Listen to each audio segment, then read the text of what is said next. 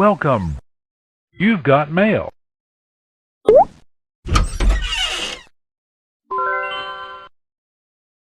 You've got pictures. File's done. Goodbye.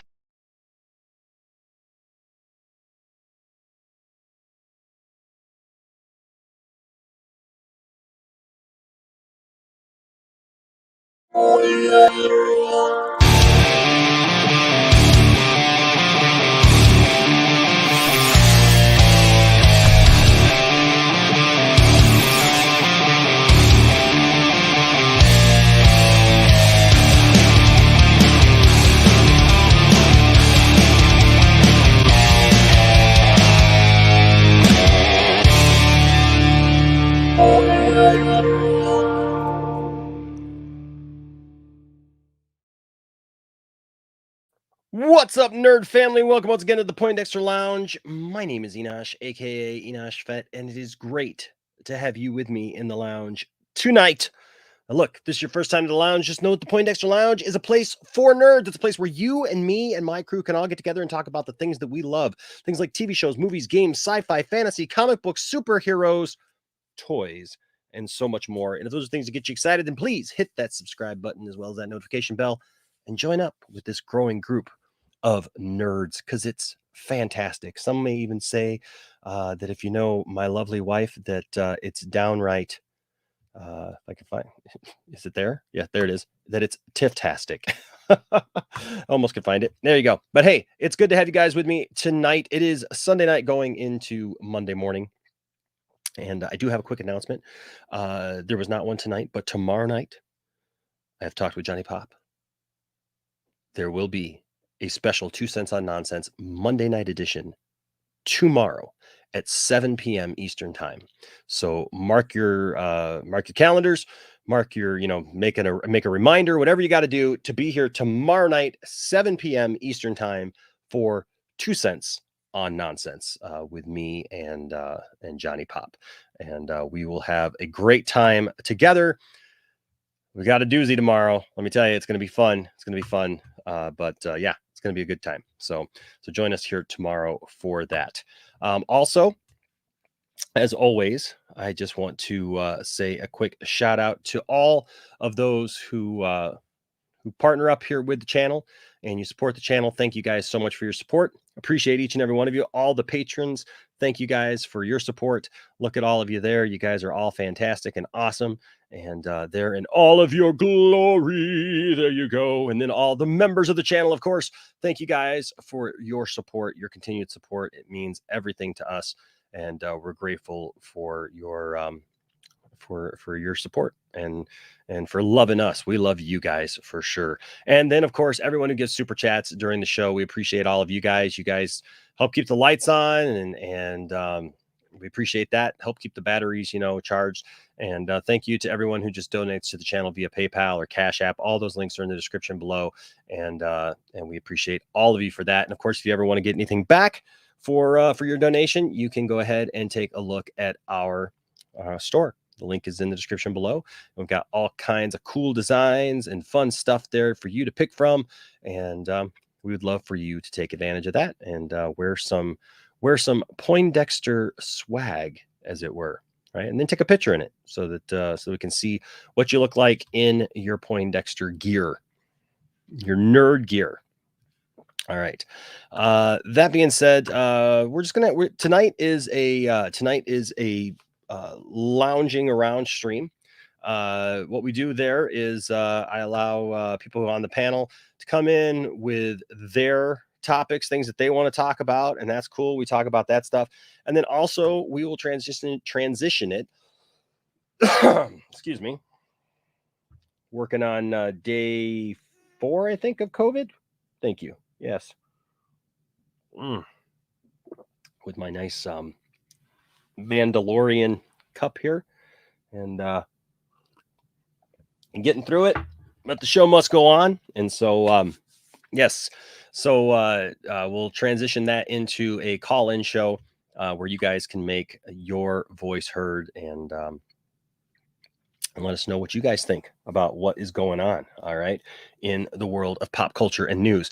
But first of all, before we go and say hi to anybody in the stream, I'm just going to go ahead and bring in our good friends. Oh, you know what? I had a brand new drop for this guy. Hold on a second. I got to remember where I put that now, because I had it and I can't remember what it was now. Where was it? Oh, it was good too. It was good. Oh, darn it. Oh, yeah, I remember now. Okay. So, ladies and gentlemen, please welcome with me once again. He's been kind of missing in action lately, but it's always good to have him. Of course, I mean none other than Brian, Master of None. He wants to be perfect because the competition is being broadcast on national television. Brian charges down the runway, but then he slams into the pommel horse with tremendous force and collapses in agony.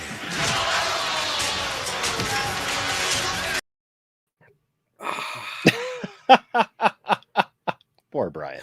I love it. How are you doing, man? I'm doing okay, man. It's been a while. Oh my. Yeah, it has, man. Yeah, no. Been doing good. Work has actually been pretty harmonious. I've kind of found a little bit of zen in the lack of staffing. I just kind of slow down, you know. Yeah. People get mad. Hey, there's only 2 people working. There you go. But no, I'm doing good, man. I miss you guys, and I'm happy. I got a couple really good topics to talk about. Cool. All right. Positivity. Well, also here on the show tonight, Mr. Batmite himself, Mr. Caden Reed. What's going on, Caden? What's up, Enosh? What's up, Brian? How's the new show going, sir? It's going good. Having fun. I saw that you were trying to take over other people's shows this week, even. Yeah, I tried, and still trying. I haven't failed yet.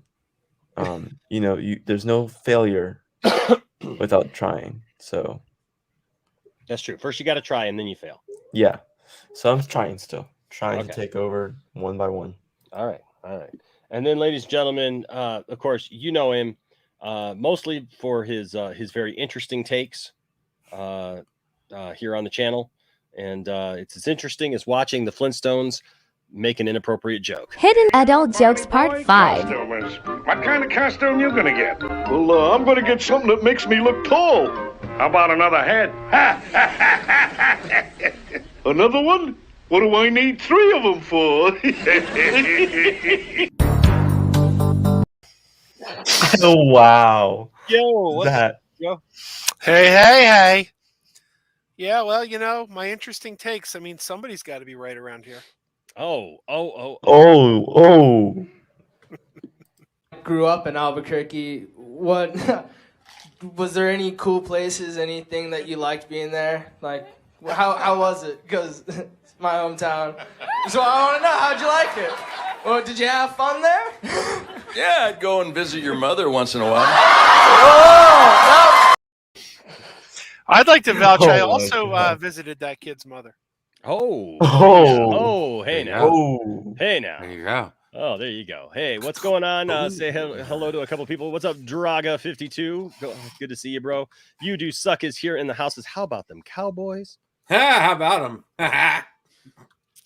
Todd Fair says, yes, Cowboys lost. Yes, LOL, LMAO. Anthony Grigsby is here. What's up, Anthony? Good to see you, brother.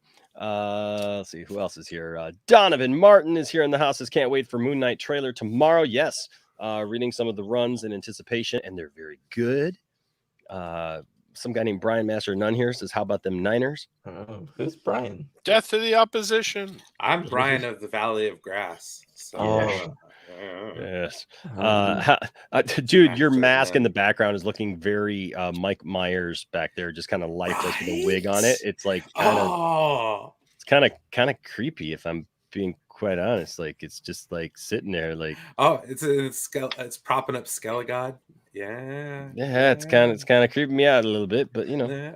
Hal Jordan is here. Hal Jordan is here from parts unknown, from out there in the sectors of space. Yeah. As it appears that James Gunn is up for another DC TV series. Yes, I wonder what he's cooking up this time. Brian, you just came from Max's stream where it looked like that was one of the many things that you guys were talking about. What is the thought over at the Madman's place? Well, a lot of I think personally, Ratcatcher 2. It would be another spin-off show. I have a dream project that I would like to see James Gunn take on, a DC dream project, because the man does quirky well. He's very good at quirky. That's that's his strength. He would excel with the Metal Men. Yeah, I think he might be doing either Absolute Ratcatcher. silence. Absolutely. Isn't there already a Metal Man animated movie in the works? I don't know, but Zemeckis, that'd be interesting. I believe. What's up, I Master don't know Shy? if you could do Metal Men on TV though. I think it might have to be a movie because of the special effects involved. I don't know. I will say this though. I will say this. I do think that Brian, I kind of agree with you because I've been watching a lot of interviews with him lately, and he keeps talking about Ratcatcher 2 because he keeps talking about how he loves these kind of crazy characters that have these weird powers and stuff, and he keeps bringing up Ratcatcher 2 and etc. And I think that's why he put Polka Dot Man and Ratcatcher 2 into his movies, because of that. And so and like Joe said, he does quirky very well, and I think Ratcatcher 2 out of the besides Polka Dot Man were kind of the two characters with the most quirk to them. Was there a new teaser trailer for Thor 4 released? No, I don't think so. Not that I was aware of. Only the Moon Knight teaser for tomorrow's trailer. Yeah, I didn't see that, but we'll have to look for it for sure. Let's see here. Who else is here? But yeah, hello, Dark Side Enosh. Good to see you. Let's see. Yeah, nope, I didn't cancel tonight. Nope, I just for some reason the last couple nights StreamYard has been acting really strange. I went into my screen. Well, first of all, I can't stream to Twitter. I've not been able to stream to Twitter now for like 5 days. Yesterday was weird with the chat. Yesterday, the chat would not catch up. We couldn't bring up anything in the chat. It just stopped at one point. You had to stream the live chat. Yeah, and it was down. And then tonight, I just went in and we have these different segments, where we have all the drops and everything and all the videos and stuff lined up. And one of them, all I could see was just green. Instead of like the little video segments, all I could see was just green. It looked like green screen for each one. And I was like, but they played. So I don't know what was going on. So yeah, I apologize for us being late tonight. It was definitely not intentional, but it was strange. So I had to reboot and do some stuff. Let's see here. Anthony Grigsby, my brother from down under, says, "Hope everything is well. Enosh and family have beaten the dreaded COVID. We're in the process. We're still in the process. We're beating it up, man. Oh no, man. Oh, bummer." Anthony says he got a positive result this morning for COVID, has to isolate for 7 days. Well, brother, I hope the best for you as well, man. And I hope that you're able to beat it down as well, for sure. Let's see who else is here tonight. Jeff Glatfelty is here. Always love seeing Jeff Glatfelty. Good to see you, brother. Hey. Yeah. What's up, Ryan? Ryan Hartwell is here. I love this guy. Ryan, you are always welcome to join us, man. And always love talking to that guy. Love Ryan. I'm feeling better. Every day I'm getting a little bit better. I think you could still maybe hear it a little bit. I'm still a little congested, kind of dealing with a little bit of the upper thing that's like right there underneath your throat where you got to cough it out every once in a while. But other than that, I'm actually feeling pretty decent today. I went outside and threw a frisbee to my dog, and came back inside and then slept for an hour. I didn't realize didn't realize it took as much out of me as it did, but it did. What's up, Caleb? Good to see you, Caleb. Antonio is here. Good to see you, Antonio, for sure. Dark Star is here. Good to see you, Dark Star. Anthony Beltre is here. Says, "What up, Enosh? Men of Steel is I'm guessing he's Man saying of Steel. Man of Steel. Dude, I agree with you. I know what won't, Men I of won't let Steel- I won't let anybody else tell me any different. I'm more interested in Men of Steel. I want to see like the Spider-Man No Way Home movie, Men of Steel, where we get like Brandon Routh, and Dean Four different Cain, versions of Superman. Yeah. Oh, that would be amazing. All dude. fighting Brainiac. Yeah, I mean, Cavill too. It'd be all the Superman. Yeah, all of there you them. go. What's up? Paul Smith says, "What's up, Enosh? Hope you and the fam are on the mend and in good spirits. Thank you, man." Says hello to my fellow lounge lizards. Let's have another awesome show. Let's do that. Heck yeah, let's do it. Leroy King or Leroy Kong, I'm sorry, is here. Says hello, Enosh. Hello, guys. Hey. Hello to you, Leroy. Good to see you tonight. Michelle O'Rourke is here. What's up, Michelle? How are you? Good to see you. Hope you and the little one are well. Hey. There's our guy Zeno right there. Says AOL is giving me PTSD. Those old modems. Oh, Yep. Jesus. Telling you, man. Good to see you though, Zeno. Good to see you, brother. Use my modem. Yes. It's like a fire alarm. Says hi, So Brian. loud. Long time no see. Yeah. Right, Everybody's right. saying hi to Brian. That's when Brian must have come in. Baby girl is here. Wow. Hey, what's going on, baby girl? Of course, baby girl's got her own prop now. We can't say hi to baby girl without saying hi to baby girl. Hi, baby girl. Again, it creeps me out because that guy looks like someone I know and sounds like someone I know. He looks like Screech to me. Yeah, he always did look like Screech. Yeah. What's up, Lucas Ironside? Good to see you, man. Kamuzu.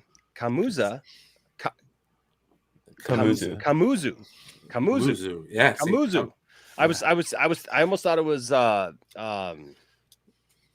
of somebody else for a second. But good to see you. Good to see you, Kamuzu. Good to see you. Let's see here. I'm so sorry to hear that. I hope, baby girl, that you're resting up and that you're on the mend. What's up, Josh? Good to see you again here today. Andrew Casali says, Enosh, hope you're feeling better. I am. Thank you so much. What's up, Multiverse of Movies? Good to see you, brother. Hope you're doing well, man. Let's see.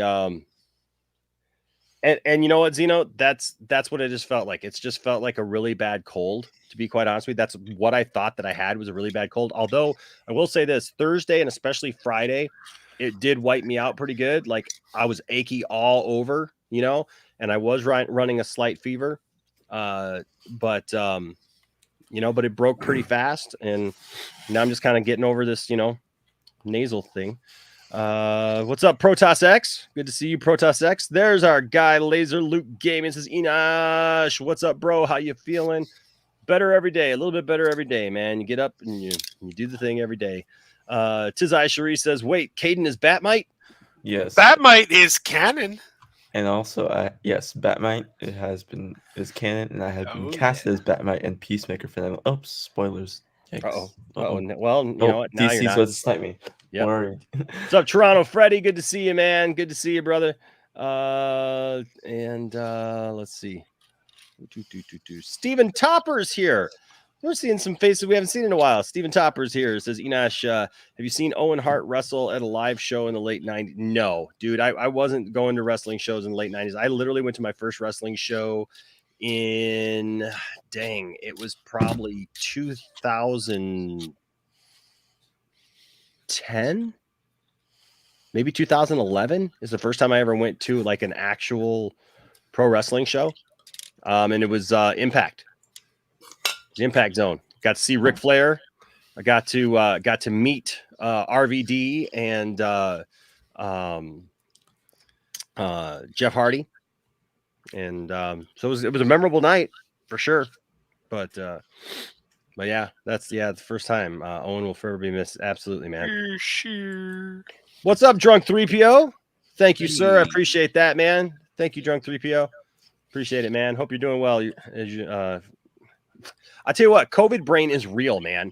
Like seriously, like I've been saying that, but it's funny, but it's not like you start to say something and you just trip right over your words. Right.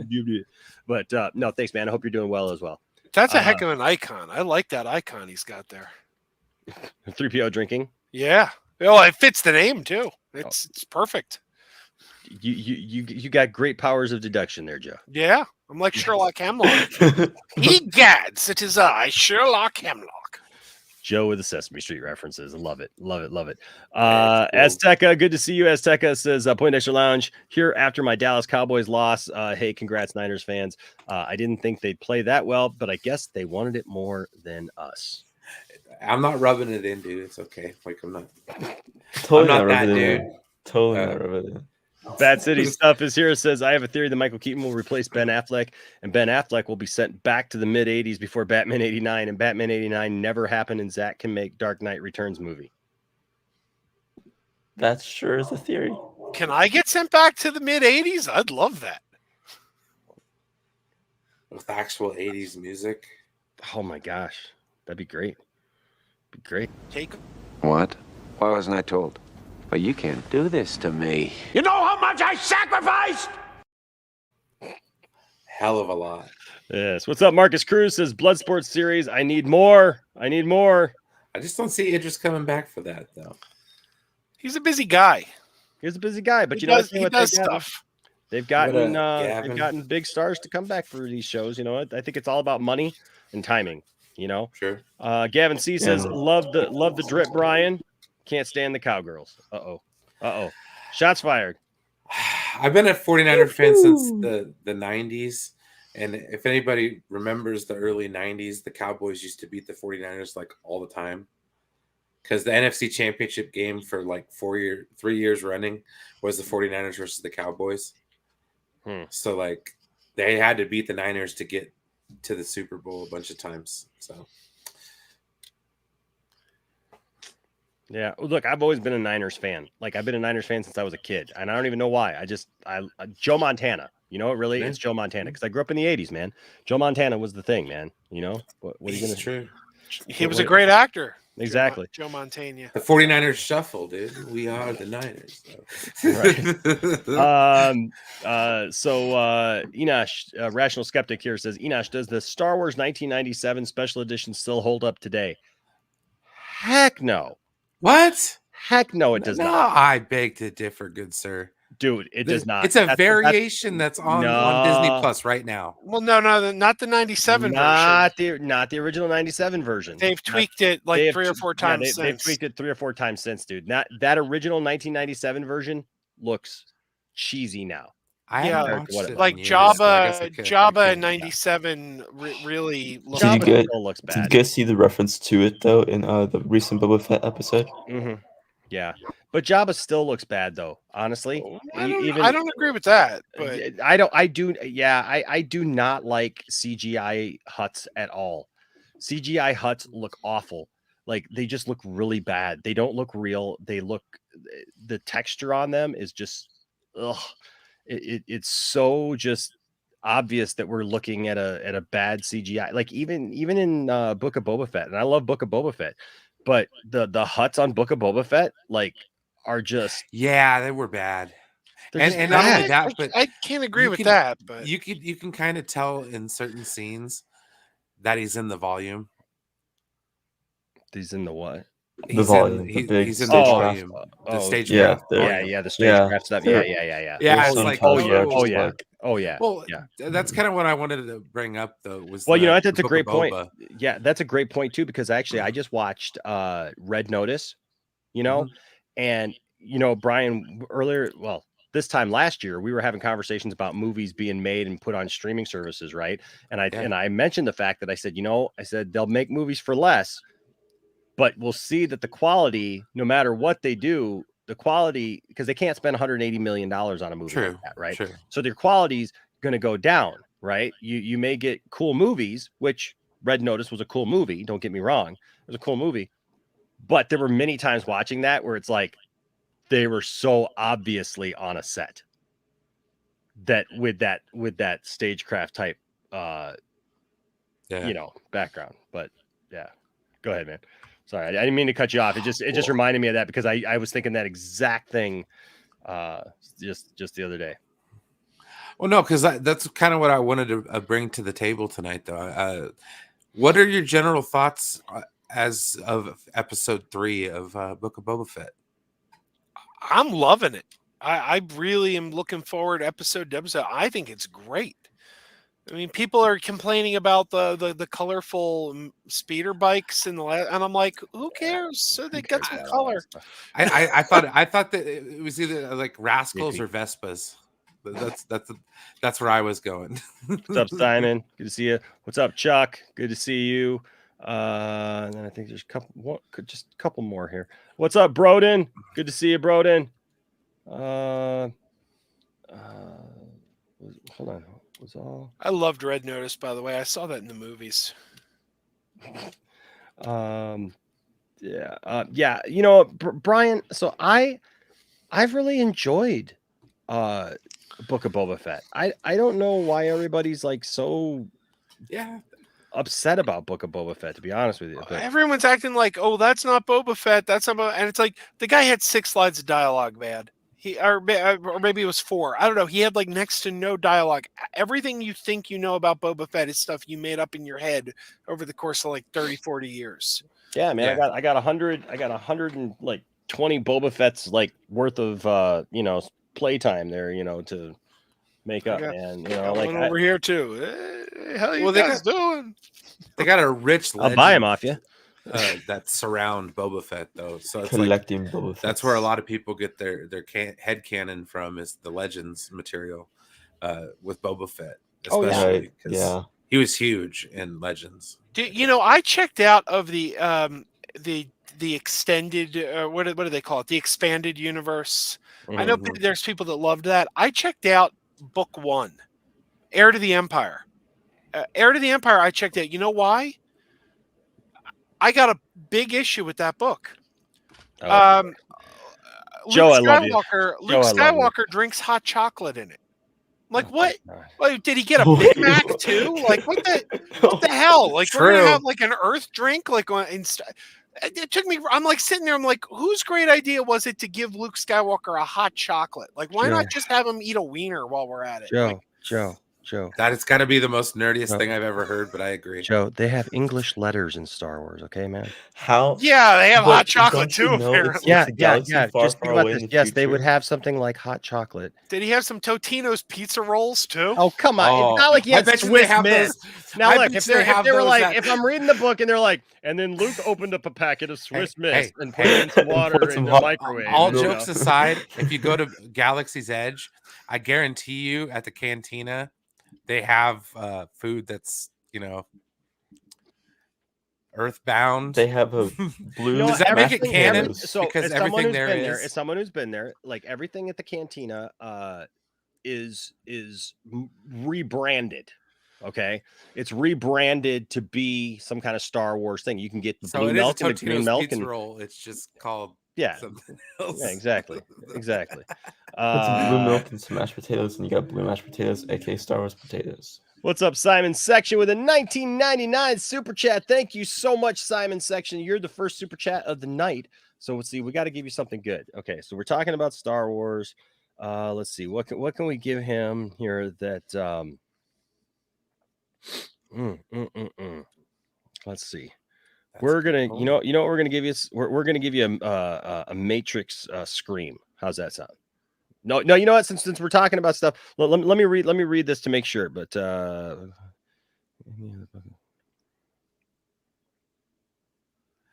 only reason I would disagree is because Rey went there and it was still a desert.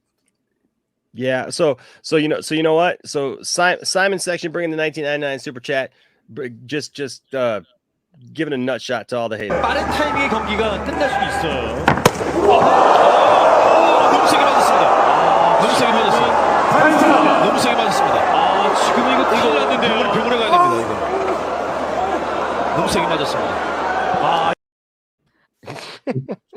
All right. Simon here says, hey, Enosh, hope you feel better. Thanks, man.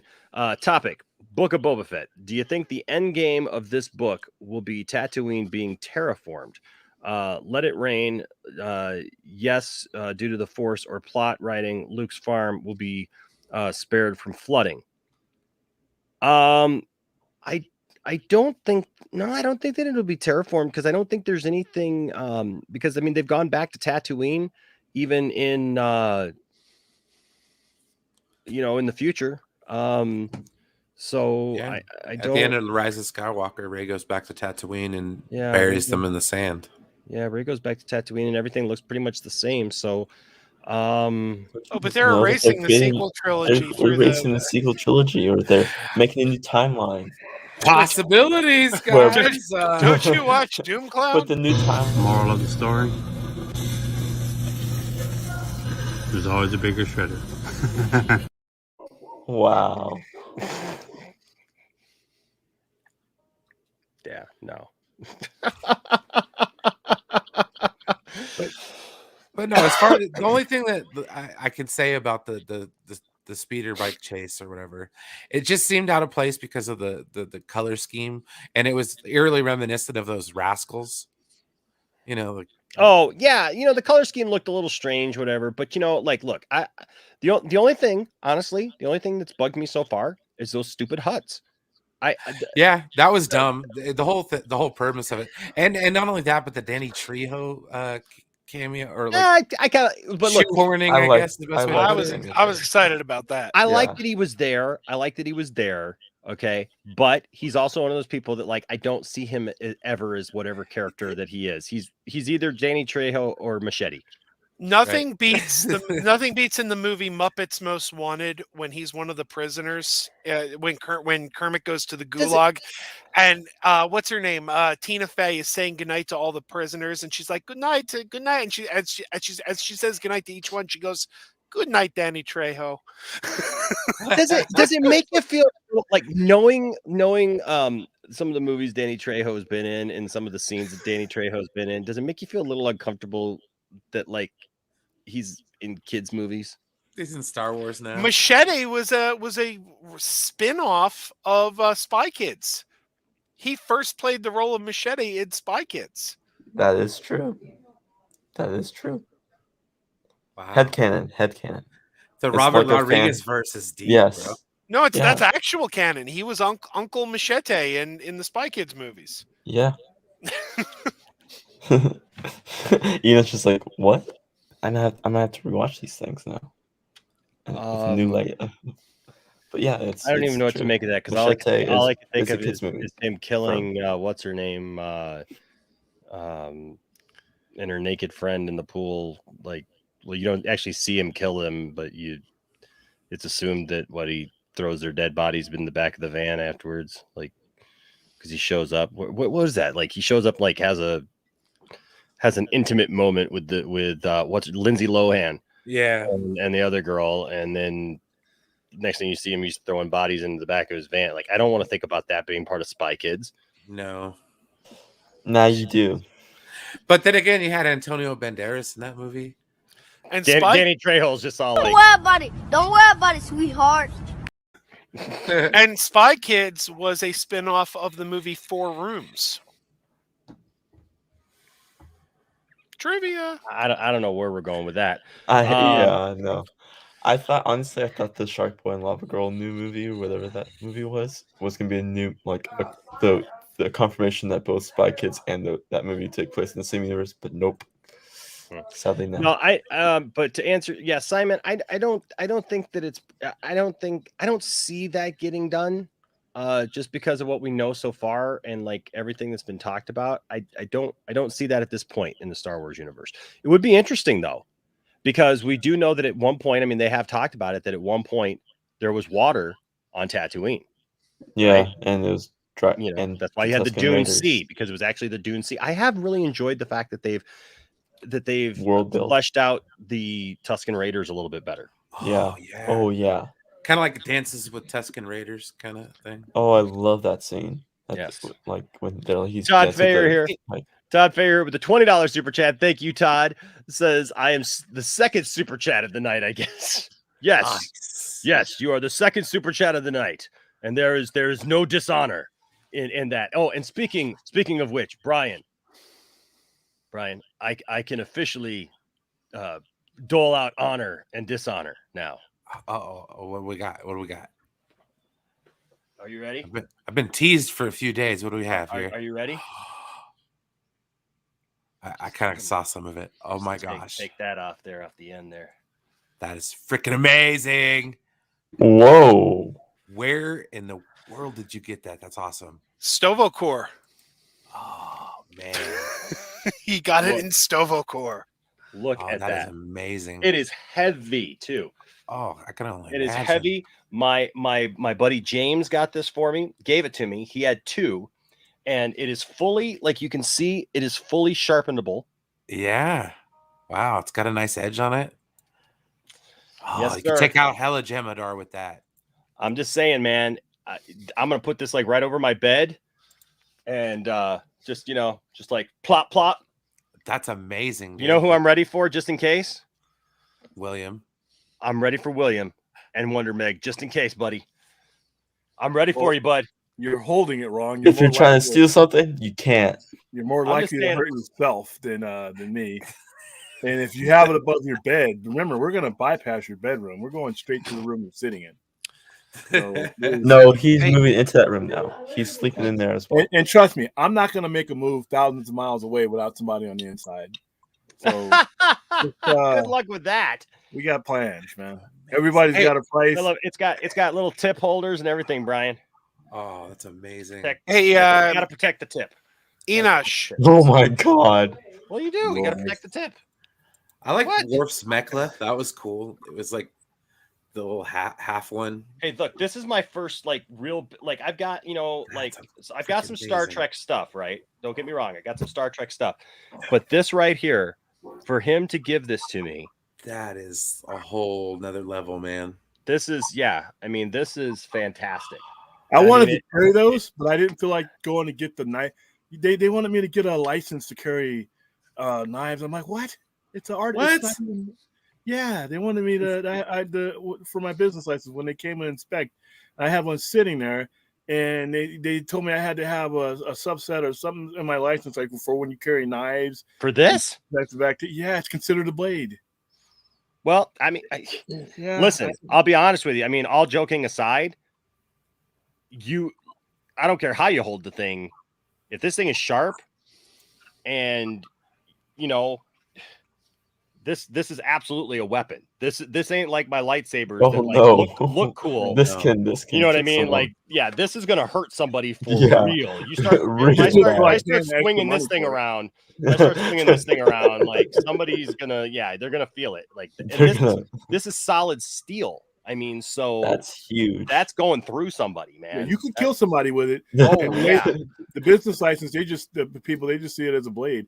Like when you carry swords and certain things, things that are like usable, you have to fill that out and you have to claim that on your. And I'm like, you call that a knife? Yeah, Right? That's a knife. You got a They knife?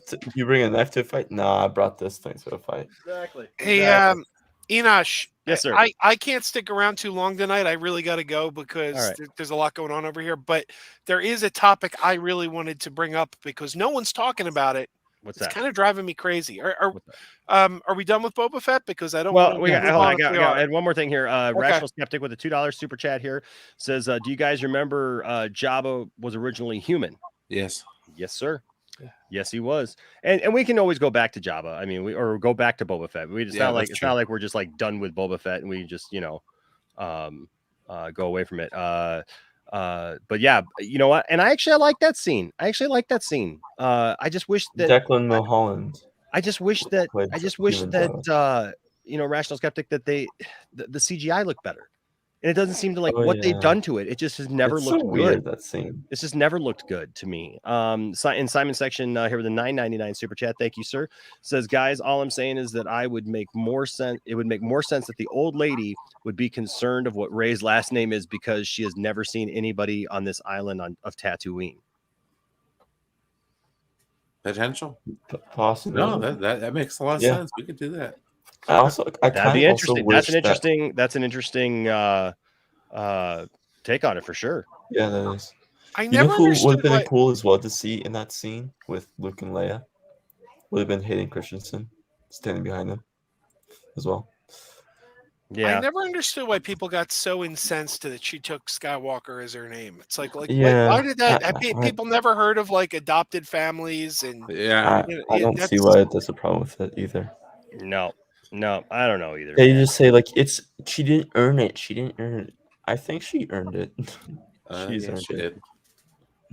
Yeah, I don't know. But anyways, what was your All right, I want to be spoiler free here. Okay. I'm not going to drop any spoilers because I know it's still soon and a lot of people haven't seen it. But I'm absolutely positively shocked that our friends over, and I use the word friends loosely, our friends over in the Fandom Menace aren't throwing a complete fit about the movie Scream 5 right now. Because Same. Yeah. the movie I Scream haven't seen it. 5 I haven't seen it. skewers them. Like Yeah, it it just does. Oh yeah, uh, it makes fun Makes of. fun of them. like Holy very shit. Really? very Yeah. early on in the movie we find out, because there's in the Scream movies there's the fictional movie series Versions Stab, of Yeah. and Stab 8 apparently pissed off the toxic internet fans because Ryan Johnson directed it. Nice. And he quote unquote shit all over the fans. Oh, that's It had a beautiful. Mary Sue. Oh, like, now it's I want. amazing. yeah. Now I want to The see word Scream Mary 5 Sue even is dropped. Yes. Yeah. It's like it's more. Now I basically want to see Scream 5 even more now. I it's walked out of hilarious. the movie, and in my head, I heard Doomcock in my head going like, "They are attacking us!" Oh my god! And It's I'm shocked they haven't put out a wonderful. single. They're so tied up in this G4 nonsense that I don't even think they've noticed. Nope, nope, not at all. You know that movie was they're happy with the results of that movie, with the financial results over the weekend. Oh yeah, I heard. Somebody tried to spin it as that. Oh, they're not going to do another Scream movie after No, these results. they're going to. I looked at those results and I emailed a guy who's because we did a Scream event a couple weeks ago where we gave away a bunch of tickets, and I emailed our people about that. Like, what do you guys think? And it's like, well, we made our budget back on the first weekend. Yeah, It's a $28 million movie that right. And they And literally like made their budget 58 million now. 24, and they made. Last I looked, they were already at 30 million, which is for a movie like that. I mean, that's a hit. And the horror audience, Made more than Suicide Squad. The horror audience goes out to the theater. They always go out to see those movies. So. Exactly. There's just not enough good horror out there for us, to be honest with you. Yeah. I mean, there's a lot of bad horror. What's up, Bruce? Halloween Yeah. Kills. I think horror is coming back.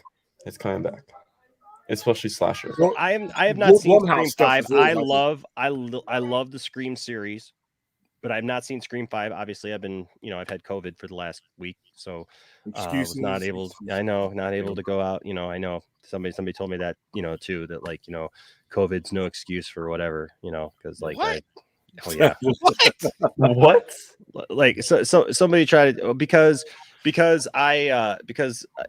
well, some of you guys are privy to some stuff that happened yesterday, and I tried to explain that I misunderstood something and in a chat that we had, and I tried to talk to somebody else, and then somebody who wasn't even part of that tried to tell me that I was like, dude, like stop yelling at me. I've literally been fighting COVID for the last 3 days at that point. I'm just like, I'm not all together with it. It was a misunderstanding. You're not even a part of it. Why are you coming at me with it? It's like, it's no excuse. Like, okay. I'm not trying to make an excuse. I'm just telling you what's going on in my life, but okay. But yeah, anyways,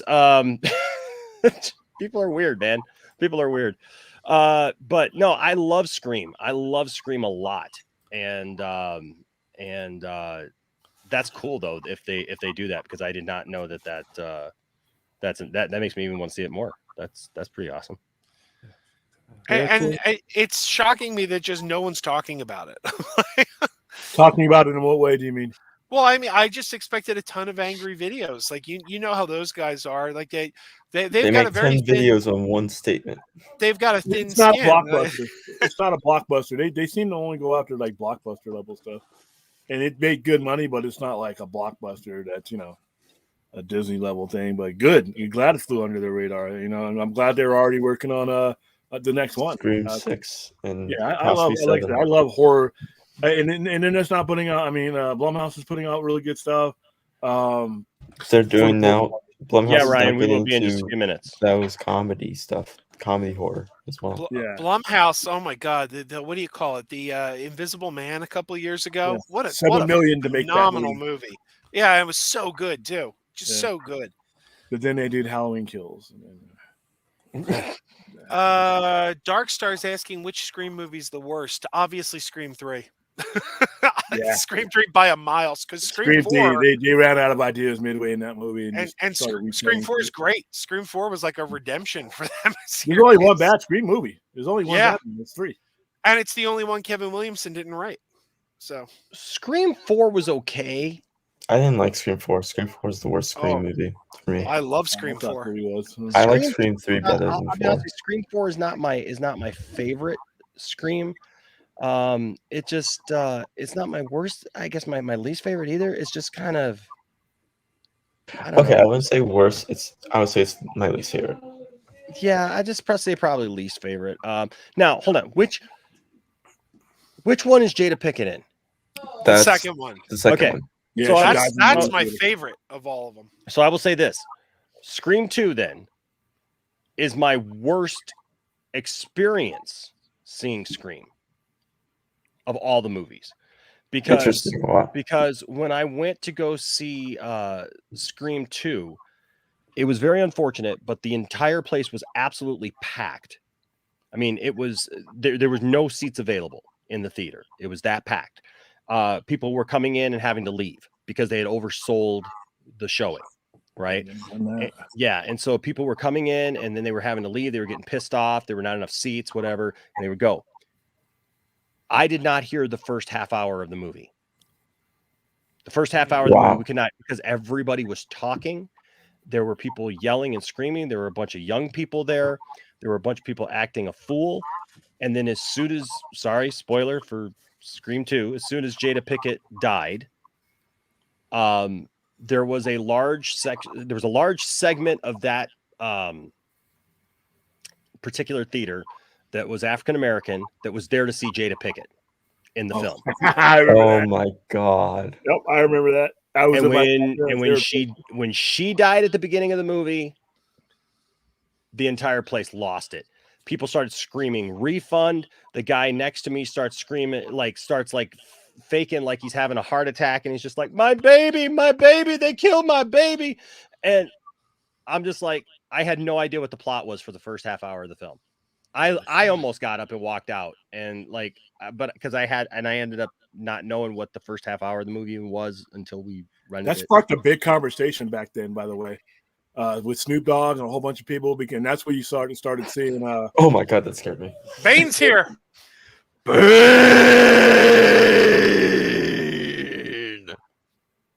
Started seeing a whole bunch of other type of movies being made. That's hilarious. How you doing there, sir? The worst experience I've heard of in a movie theater, it was my buddy Dave had this terrible experience when he went to see Halloween H2O. At the end of the movie, when Laurie Strode beheads Michael Myers. Oh, that's right. Someone in the front row was not happy and stood up and said, "What the F?" and turned around and maced the entire audience. What? They got out a can of mace and went shh and sprayed it, and they were sitting in the front row, so they basically just turned and maced everyone behind them.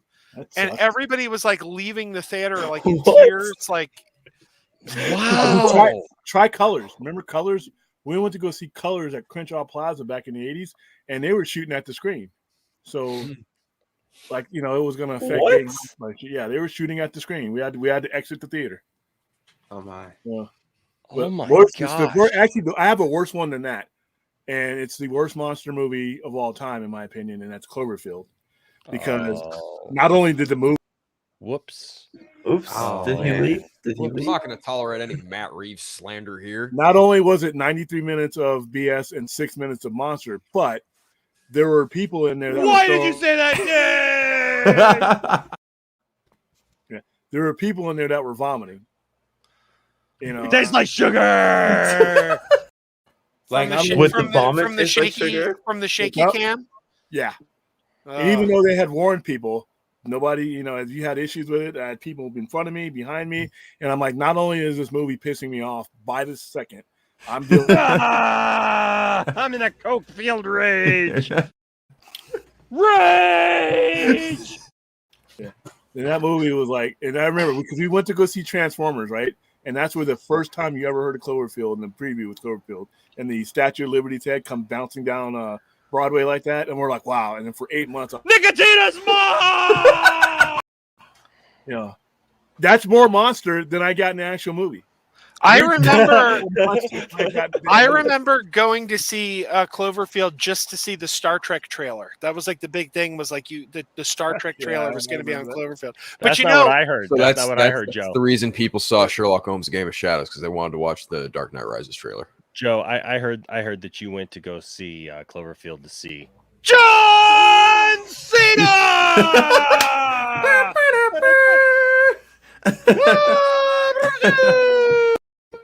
But he wasn't there. He wasn't in the movie. But you know what's better than Cloverfield? Movie in every shot. You know what's better than Cloverfield? I love 10 Cloverfield Lane. Cloverfield was hit or miss, but 10 Cloverfield Lane, man. Till that ending. That ending kind of got Scooby-Doo, though.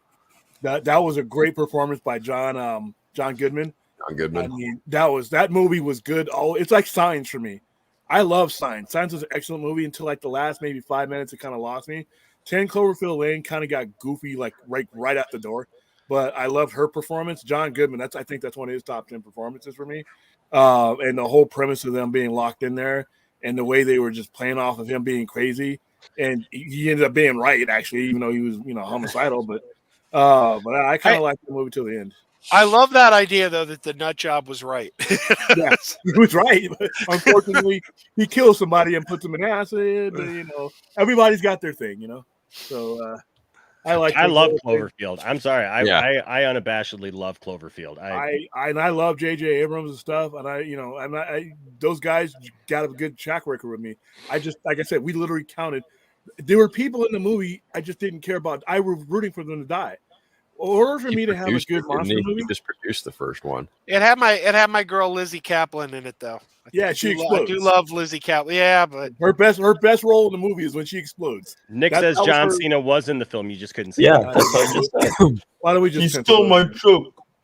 Just kidding. But it's a joke. It was just so unbelievable. It was unbelievable everything that they did in that movie. You're like, these are like cartoon characters, just there to get killed. So. Buckle up, dude! It's a monster Director's doing movie. Batman. With no monster. With no monster. I mean, no monster. The monster was there. The monster was there. The monster was there for how long, Enosh? It was a how long was human that monster? experience, dude. For $350. It doesn't matter. Doesn't matter. The little crab monsters are cool. The little bouncing crab monsters that came off of them. Hey, Brian, you know who took a fat L today? Who was that? The Cowboys. The Cowboys. Yeah. How did they not know that the ref needed to touch the ball to how did that not there's no rookies on the field. You have a Super Bowl winning coach. Hey guys, I'm gonna bail. Happy streaming. Bye. Yeah, man. I couldn't believe I was watching that live and I could not believe that when that was a dumb play. Why did you go down the middle when you knew, with that much time left? And then you don't know that the ref has to be the one to spot the ball, so you might want to give him some space so he can come in and do it. I'm like, wow. And then yesterday's game, the rip-off in Vegas, dude, whistle means dead ball, period.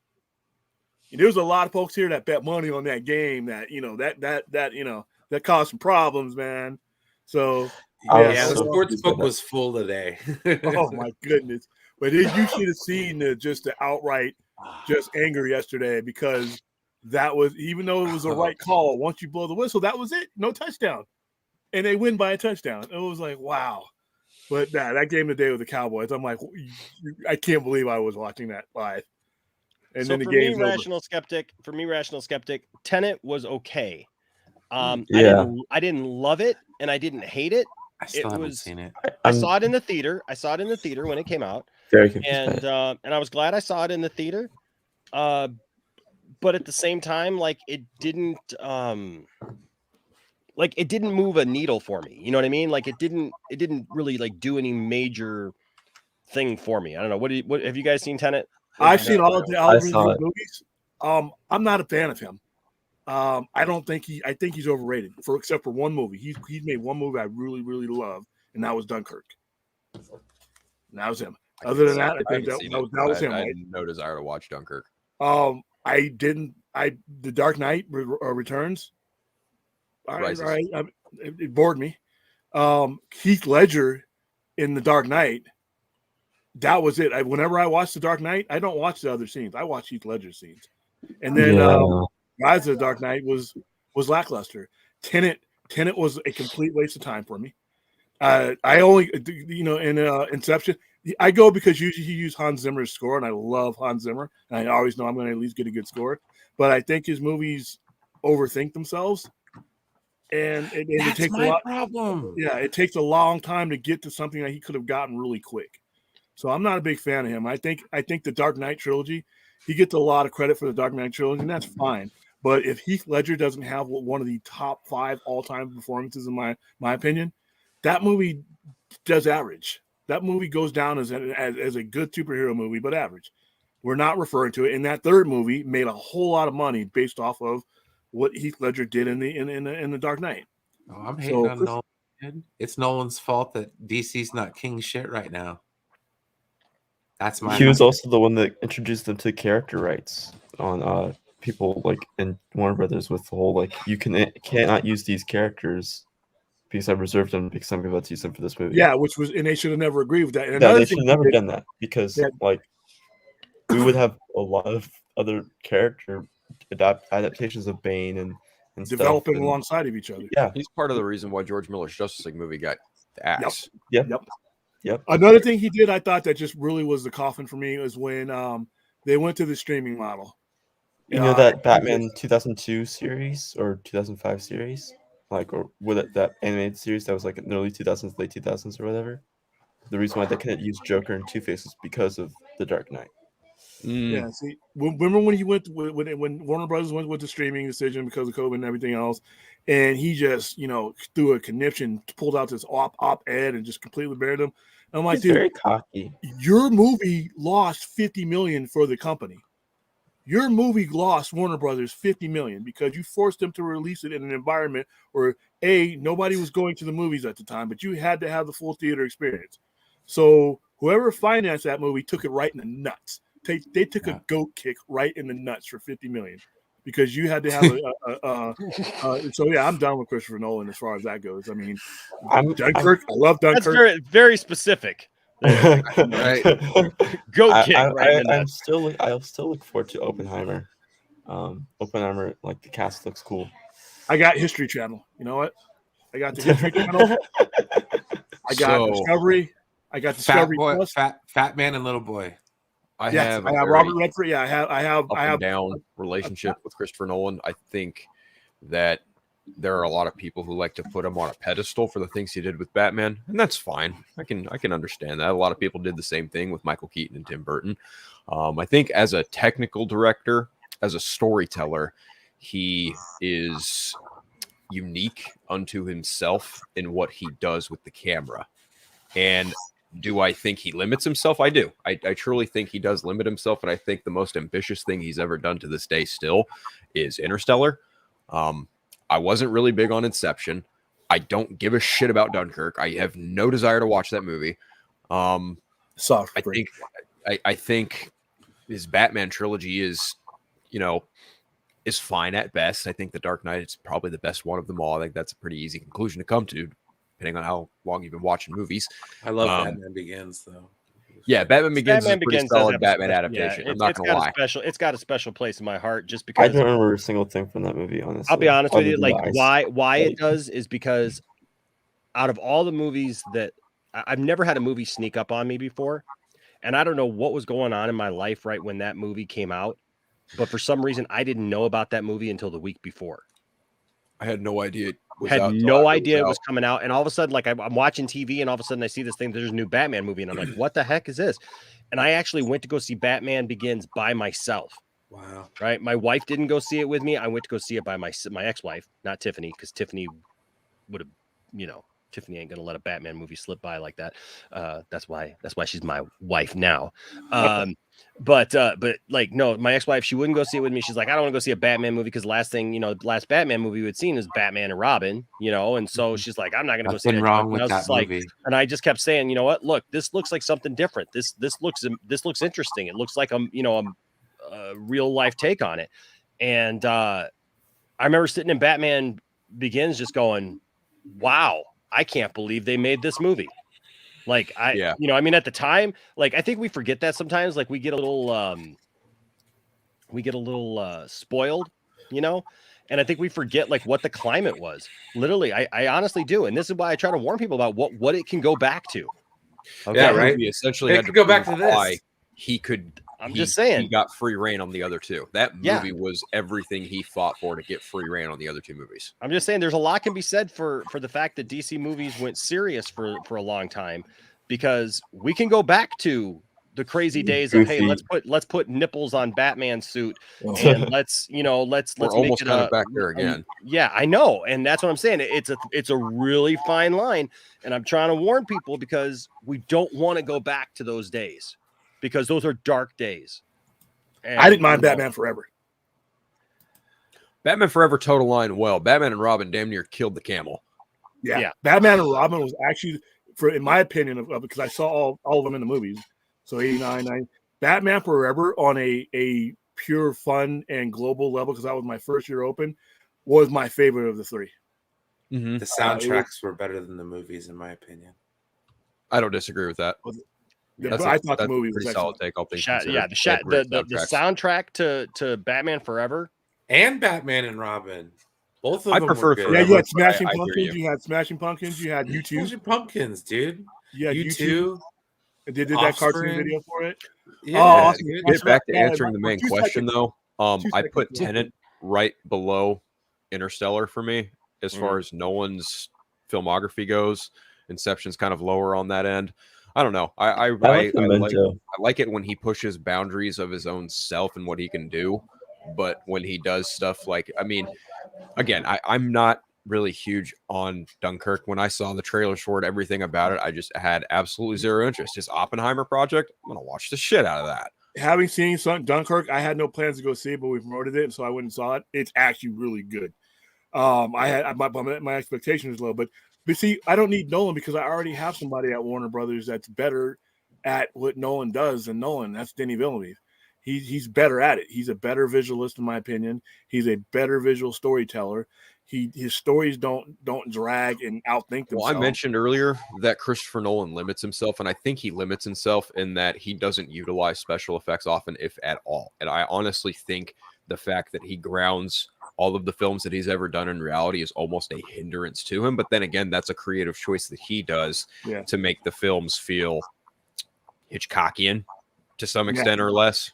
I think But that's a big influence on him. I can kind of feel it. it is a huge influence on him. You can absolutely tell Hitchcock's a huge influence on his filmography. But whereas Denis Villeneuve, you can feel the Ridley Scott influence on him.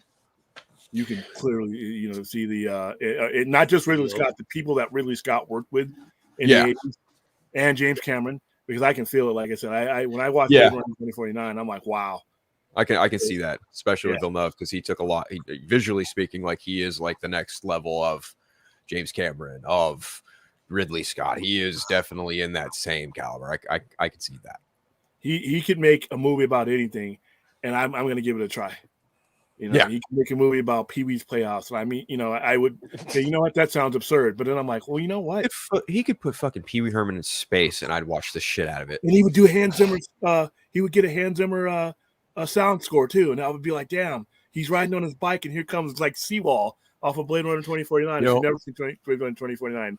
I didn't think Hans Zimmer could get any more wild with a score after Blade Runner 2049. Him and Benjamin Wallfish did that, and then he just went and didn't do. And I was just like, he's the absolute goat of movie scores in our generation. It's Hans Zimmer, no question.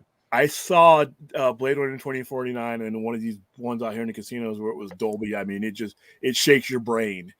And the way he did that score is it escalates as the tension builds in the movie. So you just feel yourself. It's like a roller coaster. You feel yourself creeping towards the top of a roller coaster, and you could feel this tension in there, and it was great, especially the end. There's a scene, I won't spoil it, but there's a fight scene at the end where there's a really, really specific sound score that he does, and it just does the job. I mean, I don't purchase sound scores, but they had a limited edition of 2,049 of those. I made sure I got one of those when they came out, and that's how good Blade Runner's sound score is. And I love Dunes. There's just certain things in 2049 that I like. I knew there was no end credits to Blade Runner 2049. It's not like a comic book movie, but I stood there until they turned the lights on at 2 a.m. in the theaters until I was done listening to that sound score. And I had my Shazam up in the air so that I could get the songs. And then, like I said, the next day, they sent me, Warner Brothers, the people that were working on Blade Runner, sent me a whole bunch of stuff for Blade Runner, because I think I stalked those people to do those movies, because you get picked to do certain promotions, and a year ahead of Blade Runner 2049, I have to do this one. I don't care if you want me to do a romance comedy or some human interest garbage, because they knew I hated human interest stuff.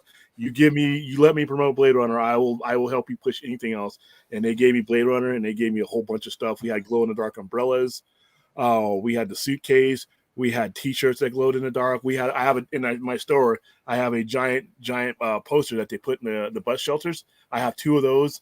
I had 3 of them, but we gave them away. But yeah, I that's one of my favorite movies to have ever pushed, was Blade Runner 2049. All right, so I got to bring it up because everybody's asking. Prestige.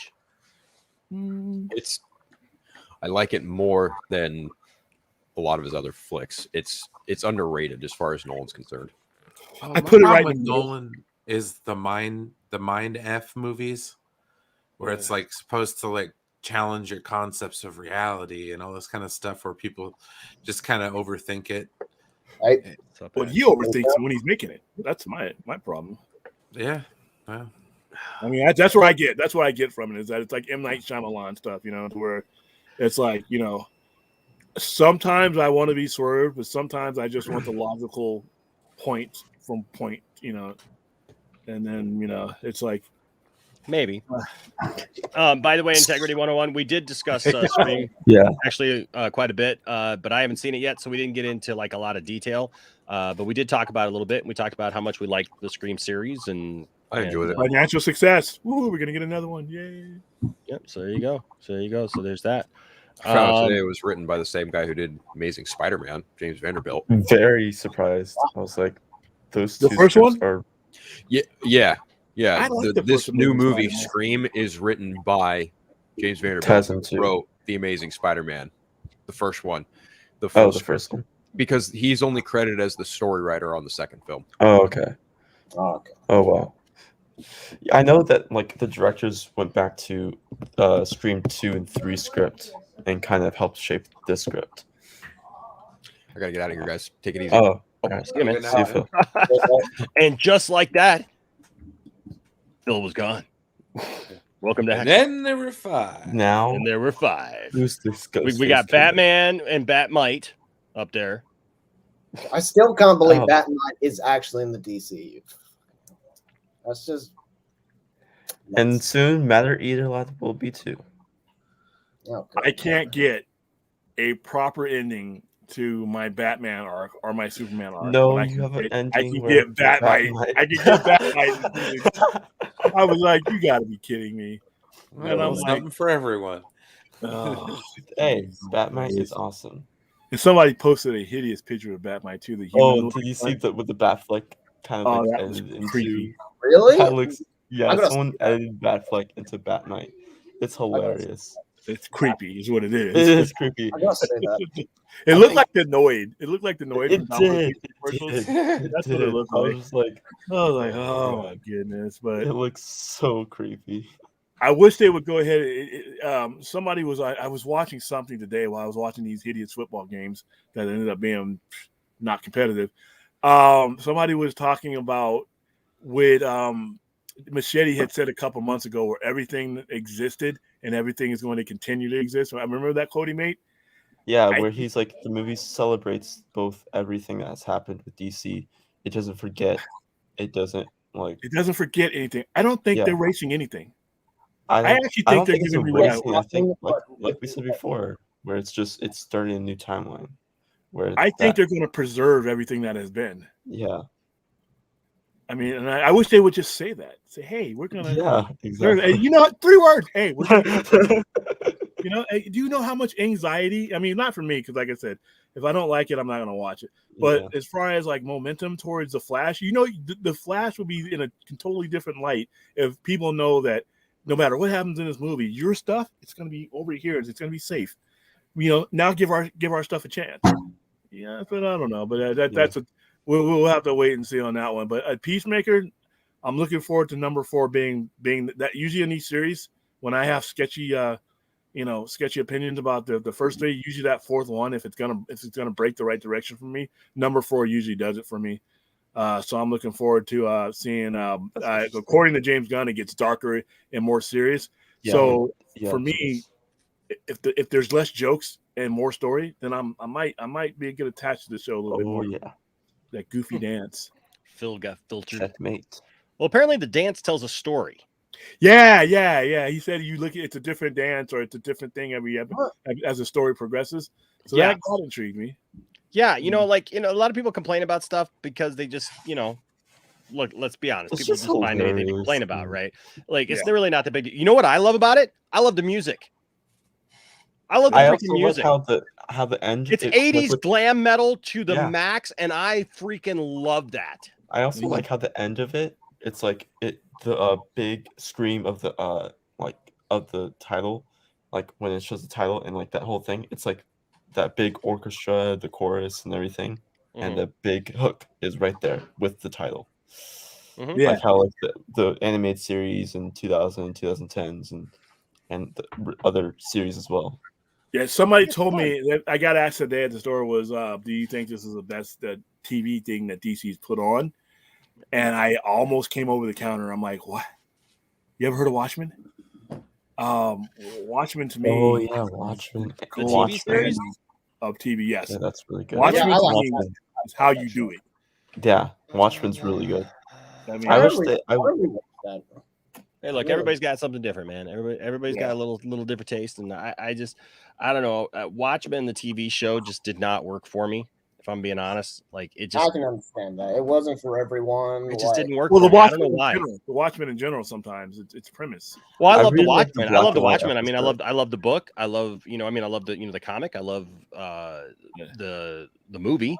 And I was kind of liking the show, but the show just kind of fell off for me. What did you get? Did you watch all 9 episodes?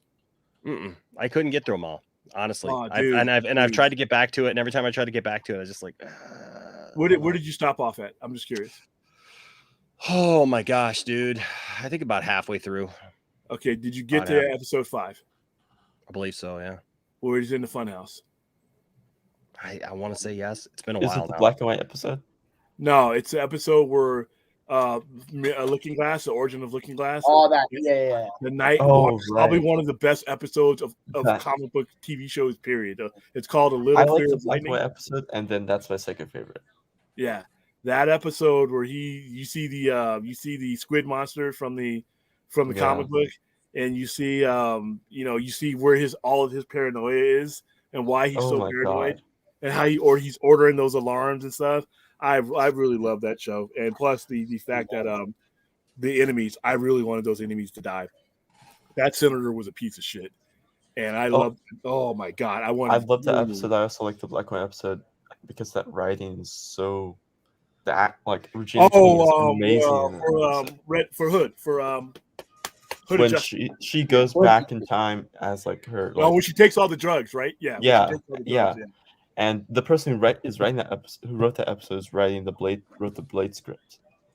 So I'm That's like, good news. I'm like, Oh. I'm really looking forward to Blade movie because of that.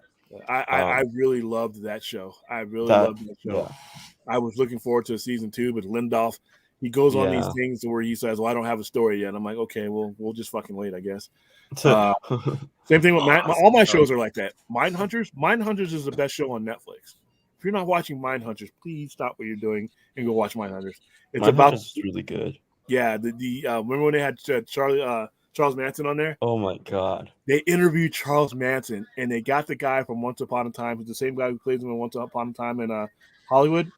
They Yeah. got him, but he's way more Charlie Manson. And the interview of when they're interviewing him in prison is the best. When he's jumping up and down on the tables, and Yes. he's mind fucking the agents. It was beautiful. Jonathan And Groff is amazing in that. what's up? Jonathan Groff. Yeah, he is. You believe that he's really. Yeah. You feel for him. Yes. You feel for him. Yeah, And then his I love partner, that is show. his partner is perfect, man. And Yeah. then they're following BTK throughout this whole thing. So Yeah. what they're saying is by the time that this series ends, so that tells you that this series would end somewhere in 2005 because that's when BTK was Yeah. apprehended. So I love the way that they're using one of the most notorious killers. They're not giving you all of them; they're just giving you little bits. He's just walking in Yep. and he's I need to opening up rewatch his it. briefcase and you see tape and rope and all that, and then that's it. That's all you see from him, and they Yeah. give you a little bit every episode, knowing that they're not going to get to him until like 20 some odd years into their story. Because that's when BTK was captured. I love serial killer movies and shows, man.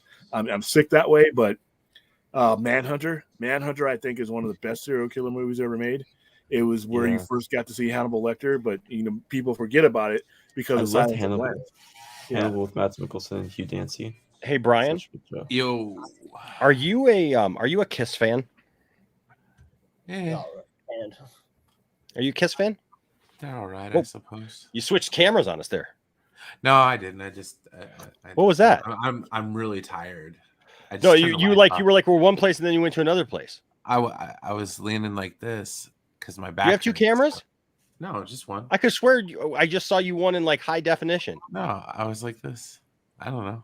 I might have like did that and then like pixelated it a little Because bit. the same guy who gave me the Bathleth gave me these. Oh wow. whoa. Yeah, Yeah. that's awesome. Remember when ICP sued them over that? Over Psycho Circus? Oh, Psycho Yeah. Did they? Circus. Yeah, they were saying that Gene Simmons stole their shit. They Oh, put him in a song. They that's put him in a epic. song. If you listen to the ICP song called "Fuck the World," I don't care who you are. You don't go after Kiss because Kiss will. they did it. He's like, "Fuck Gene Simmons, you stole my shit." Psycho Circus. He's like, it was graphic, but yeah, it was. I guess he was working with Gene Simmons on that, and according to him, Violent J, Gene Simmons just took the idea and went with it on their album. So cool. Yeah, I got those. They came out. Everyone that came out spelled the letter Kiss or spelled the word Kiss. They had 4 different versions. I got the ones from the mid '90s. What year was those? The ones when? How old are those ones? It's dusty. I'm not sure. Hold on. What year is this? Just taste the dust and you're able to tell the age. I know '96 was the first year I got it. This one's 97. Yeah, so that was the second tier. There's a guy downstairs from me who met Kiss. He owns a place called Get a Haircut. He actually has Eddie Van Halen's guitar down there. One of Eddie Van Halen's. This guitars. one's 98. The one the first one. Yeah, that's Series 3. And he actually has those that you have in your hand. He has them signed by Kiss. Then there's this one. That's awesome. And he has Gene Simmons' boots sitting in his barber chair. You see the dust on top of it. Yeah, there. that's so cool. A little dusty. Nice. Yeah. Nice. If you Look at come that. down to Vegas, you got to go to this place. It's called Get a Haircut. And Mhm. if you like Kiss, he's literally got a wall with personalized autographed Kiss stuff that he's been given by the band. That's cool. The boots, you know those boots with the horns on them? He's got Yeah. those boots sitting there. Really? Yeah, and I got a picture of Come me, on, one of my Suri. profile pictures. Yeah, taste dust. That's a band that knew some marketing right there. Oh yeah. Right? You're gonna Oh, open a those? guitar pick. Nah, they got the sun. They got. The I know sun they. piece on them. Tiffany laughed. She's like, "Wait a second. They packaged Peter Criss with a guitar pick. He's Yeah, the that don't drummer." Make any sense. Like a but- drumstick, maybe like a little mini drumstick. I love the attention to detail that the bottom of the snare actually has the snare piece on it. Oh wow. Like, Oh. you know what I mean? Like that's what makes the snare sound like a snare is the Were is those the metal. McFarlane's? Those McFarlane's, yeah. Yeah, these are McFarlane McFarlane. with all those. I had a Metallica one. I mean, that's great detail right there, man. That's a good. I had job. James Awesome. Hetfield. All Yeah, right, fellas. I'd love the Metallica ones, man. I gotta get off my backside. I've been sitting on this chair for like 5 hours, man. My butt hurts. And I'm That's really getting tired. It's the last one right there. That's getting clipped. Oh, that's epic. That's dude. That's the best William. looking Paul Stanley I've ever seen. Wow. Hey He's there on guys, the it's me, show, Paul Stanley. How you guys doing? I'm here to sing Yeah. a little lullaby. When you coming out west, Enoch, I got to take you to get a haircut. Not to get a haircut, but the place is called Get a Haircut. Yeah. And he had Quiet Riot. He had some of the members from Quiet Riot in there the other day. Oh, dude. Yeah. That's awesome. I was like, why are you giving Enoch a haircut? Now he's right downstairs from me, and I go down there because he has one of Eddie Van Halen's guitars, and it's not a fake. It's one of his guitars, and I have a picture of me holding it. Oh, And he's damn. got- yeah. So it's this guy's legit. He cuts hairs, and some of the rock stars when they come into town, they go right there to get their hair cut. And I'm like, he's right downstairs from me. I'm like, this is cool. You know what? Here's the thing. Kiss is corny. Kiss is one of those bands that everything says that I should love them. I like certain songs. I don't love everything that they do, but I appreciate their contribution. And I think that they've, they, like Brian kind of alluded to, they know how to market themselves. I like Kiss, and I loathe Kiss. And Right. this will be the last thing I have to say before I leave. Sure. The thing about Kiss is they possess one of the most repetitive, or some of the most repetitive songs in the entirety of human history. Like, what's your favorite Kiss song? Damn, that's a good one. I kind of like it when they went disco. With the all my Kiss. Yes, dude, Brian. Yeah. Right there, bro. Right there. Heck yeah. Right there. Because you know what? All my Kiss friends, they all hate that song. Oh, they all say that that's their least favorite song because it's not rock and roll all night, every day, well, party every day. That's like song. No, it's the most repetitive song in human history. It's an easy song to play. Kiss is not like breaking new ground on anything, Oh, and then shout it out loud. Shout it out loud. That's like the whole song, though. I remember we were doing a sound check. Shout it out loud. We once played a show, Brian, where the band that opened for us, the guy was a big Kiss fan, and like he was going on and on about Kiss from stage the entire time. So we went to go do sound check. I had never played rock and roll all night, party every day, like ever in my life, right? And like I just literally figured it out while I was standing there, like just kind of warming up and everything. And so like we go to do our sound check real quick, and like we busted into it, and it sounded every bit as if we've been playing that song for like a million years, because it's just it's an easy song to play, and but it was funny because everybody was loving it, and it's like one of those things, just party songs, you know what I mean? I like Detroit Rock City was a good one. Detroit Rock City. You know what's funny about Kiss though too is that their music doesn't really match their motif. No. I mean, you know what I mean? Because I remember growing up in the 80s and everything, everybody's like, yeah, they're devil worshippers and everything. And like you listen to their music, it's just fun rock and roll, Yeah, it's party music, like you said. Party music, but yeah, it's cool. Was anybody worshiping the devil in the 80s? Love you. I'll be up for tomorrow, though. I'll take a nap and everything. Guess tomorrow. 2 cents on nonsense. 2 cents on nonsense. We'll be back at 7 o'clock, man. So for sure, bro. I've yet to watch one of those. I'm sorry. Love you, man. You have not watched 2 cents on nonsense? Not watched on 2 cents. Oh my goodness, dude. You're missing like a whole segment of the Poindexter Lounge, dude. Well, here's the thing. There are people who are only here for 2 cents on nonsense. Those people have no place in my atmosphere. So it's like, you don't know that. You don't know that because it's pretty darn funny. It's pretty darn funny. We have a good you talking about the Doomcocking them, right? Yeah, but you know what? But okay. But listen, if you've never seen the show, here's the thing you got to understand about 2 cents on nonsense. It is not the typical Poindexter Lounge show. It is literally just me and Johnny. I don't bring anybody else into it. It's just me and Johnny. Johnny and I, we watch the video, but it's all in jest. It's all in fun. There's been so many in-jokes that have happened because of that show. There's been so much laughter. I don't think I've ever laughed harder than I've laughed during 2 cents on nonsense shows, because some of the things that get said, dude, like we literally just the jokes that are implied, and the chat, to be honest with you, is one of the best parts of that. I mean, the chat is always great, but the chat comes alive on that, and the chat really makes 2 cents on nonsense special. It really is something special. I'll like, look, there's a lot of shows out there that watch Doomcock, videos, or watch, videos. It's not that. It's not like the typical one of that. Like, it literally is something special that everybody kind of relates to, man, and just has fun with. It just is. I might give it a shot every night. I just was like.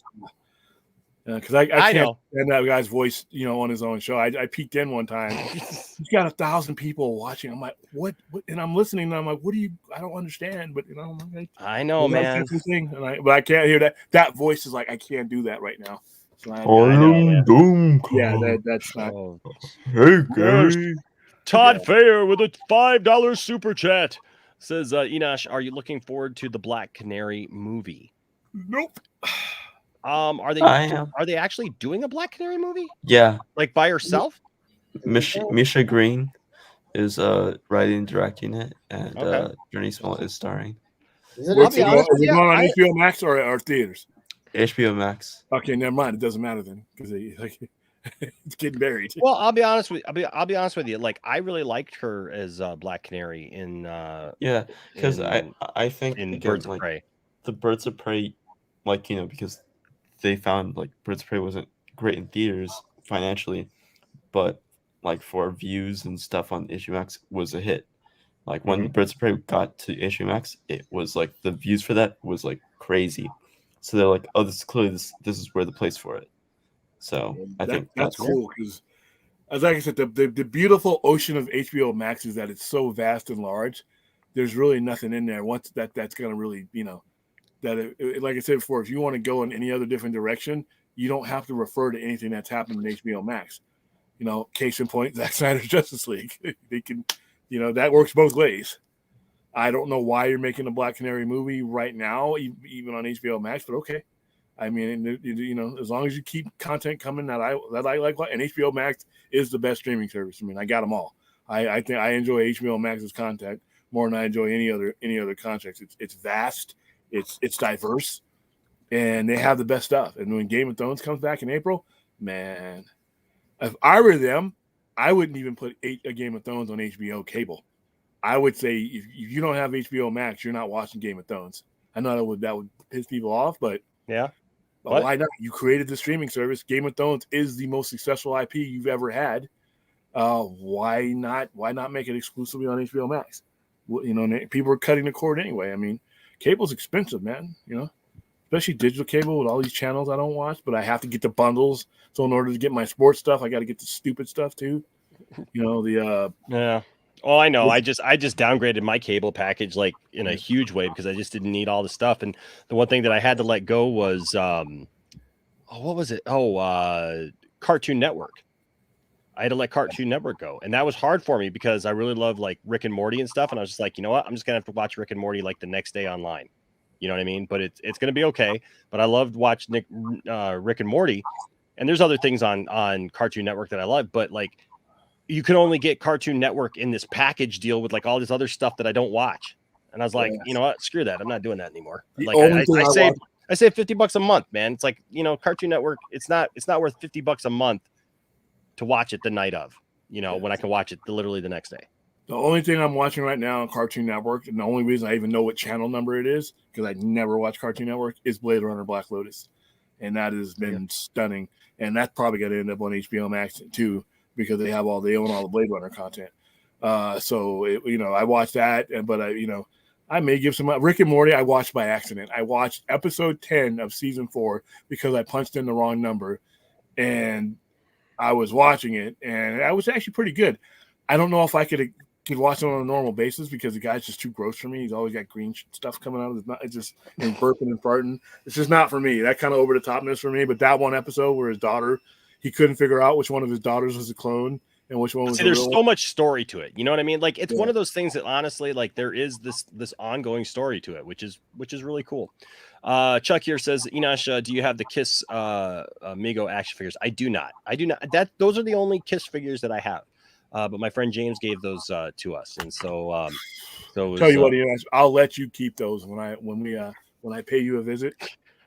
I'll leave those there. All right. Well, thank you. I appreciate that. Marcus Cruz here says, Enosh, what are your thoughts on the mind-blowing rumored cameos on Doctor Strange 2? It's going to make me cry, to be honest. Please notice my comment. All this like rumors, it just sounds way too overwhelming. Like we just had like Endgame like 2 years ago, No Way Home like a few weeks ago, and now we're getting like more cameos. Like it just they need to like calm down on this sort of stuff. Because like it's just getting a bit. Well, this multiverse of madness. Yeah, I know, but like, I actually think it ends this though. I think all this multiverse stuff it ends in this movie. So But they're going to blow their wad, I guess. Go ahead, but I don't think going forward, you get the multiverse is going to be the story. Whatever the ramifications of it will be, but the multiverse and all these cameos, I think the multiverse was Spider-Man No Way Home and Doctor Strange Multiverse of Madness, and it'll settle up after that. You won't see this. This is not sustainable, and it goes back to they have a habit. One thing that MCU does have a habit of doing is cluttering their stories sometimes, and you can see that with Infinity War and Endgame. And then and then individual characters like that are supposed to be individual characters. Thor, if the character is weak, they'll have to prop him up with other stars, but and then sometimes they do it when the character doesn't need to be propped up by stars. Like Spider-Man is Spider-Man. But there's not a Spider-Man movie out there that I think that has made less than $700 million. No matter who's done it for the most part. I think maybe the first one may have come in under it, but I think everyone after that, I know Spider-Man 2 was up there. In the animated version made around $400 million, but it only cost $90 million. So Spider-Man prints money. Even Spider-Man 2, $700 million. Amazing Spider-Man 2. People malign that movie. It still made money, and that's in 2014 dollars. So you don't really need to prop that character up, and that's why I was happy with No Way Home. Is it took them long enough, but they decluttered his universe so that I could actually see Spider-Man. Yeah. Was happy with that. The first Spider-Man, 2002. Was it 2002? Yeah, it was. That might have been the only one. How much? 825. Okay, wow, it did. Okay, then I was wrong. They all did. And I know Spider-Man 2 is up there as far as best comic book movies of all time for me. Spider-Man 2 was 788 million. That's pretty again, good. that's 2004 numbers. That's like that's whatever massive. the inflation is today, whatever it may be. And what did Spider-Man 3 do? 894. Wow, so they came back almost. Up It almost hit 95. When you look at Amazing Spider-Man, what did it do for 2014? 2012, 757. That's pretty good. And then Ryan. And then 708. So not one Spider-Man movie, with or without the MCU, has pulled in less than $700 million. The only one is the animated one, and that's an animated movie, and it won 2 Oscars. Yeah. So exactly. I'm looking forward. And people think the animated one's the best Spider-Man. It's number one for me. Yeah, exactly. It's number one for me. So I can't wait for the new one to come out. Across the Spider-Verse. Yeah, I love that costume. That costume is the costume I wish. It's a great costume. Yeah, I don't know why they don't use that in the comics more. Well, while we have who we have here, first of all, I want to say hi to Ryan. What's up, Ryan? Ryan. Hey, Inosh. Hey, William. Hey, what's going on, Ryan? How you doing, man? Always good to see Ryan. You sound good. Mm-hmm. Yeah, I'm sorry about your situation, Inosh, but you sound good, and that's all that matters. So yeah. Like I really do think like I said, like we were all vaccinated, and it seems to have helped in our situation. We were just kind of sick a couple days, still kind of like that lingering stuff, but so it's not fully, just gone. But I have friends who are in much worse situations, right now actually than I am, and so very, very thankful that we're getting through it. So thank you, man. I appreciate that. Yeah, and I just got my booster today, and right now, yeah. So right now, so far it's just a sore arm, but I imagine I'll feel worse in the morning. But you may not. Yeah. You may not. Some people. I went to work. I got my booster, and I got my flu shot the same day. Went right to work and haven't had any issues. I got my first 2. I got them. I went right to work. But then again, I've had the anthrax vaccine in me too. Okay. So that wasn't, and the Army just stuck everything that they could in me, and you didn't have the option to stop. So I guess I got used to it, But yeah, I went right to work. I'm like, whew. I was so happy. I had tears in my eyes when I got my first shot. I'm like, because at the time when that came out, and they called Walgreens and said, hey, we have some extra shots. I'm like, I stopped what I was doing, closed up the store, went down there and got it, and I'm like, dude, this is gonna be over, man. This is April. This is April of 2021. I'm like, teared up. This is going to be over. We're going to go to the movie theaters again. We're going to have the parties. I mean, we're going to be able to do it all Oh safely. God. I was like, that's what I thought, and I thought everybody was going to jump on it. I mean, we get to Yeah. especially in Vegas, because Vegas was so dependent on Yeah. commerce and tourists and travel. Nowhere in my imagination that I ever thought there was going to be resistance of any kind. I thought that everybody wanted this to be over. They would have drinking gasoline if it was a promise that it would have put an end to it. But hey, here we are, and we're still mowing through it. It's going to be with us probably forever. But I think Omicron is the height of it. I think once we down Omicron, I think that's gonna be it, because even though we're not all we're not all vaccinated, more people were than at the beginning of this, when we didn't have any vaccines at all, and it was just, oh my goodness. Now at least a percentage of the population is it'll never be as bad as April of 2020. April of 2020, I was, that was like something that's in a comic book or one of my bad horror movies. Murder hornets, riots. Oh my God. I was literally waiting for the sky to open up and 4 horses to come through and pale one, and then like, oh my God. It's like all hell breaks loose on Earth. William's over here in the Matrix just losing his mind.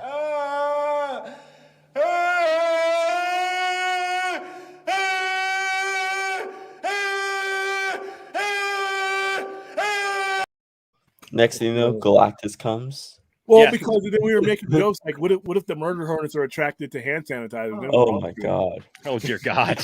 Oh my God. No toilet paper. My parents, I think, bought 75% of all toilet paper purchased. Toilet paper thing was so weird. That was such a weird. Look, I remember. I know, like you're buying a whole house full of toilet paper. What for? What? Listen, we had Tiffany bought like so much toilet paper, and she bought, and of course, you didn't know like when you were going to get toilet paper again, right? I mean, like you go to the store and literally there would be like just what was there, and so like a few times in a row that she went, they had nothing but 1-ply, and so she bought it because that was all we thought, at the time, right? That stuff, I swear to God, lasted until just like a couple of months ago. Yep. Wow. And I swear, like up in our upstairs bathroom, we had the good stuff. In the downstairs bathroom where the kids were, we put that stuff, but that stuff lasted forever. And I'd get down in the downstairs bathroom and I'd just be like, Tiffany, why are you buying 1-ply? And she's like, I'm not. That's still the same toilet paper from 2020. And I'm like, you got to be kidding me. I'm like, for God's sake, I'm about ready to toss this toilet paper out, man. I can't do this anymore. No, I can't do this 1-ply stuff anymore. Bleach, we had so much bleach. I mean, bleach was flying off, germicidal bleach. There was bleach people were buying that you're not supposed to use on humans, and people were buying it. They didn't care. They just said, we'll add water. But so in April of 2020. Oh my God. And remember I remember when we got the announcement for the Zack Snyder's Justice League was May 20th, right? And we were still like in the throes of it. And I was like, dude, I forgot what it was like to have that any type of fucking happiness. It was like, oh my goodness, look, something to look forward to, because the news was just like, and then the news started having the counters of the cases and the deaths. And I'm like, once it started reaching like 6 digits, I'm like, my head can't take this. I've been, third generation military, and we've never lost this many people in wars. And we're talking hundreds of thousands. I just couldn't absorb the what we were going through at that time. So now, anything that modern science tells me to get, I'm there, and I'm cutting in line. I know I cut off some old people when I got my first booster or my first shot. I know I remember you had to be a certain age to be in a certain way in line here in Vegas. You had to be 70s with certain conditions, and I'm like, where can I cut in? And the VA was buried. There's so many old people that are still living in the VA that they were like 1,000 deep. So what ended up happening is they had they called me up because I was on the list. Say, hey, we're about to throw away these doses because at the time they were expiring. You couldn't store them. And I closed down my place of business and went down to Walgreens and with tears in my eyes got that needle. And then they got me my little card, and 3 weeks later I got back and got me another one, boosters, and whatever I can get, man, just to make this over again, because it's gonna be over at some point. I mean, to the point where we're not, we're like right now, in Vegas we had to shut down the schools, and so because so many of our teachers were getting sick, And remember, teachers that's a lifer position. You know, a lot of your teachers are in their 50s, 60s, and 70s. Yeah. And they can't. Yeah, they couldn't take the risk. And nothing spreads germs like a kid. You know, so it's just weird. My mom, who's a teacher, she was like, if we do go back in the next month, like this, like I think it's like literally before 2021, and like when it was like it started to settle down like in like late 2020, and it got like back up, and like there was still like some rumblings of things opening back up. She's like, no, I'm not going back on campus. I'm just gonna do online. I'm like, good for you, because yeah, you're a teacher. You shouldn't like. You're also a mom, you know. So it's like, it's serious. But like I said, there's been a lot of byproducts. I mean that have happened. I mean, there's been some good things that have happened because of the pandemic. I think people are in situations that they would not have met other people in. If it was, I would not be on the stream right now. Same here. By the way, as we continue our conversation, because I got another question for you guys, especially a couple of you guys are a little bit older. But I put the StreamYard link into the chat. It's also pinned now. And if you would like to call in, feel free to use that and talk to us. Tell us your topic. We'll take about an hour or so for that. I kind of got the rules up here, for what it is for the call-in show. Have your topic ready, right? You know, like stay on point. Most importantly, have fun. That's what we're here to do. Try to keep it within 5 minutes. Listen, we reserve the right to keep it going longer. We reserve the right to keep some people in. They're not just, whatever. So if we have to get through to somebody else, and I thank you for being here. Thank you for being here. Right, that's part of the call-in show. So we'll talk about whatever you want to talk about. So use the link. That's what it's there for. And we'd love to talk to you, especially some of you guys who've never called in before. I always love that when we get people who've never called in before, never, chimed in. And you don't have to appear on screen. You can see here, we got Batmite down here. We got a great looking picture of Ryan right below me. I mean, that right there is some heavy duty professionalism right there, man. I love that photo. So yeah, this is my acting profile. So. Yes. So you have a high-tech microphone too. I can hear. Yeah, he sounds good tonight, man. Ryan, I love the fact that I can hear you like loud and clear, and you haven't dropped out, and I love that. I know. Yeah, my brother-in-law recently upgraded our internet, so I shouldn't be having any issues. So. Awesome, dude. You don't know, man, because I love your takes on stuff. I love when you come on the show, and I'm always bummed out because like you've gotten dropped so many times, and I'm just like, no, I want Ryan here. So I'm glad that's working out. Awesome. Okay, so I got to ask you guys a question because this is what I watched just before the show started tonight. Were any of you guys, not so much now, maybe there's some of you guys who watch it now, but I don't really care about it now. But back in the 90s, especially 92, 93, 94-ish, MTV's The Real World. Yes. Was a huge deal. Yes, the first those were like the first reality shows, man, like that they did those social experiments, It was the first reality show. It wasn't that it was. Now, I'll be honest with you, the first season, I wasn't really into it as much. First season wasn't that wasn't my season. The two seasons that really hit for me that I watched like a lot of were seasons 2 and 3. Pedro, remember Pedro? Oh, dude, I remember Pedro. Yes. But the Paramount Network right now has a sequel series to season 2 to the LA cast. They did season 1 not too long ago, and they brought that cast back. But they bring him back for a couple of weeks. They put him into a house. And so because season 2 and 3 were like the seasons that I really got into, like I saw it. And so Tiffany and I watched the first 2 episodes, and wow, the memories that brought back today. I mean, do any of you guys remember watching that? I mean, yeah, I watched it every Thursday. It was Thursday. It was MTV's. I mean, I know I'm older. I mean, I know it's 93, right? It's 10 years older than me. Yeah. So I was born in 91. Okay. All right. Okay, I wasn't sure watched how old you were. Yeah, I watched it. What we're talking about. Real World, New York was that was my season because it was the very first one. There was nothing like that happening. Now it was nothing like that. There was nothing remotely close to that happening. And then those people went on to do Survivor and all that. The people who created that, they were the creators of reality TV. The second season wasn't my favorite one. I can't really remember a lot about it, even though I watched it. The third season was groundbreaking. The third season was controversial because they had the token gay guy in the first two ones that just had him. This time that they each one they just had the token whatevers, but this one was a guy who was dying of AIDS, and he was up front with it.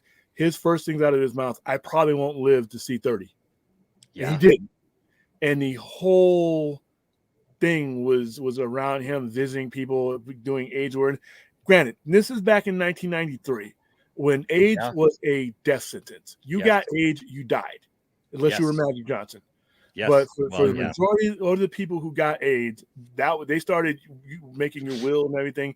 Every famous person you knew got AIDS. Freddie Mercury, Rock Hudson, Eazy-E. You got AIDS, it was over with. So we knew, seeing Pedro, that this guy's gone. And he knew it. And he spoke in terms of that acceptance, which was more than I could take at the time. Because remember, I'm a teenager at that point, and I'm watching this, and we're still dealing with the AIDS pandemic in real life. And this is not a movie. There were no movies about AIDS. There was no shows that featured AIDS. And then you had this guy who had it. He had the scars. He was going through his treatments. He was having bad days. And then you come to find out that after they released that, there was a lot of stuff about that show that they did not show because of you just wouldn't be able to take it. The Mark Ruffalo and that show about AIDS or no, this was actually like real life. This guy Pedro, and he passed away 3 years after the show. I think he passed away in 1990 or 5 years after the show. He passed away in 1998, and he said I probably won't see 30. And he did. He died at 27 years old. He was 23 when the show started, and he was blending in. So you were following this guy around. And then you had the, I think it was the country singer or what, and then you had them all, and they were all from different backgrounds, and it was cool, And the country singer John was in season 2. He was in season 2. He was in season 2. Puck was in season 3. Puck was in sticking his finger in the peanut butter, which he would dig in his nose on TV and stick his finger in the food in the refrigerator. But you know what though? So here's the thing about that though. So that guy was super controversial, right? And there were people who absolutely hated him. But I'll be honest with you, there were things about Puck that I actually enjoyed because there was a lot of pretentious people on the show that were literally just trying to be pretentious. Like it was people forget that there was a time where like there at the beginning of the 90s, PC culture really hit hard. Okay. And everybody wanted us to be very, very PC. So everybody who would come into those situations, a lot of times they would act very PC. You could tell though, that a lot of it was a front on so many occasions. And so what I enjoyed about Puck sometimes was Puck like broke down those things. It was just like, screw it. I'm going to be, whoever I want to be. Now, as the season went on, he became more and more obnoxious, and it was like threw him out. I mean, when they threw him out, they didn't throw him out. But that was so. I think the guy's name was David in season 2. One of the things we watched tonight was he was the first person to ever get kicked off a reality show. Okay, and he got kicked off, and I always thought it was interesting. I always wondered like what the follow up would be to that because they were all wrestling around one night. The girls went into the guy's room and they were like trying to pull the guy's cover off to look at him in his underwear. And then it got turned back around on the one girl. And David, who was a comedian, he went in and like they were all yelling and laughing and giggling. And he was she was like, I'm in my underwear. And he was like pulling her blanket off and the other girl was on top. And like, they were all laughing though. And then at some point it turned. And they all started ganging up on David. Yeah, even though the girl that was looking at the other guy's junk should have been the first one to go. And and it was really, really awkward. And they ended up kicking the guy out because the girls all started using words like the R word, saying that they felt uncomfortable around him. And like he was like, whoa, and look, I looking back on it, it's something that in today's culture wouldn't fly, but it was literally a group of 20-something-year-olds like acting crazy all in a moment. And it was really a crazy moment. And they kept replaying it over today, and they brought David back to the show and like the people involved in that incident. And it was really interesting because that was the big incident of that thing. And I know not everybody here is our age, so I won't like bore everybody. But dude, if you know, like it was to me, it was really interesting watching that today because it like brought some closure. And like they had it out. Like they were being nice to each other when they first got there, and then when they had to rewatch it again, like the one lady that it happened to, she's like I'm gonna give you a pass on that, you know, because of whatever. And he's like, I don't want you to give me a pass. I don't need a pass. You guys were all laughing and joking. He's like, you guys basically ruined my career. Because he was a comedian. He was literally going to star in some movies and some TV shows. He was working with with Jim Carrey. He was on A Living Color. He rebounded though. He rebounded. He ended up because he kind of used that. He kind of used that just like Puck. Puck was hosting IRL or TRL. I'm like, dude. But were picking your nose. But they were talking about it though because the David guy, like he had a deal worked out with a couple of different people he was working with, and he never did hit it. You know what I mean? And he talked about today about how like he got literally rejected and kicked out of things because all of a sudden the episode aired, and once people started hearing the R word around him, like they didn't even pay attention to what happened. That he just became toxic. You know, and but they, you know, now it looks like as the series goes on, the later episodes, they all still get into it more because it's a reality show, and let's be honest, the girl who called him a rapist. There needs to be drama. There's got to be drama. I mean, we know that there's got to be drama, right? There's got to be drama in there, and so some subplot of the episode. Drama. And so, but at least at the beginning here, oops, we lost Cherie, and we lost Tim. Hey guys, if you're still there, get back in here. I was just about to bring Cherie in. Anyways, but yeah, if you watch it at all, like it was just interesting because they did have this moment where they actually talked about the stuff that had happened, you know, and it was interesting to see like 30 years later. These people talk about something that was a big deal when we were teenagers, you know, watching this stuff on. Yeah, I know, dude. Oh, dude, my God. Why'd you have it's to crazy. 30 years, man, almost has passed. Stop it. 30 years. Dude. 30 years, dude. 3-0. We were teenagers. There's 21 episodes of that damn series. You don't even get 10 in streaming these days. I know, man. It's like 10 and you're done. But yeah, and after a while, then they brought in Road Rules and kind of got goofy. But when it was experimental, there was no such thing as reality TV when these guys came out. And I remember Kevin Powell. He was on the very first episode, and he blew up at one of the girls that was from the South. And this guy was from New York. He had dealt with a lot of racism, and she was from the South, and they had an explosive argument. Yeah, they had an explosive argument, and you know they actually talked it out, and he didn't get kicked out. He was you know, people were like afraid of him and all that, and then he's like, "Why are you guys afraid of me?" And then remember, this is 1992. Right after the entire Rodney King thing was going on. So the race relationships in the early 90s were not good. All right. They were not good, especially in New York where they were at. So that show was groundbreaking. Unfortunately, it broke some ground that kept breaking. And we ended up with a lot of stupid stuff created in large part by the same people. The Burnhams created that show, and they went on to create just about every other reality show. And then it wasn't real anymore. And then you got Keeping Up with the Kardashians. Yeah, and then you got like the whole Housewives of Atlanta and people who had. shows. And see, when the Real World came out, it wasn't the fact the lure wasn't that they were, you know, hot looking people, attractive people, celebrities. No one knew who these people were. They were just people who randomly picked out auditions. They put them together. They weren't rich. They got some money to live there, but they all had other jobs and things that they came from. Oh yeah, and they went back to. So it was before the sensationalism. See, what Real World was, well, you have the stuff today, but there was no sensationalism in 1992, 1993, and especially in Real World 3. 3 was, like I said, if you guys that are not of age will never understand living through the age crisis. You think the pandemic is something because the pandemic affects us all, but the age crisis chilled me to the bone. We lost relatives to it. We lost people, and back then you didn't have the internet. So Rock Hudson dying, and they didn't tell you what it was going on. Rock Hudson sick. And finally, after he died, it came out. Freddie Mercury announced that he had AIDS the day before he passed away. He announced to the public, even though other people knew. We didn't know. We didn't have TMZ. We had MTV and we had TV. We had Entertainment Tonight. Yeah. And they didn't report on the story. And it was funny, not funny, because when it came to a star or somebody that had AIDS, they did not want to talk about it. They did not want to talk about it on the news. They didn't want to talk. There were no TV shows that had anybody in AIDS on there. They did not want to talk about it. It was like 21 Jump Street had an AIDS episode, and that was it. And then the next thing you saw was the real world with this, and he wasn't an actor. This guy was real.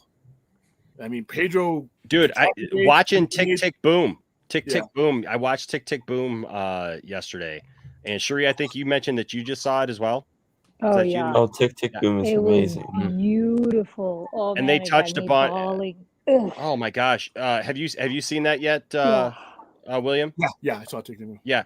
I mean, when they touch on it, I mean, in Tick Tick Boom, I mean, it brings back those memories that it's like, that was a death sentence. Like, it wasn't like today, man. It's like it's almost like a comical, medicine, commercial, it's like, side effects or whatever, it's like, hey, take this and, and you'll be okay or whatever. Like, it's amazing too, because like, I don't know at what point that happened. The late 90s. What ended up happening, and it's hilarious. The same people who are doing the research for COVID, most of the same people, specifically a man named Dr. Kenneth Ho. He was the one that started developing the AIDS cocktail and making it not only to where they helped with it, they helped making it to where it was cheap enough to where it could be distributed, because the AIDS cocktail came out in the early 90s, but it was so expensive you weren't going to get your hands on it. So they came out. Remember AZT, all these other drugs that were coming out then? Yeah. They came out and they were refining the pharmaceutical system so that you could get it immediately as soon as you had it detected, and you never reached ARC, which is AIDS-related complications. That's what would kill you. So now I know people that have full-blown AIDS, but they never reach ARC. They never reach the actual pneumonia stage. They never reach that. They can live indefinitely. And I know a guy, one of my buddies in the same plaza as me, he was diagnosed in 1991. He just turned 56 the other day. So he got diagnosed at the height of it. And because of the medicine in the mid-90s and the early 2000s, and it's still improving, the Victarvi, all these things are improving today, that it's no longer a death sentence. Like, don't get me wrong, you still don't want to contract AIDS. Yeah. But the Reaper's not coming around the corner. You can live with it, you can manage it, you can become undetectable to where you can't spread it. I mean, if you told me back in 1991, on November 21st, 1991, when they announced Freddie Mercury was dead, that 30 some odd years later, we would be able to manage this, that was like, I would take it. I would hope we could get to cancer that way. I mean, what we've done. I mean, I'm sure they already do, but they ain't going to release that, because if they release, I'm sure they have a lot of stuff. Like, but if they release all that stuff that they know, then it's like half of the business is gone. You can still find ways to make money. I know you can still find ways to make money, but half of that money is now gone because it's now gone because it's out there now. Yeah. I mean, you know what, Caden? I'll tell you this. You're not wrong. I've had many friends who suffer from cancer now. And we wrote a song actually with Waking Vegas called Hold On that American Cancer Society was interested in at one point. And because our lead singer at the time, her husband had been fighting a 9-year battle with cancer. Damn. And he ended up losing that battle. And then our bass player, our old bass player, had cancer. And so it was something that was, close to us and everything. And we played a lot of, these events, Relay for Lives, stuff like that. And I'll be honest with you, there was a moment that I did start questioning that exact same thing, Caden. Like where we're at with this, and like what would shut down. You know what I mean? Like if they announced that there was a cure for it. Right.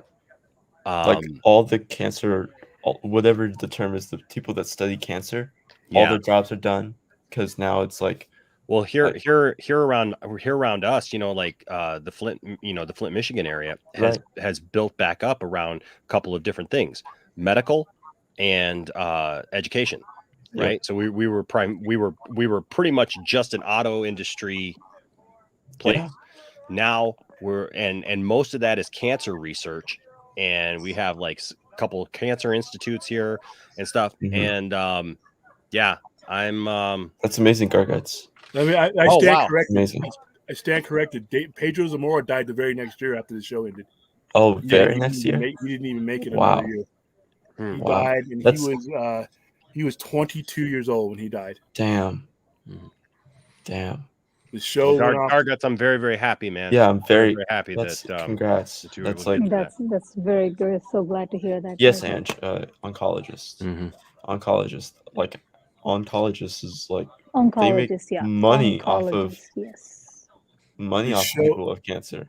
The Like, show went off the air. That season went off the air November 10th, 1994, and he died that month. wow. Really? He Wow. died November 11th. The show went off. He died one day after the last show aired. Oh my god. Wow. Man. It's crazy. He died November 11th, 1994, and that episode. Wow, yep. It really did 1994. put a face though and a name to that for so many young people. Yeah. You know, who otherwise I don't think would have even. He was our age. Remember, he Yeah. was our age. He was my age. He was a year. He was 2 years older than me, but he was in my age group. He was in my wheelhouse. Mhm. And to die at 22. Yeah. Mm-hmm. My dad like recently has seen friends who like have passed away from like and that like they're like in late 50s, early 60s, and he's and just recently one of the person that gave him his job in the entertainment industry passed away from cancer. So it's just like this industry, like again, like it's very fatal, very fatal. Like you don't know who has it and who doesn't, who has what these days now. Yeah, vacated the house in June of 1994 when they stopped filming, and literally 5 months later. And so Wow. all that time we didn't, and at the time we didn't realize how close this guy was, because when he said I won't make it to 30, I'm like, oh, okay, that's 8 years from now, maybe something, but no, when you were watching the end of that show, he was on his deathbed, and we didn't have anything like that. The Yeah. very next famous person to die of AIDS was Eazy-E. Eazy-E, Yeah. he tested positive for AIDS, and 3 weeks later, Eazy-E was gone. Yeah. Gone. I mean, 3 weeks, bam, diagnosed AIDS. He was in a hospital on a ventilator. Dr. Dre went and visited him, died the next day. And I remember Dr. Dre being so angry at Suge Knight and all the people that caused the division between NWA. He's like, all this we thought we had forever. All this time when we were, making threats and making rap songs about each other, we could have been kicking it. Yeah. Those are his exact words. And now here I am. I'm sitting by his deathbed at Eazy-E, who died at 35 years old. And that is just, that's what age was. So that the real world was controversial. They had a hard time getting sponsors for that season, because not only did he have AIDS, he was openly gay, and that wasn't something. Remember, now we look at it, and it's not an issue. It's not even a forethought. But in 1993, 1994, it was a problem. And then right after that, there was a movie, one of Tom Hanks's greatest performance, Philadelphia. Oh yeah. Philadelphia came out that same year, and that was one of the first movies. The first movie, in fact, it may be the first movie that dealt with it on an outright and open level. He won the Oscar for that performance too. But the mid '90s, that was a changing point, because before it was just a disease that gay people got, so you could push it aside. You could say, "Well, I'll never get it, and I'm not going to get it." And then you're like, "Okay, you don't realize how intertwined all these people are into your society." Arthur Ashe contracted it during brain surgery. I mean, it's just. So yeah, you're right. That show, I vividly remember season 1, but season 3 was because of that, with that one person, it was, Puck ended up becoming a big deal afterwards, but Yeah. I really don't think about it. Like I said, he was hosting the Beast House and all that. Spring break, here's Puck, with all his crazy tattoos and stuff. But all those guys, like I said, there's one guy you won't see at that reunion, and for that season, that's him. Mm-hmm. Yeah, that's a good question. Oh, go ahead, Ryan. Yeah, and going back to the topic of AIDS, I believe there's this one kid who contracted. I believe his name was Jack Ryan. Yeah, Ryan White. Right. Oh, Ryan that's White, right. Ryan White. Yeah. Ryan White. He got Ryan White. hemophilia. Yeah. He got it through a drug transfusion, and they treated him like crap. Oh yeah. I'm not an overly religious guy. My parents are, but if there's a place in hell, how he was treated during the 19 years he had on this planet, from 1970 to 1989, those people are on a spigot turning right now as he speaks in hell. They wouldn't let him go to school. They protested. They protested outside his house. He couldn't go anywhere. This guy who contracted AIDS because he got a blood transfusion didn't even see 20. Not only is he dealing with this disease, he's dealing with the stigma that no teenager should have had to deal with that time. But it was 1989. We didn't know anything about it. It's not forgivable. I'm sorry. I just, and then even Magic Johnson caught it. Karl Malone was like Magic Johnson, Charlie Sheen. Recently, Billy Porter came out and said that he's positive for HIV. It's like, it's. Well, now that things are we're a lot more tolerant now. Yeah. In 1989, they called him. I mean, they had the F word, FAG. I mean, on signs sitting outside this guy's house on his way trying to get students. Finally, he couldn't even go to school anymore, and that was gut wrenching. And the news really didn't want to cover that, but they had to. They didn't want to cover celebrities that had full blown AIDS. They didn't want to cover Rock Hudson. They hid that. And back in the 80s, you could hide it. Now it ain't happening.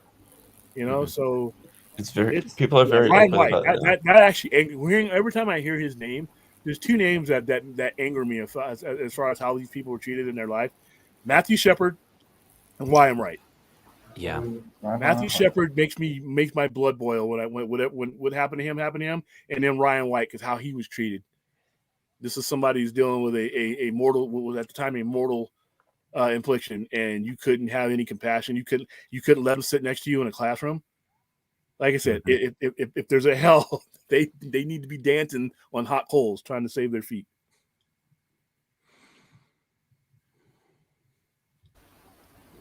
Sorry to bring the mood down there. No, man. No, it's an interesting discussion, man. Real life. That's real life discussion, man. And that's it's definitely things that have happened, But welcome. We lost Cherie again. Cherie I think got in a couple of words. I hope you can get back, Cherie. But welcome to Hassan.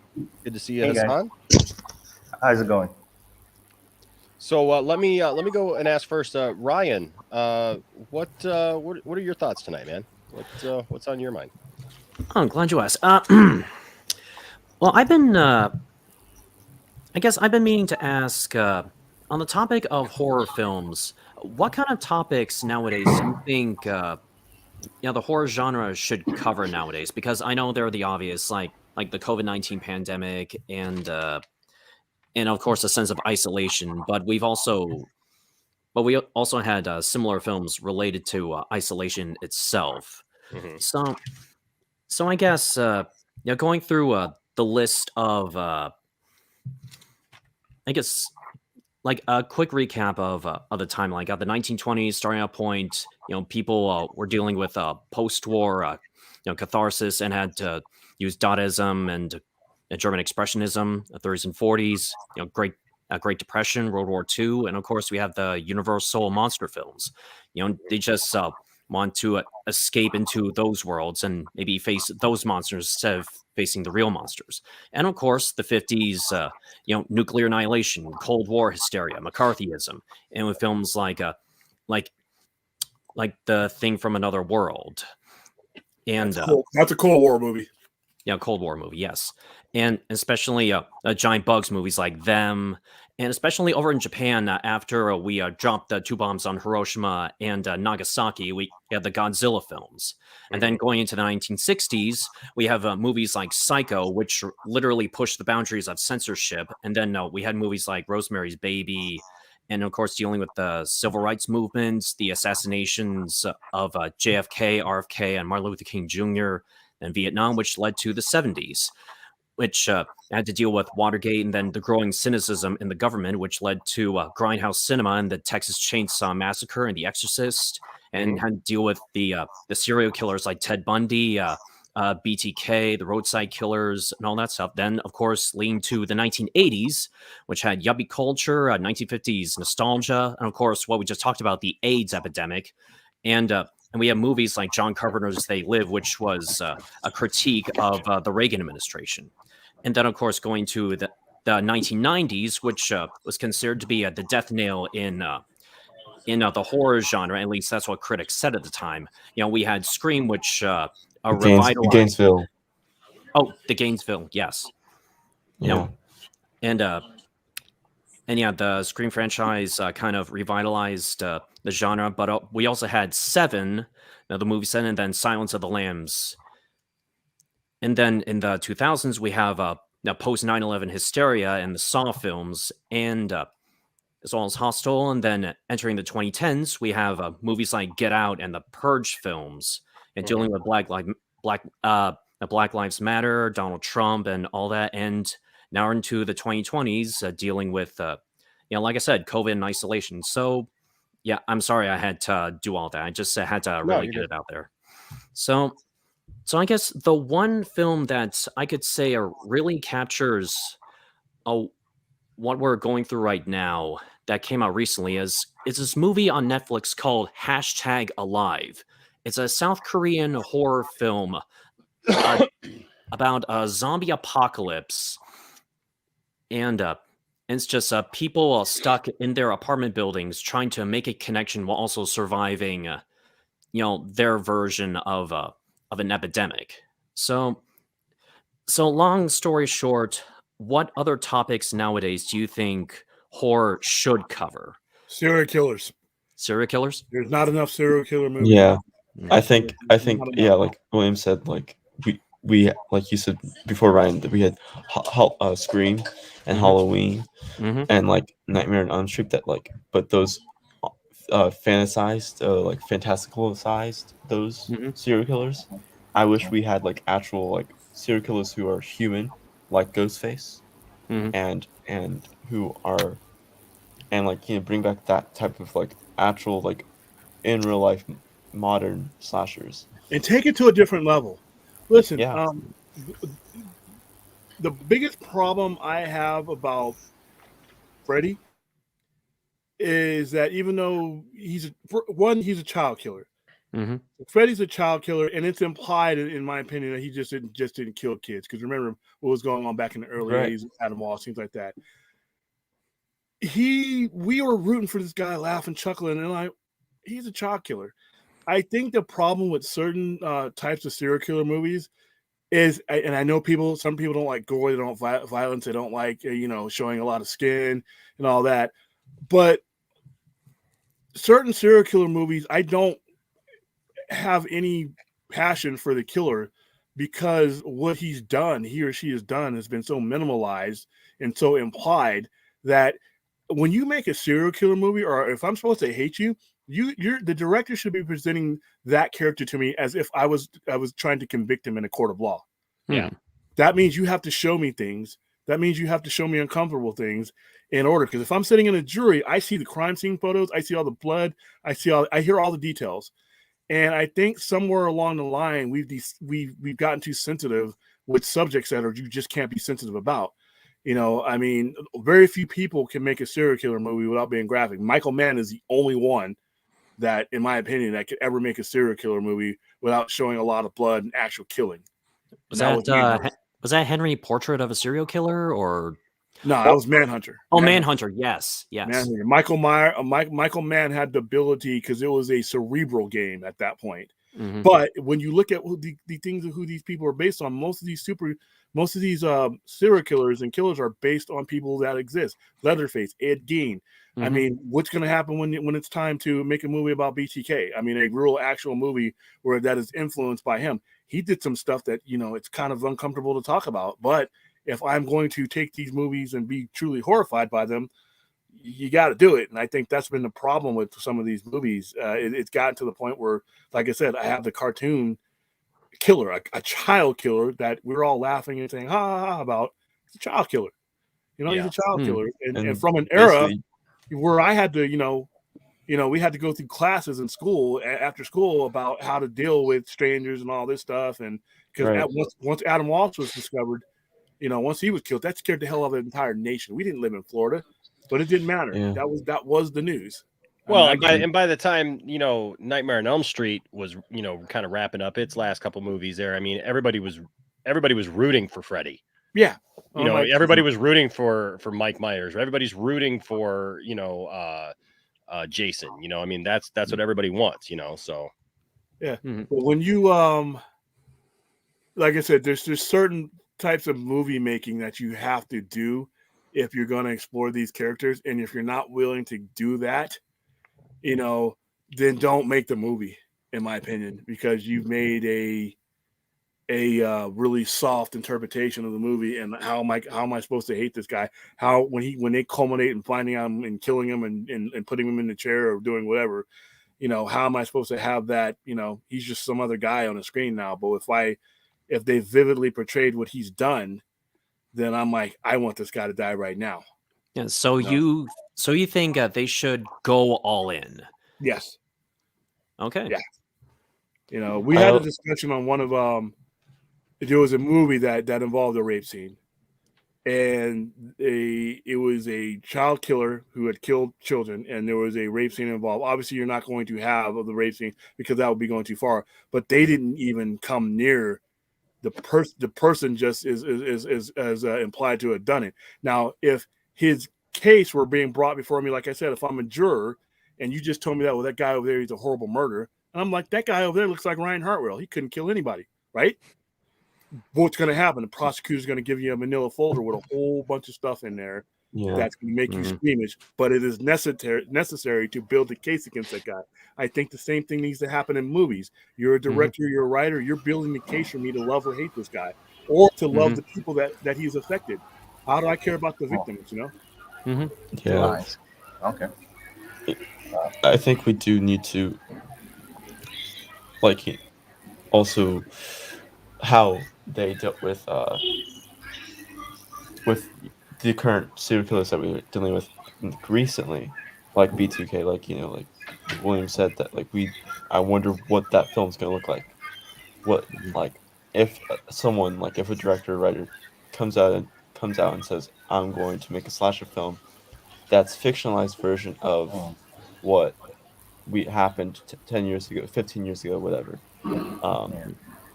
It needs to be from a point of view of a victim and make us feel for not just the victim, but also I need to hate Dennis Rader. Yeah, we need to hate the guy that's going to be under the mask or doing these things. If Go ahead, he's under a mask or you said something? It has to do with the execution.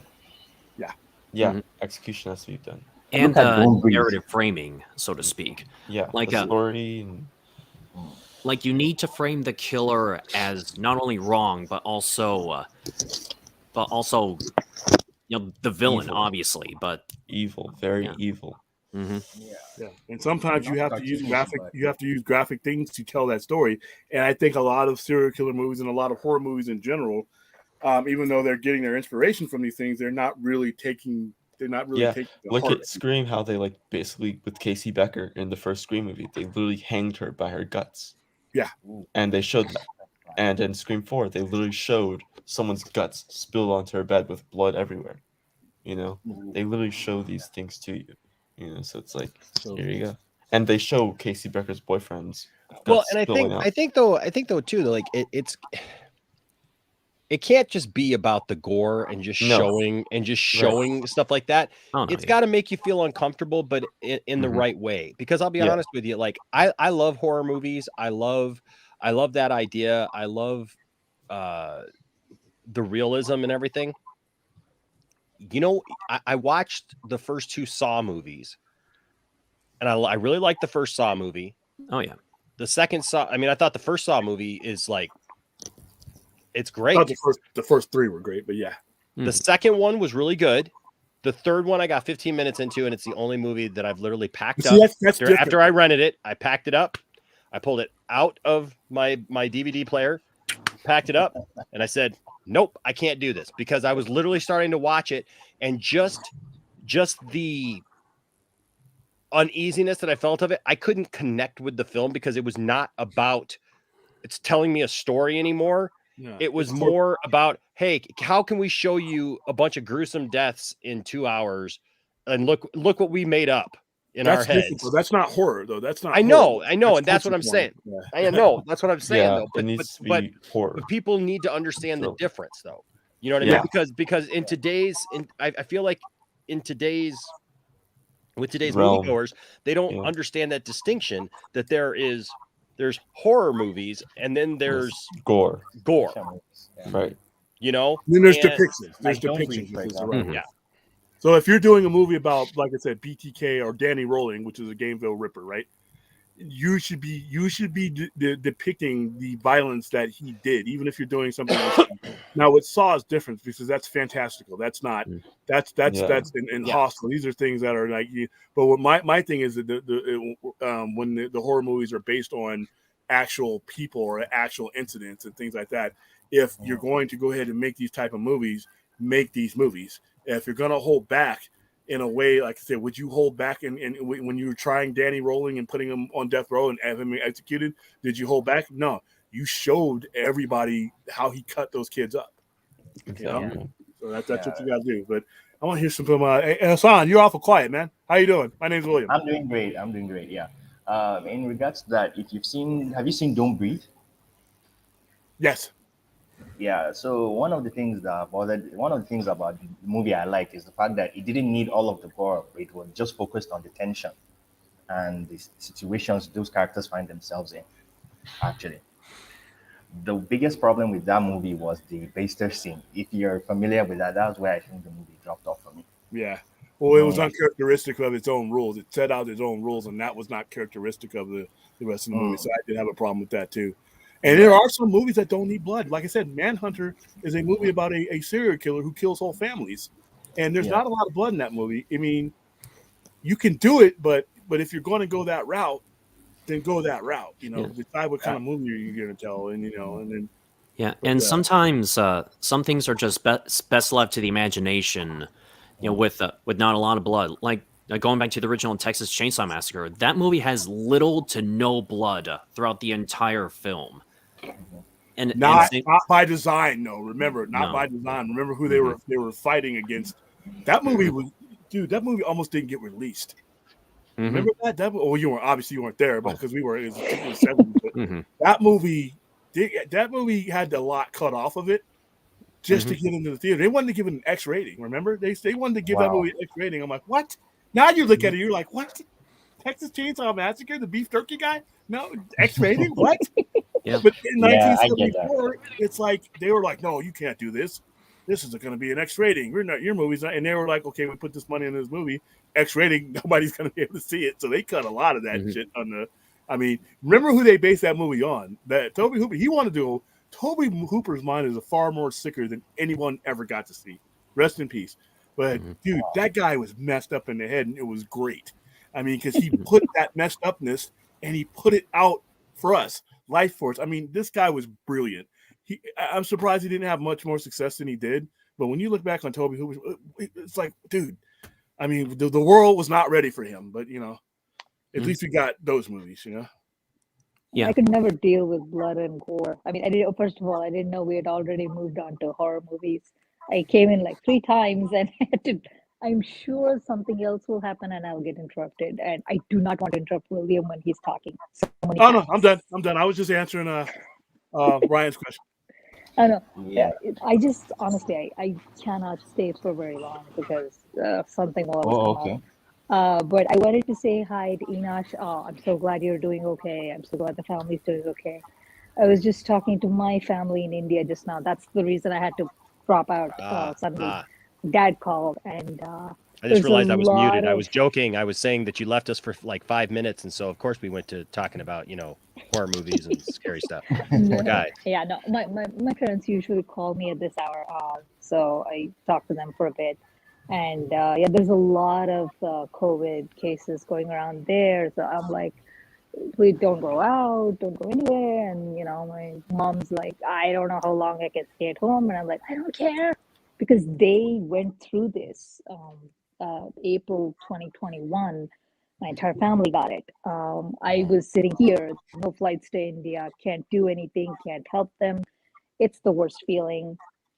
So I'm sitting here laying eggs because dad was asymptomatic. Mom got admitted to the hospital for 10 days. It was bad. My goodness, brother my had it. So goodness. there was nobody to go, like visit my mom or any of that. Sure. And so yeah, it was bad. And I was like, guys, please, it's getting worse.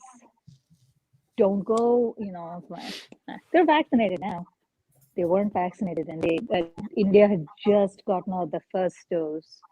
So they got the first dose, and then before they could get the second dose of the vaccine, they all got it. And yeah, not a pleasant experience. So we were talking about AIDS and other illnesses that took us by surprise. This was one of those things, at least for my family. So not happy, but yeah. I know like 3 or 4 friends, family and their families who have it now in India. Again, like all vaccinated, but still breakthrough cases. So it is bad. It is bad everywhere. I know, you and there's a couple of other YouTube community people that have gotten it, and oh God, okay, I don't want to think about it. I'm like panicked at this point, so I don't want to think about it. Yeah. But no. I'm so glad you're okay. I'm so glad your Thank family's you. okay, Enosh. Thank you, Sherry. Have you all in my prayers. Whoever has Thank this, you. just remember there's a physical component to this. It does exhaust you. Recovery time is a little longer. Don't exert yourself. You throwing the ball with your dog, don't do that. Give it a few weeks, please. Yeah, especially for old guys like I'm telling Enosh. you, Enosh. Oh, whatever. Get out of here, William, with all that. Enosh is 1,000 years old. Yeah. Right. Just remember, you got to mix this. I've just seen that with the physical symptoms kind of last a little longer, especially the fatigue part. So you got to be careful. Well, that's the funny thing is like I've actually been feeling all right. Oh God, dude, that's what I'm trying to tell you. You feel all right, but the second you exert yourself, the fatigue will hit you. So give it a little time. Give your body time. It's just my poor dog hasn't gone out in weeks. And with all the snow that we had today, she was my little dog Harley. She is so cute. So a lot of you guys know I inherited a third dog. Yes, I inherited a third dog from my grandmother, her little Shih Tzu, Rocky. And so Rocky came with a full wardrobe, right? So he's got all kinds of outfits and stuff that my grandma used to dress him up in. And so Tiffany has just, he's become Tiffany's baby, And so, but the thing is though, is Harley has seen Rocky have outfits. Now Wookie hates outfits. Wookie will like fight you. We tried to put a shirt on him the other day, a Star Wars shirt on the other day, and he just walks around like trying to get it off, and he looks at you like he's miserable, like he's just like, what the heck have you done to me? Like, just you've taken me out of my natural splendor. Harley, on the other hand, she saw that Rocky had outfits, and she started like acting like when Tiffany would put the outfits on Rocky, like she would come over and be really interested in it. And Tiffany said, "Do you want me to get you an outfit, Harley?" And she acted really excited. And you can't tell me these dogs don't understand what you're talking about sometimes, because Tiffany sent away, got her a little Christmas sweater.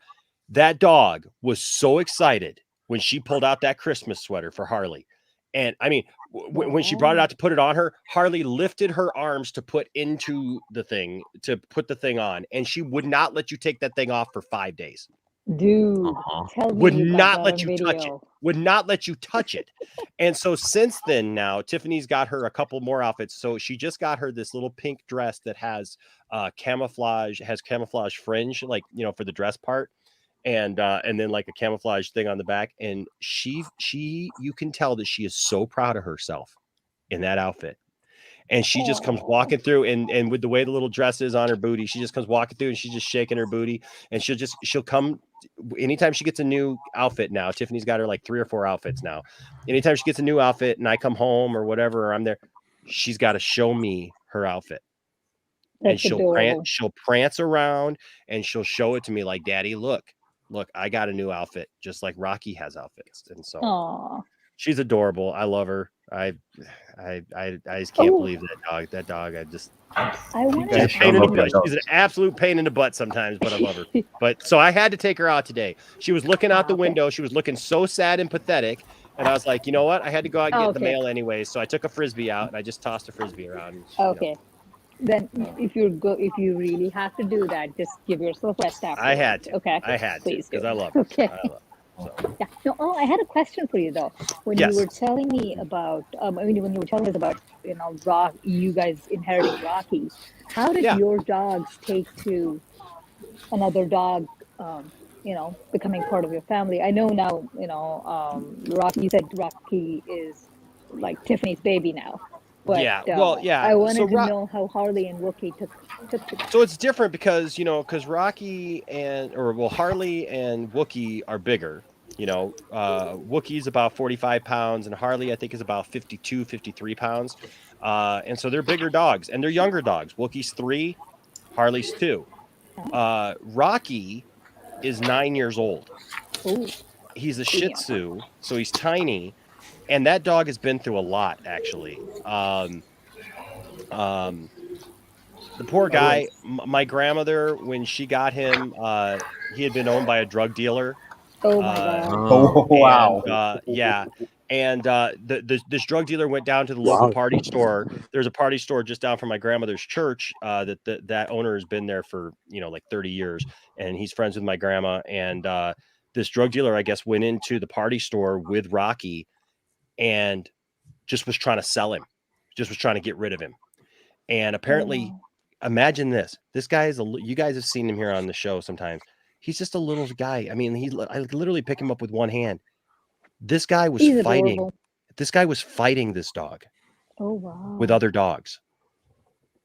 Yeah. Ew. Shih Tzus are tough, by the way. No. I know. Oh, trust me. Rocky is tough. He's definitely tough. But like, he's just such a little guy. Like, I can't imagine what this guy went through. And he was just. I hate when people do dog fights. He was depressed. And the owner of the store, looked at the guy, and the guy was just like trying to get money, for the dog. And he just wanted to save the dog. And so he didn't even have a plan. He just said, okay.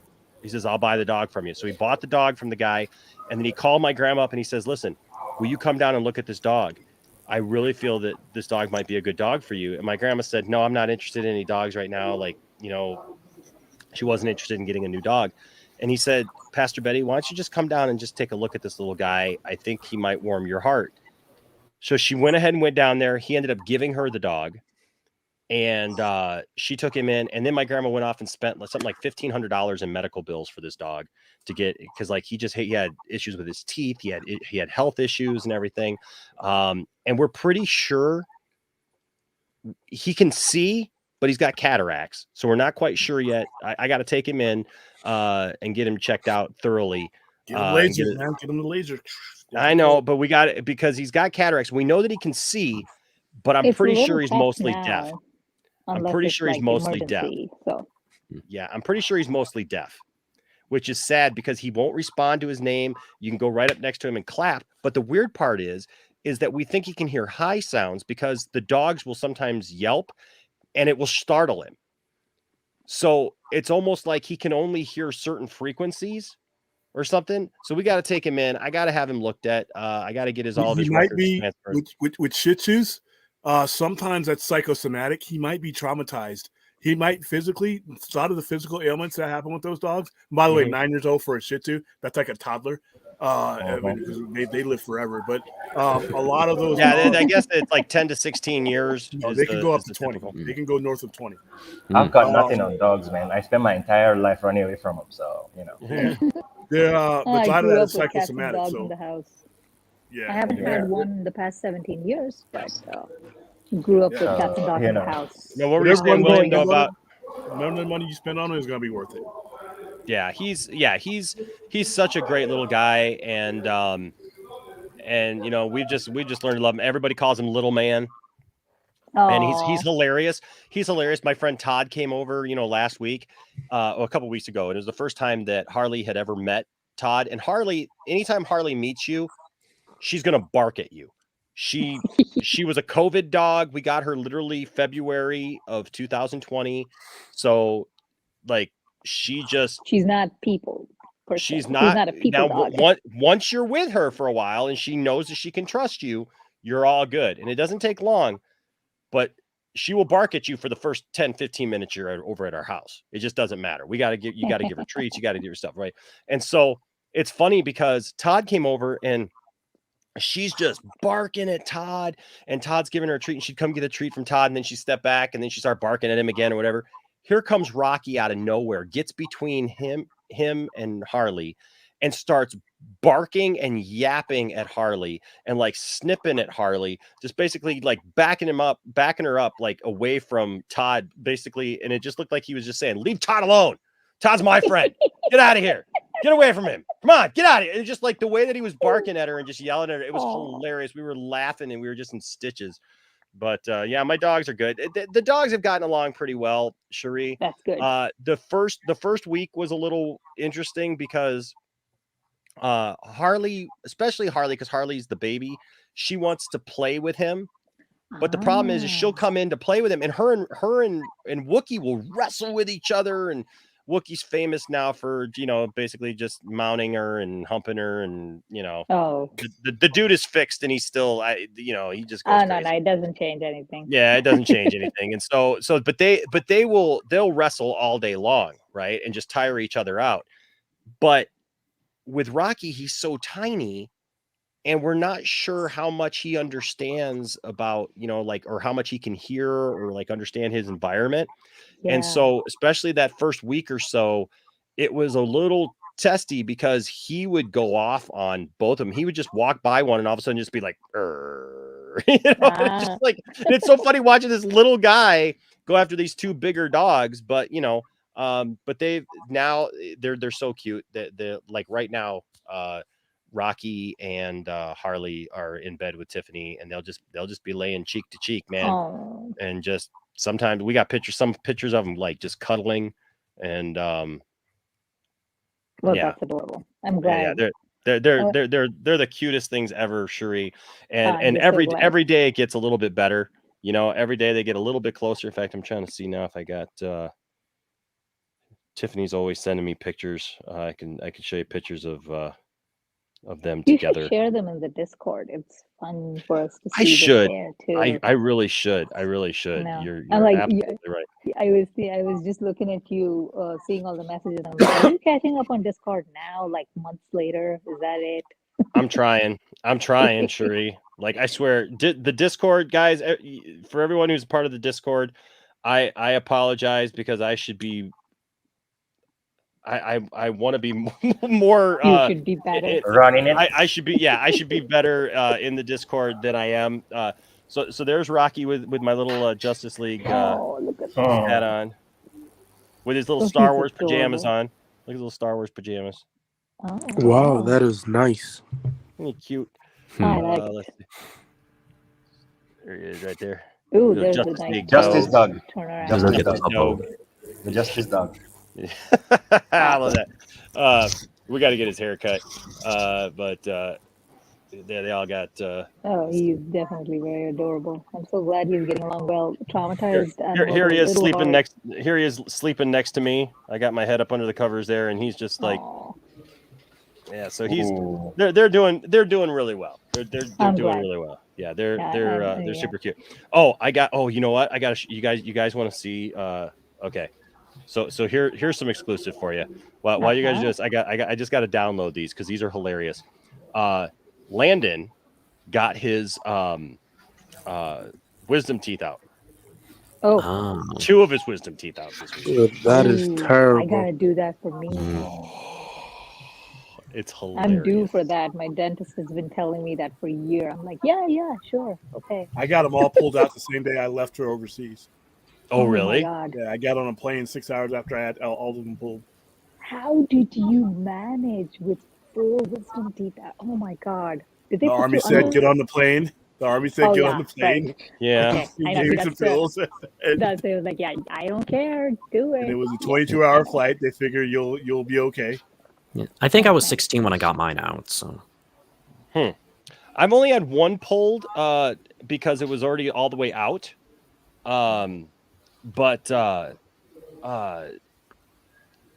have 2 that are impacted, that have been impacted, like since I was a teenager, and I've just never had like the proper insurance to get them out.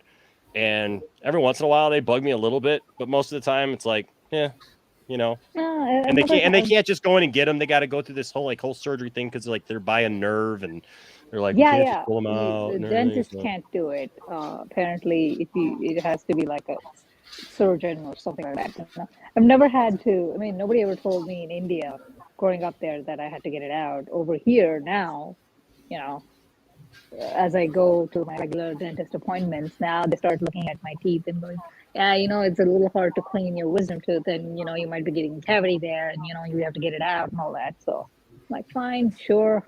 Pandemic, I don't want people in my mouth. So it's fine. Thank you. We're There gonna you go. wait.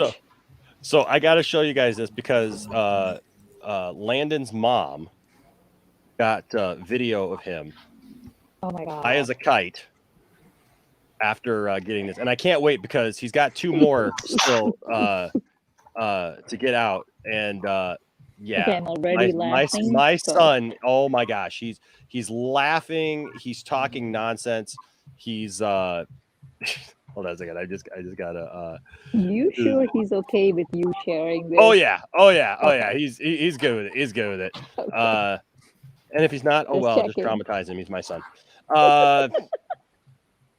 But no, there's Attaboy, one. Josh. Yeah, exactly. Right. He's my son. I could traumatize him. If anybody's going to traumatize him, it's going to be me on the internet. Yeah. He just turned 17. He can take it. He's got to learn to be a man. Come on. Please, you're waiting until he turns 17. You know how much I've already done. My kids are 11 and 9. Oh, I'm not waiting. No, I just, that's just where we're at right now. Hey, Katsuka. Yeah, we're getting there. We're getting there. All right. Okay. Hold on a second. I got it. Where'd it go? Hold on a second. Oh, come on. Where did it go? Did you lose the picture? No, I didn't lose the picture. It's just the. You're I know what I gonna do. Sort by. Hey, I gotta go in like a couple of minutes, but Okay. I wanted to, I just wanted to say hi to everyone. And Ryan, your mic sounds great. Thank I'm you. so glad everything's working. Mhm. And I'm always here. Every time he has a call-in show, somehow I figure out a time to come pop in. So I just wanted to say hi to everybody, and Here we tell go. everybody, please stay safe. Wear a mask, get vaccinated. Just take care of yourself. Take care of your families, please. Take care of your community. That's all. It's just thinking about it just gives me anxiety. That's all. The past 2 weeks have not been kind. Oh, by the way, just so you guys know, my parents are fine now. I mean, yes, they went through this. Yes, my mom was in the hospital and everything. But my brother and my father were barely asymptomatic. They were okay. They managed. But, they're fine. Mom came back and she has a little bit of like a long-term effect. She gets tired a little faster, but she's okay. She's managing. Everybody's managing. But just generally be careful, guys. That's all. Absolutely. I just wanted to say that. I So, appreciate that. I'm gonna head We out. love you. We love you, Cherie. We Oh, love yeah. you a I lot. love you guys too. We appreciate you a lot. and I'll leave you with a little bit of this. Tired though. Yeah. You're tired? Yeah. I really do. I did a lot of things yesterday. Huh. Hi. Hi. I haven't been sleeping great either.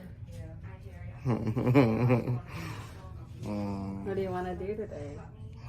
Practice some Fortnite. I'll watch some movies. What do you want to eat? Ice cream. Yeah. Yeah.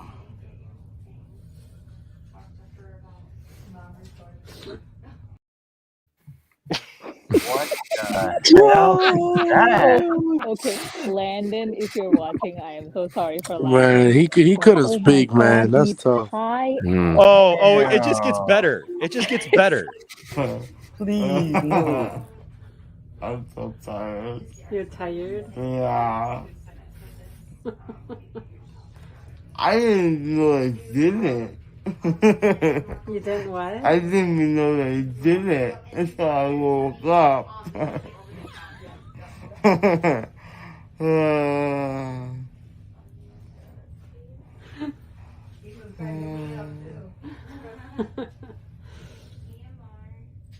Oh man. My mouth is so numb.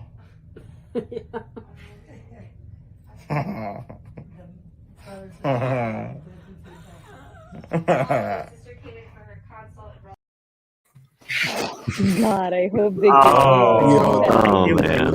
Damn. Oh my god. There's one here where the My first thing mouth he is says, he's so like, numb. "Hi, Dad. Hi, Dad." I'm feeling great. I'm feeling good. Okay. Just relax.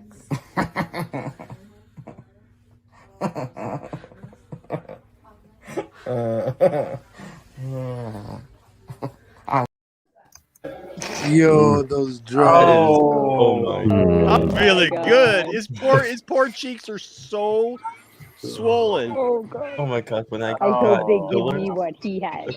And they just got worse. They just got worse. Oh, there's just a couple more. Hold on. Hi, no Dad.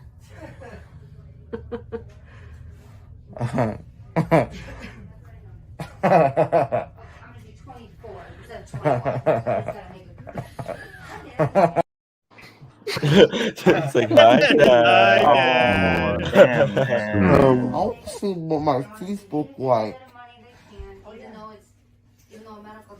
They took your teeth out. I know I want to hold them. Okay, so we'll cross that bridge when it comes. Let's see what they say first. Let me go get these signs for you. Oh, it's just so weird. I always saw those videos. And people are like, What kind of ice cream do you want? ooh, strawberry. Okay. Oh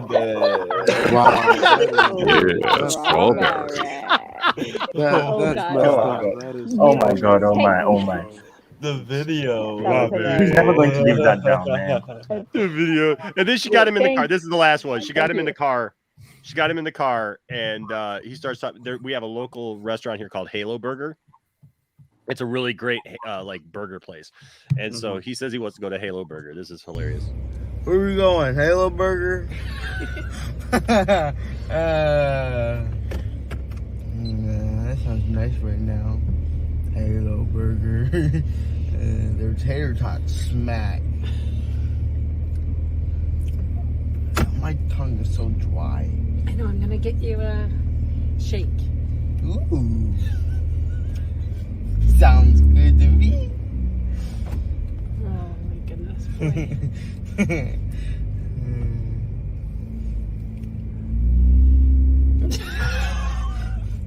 He's gone.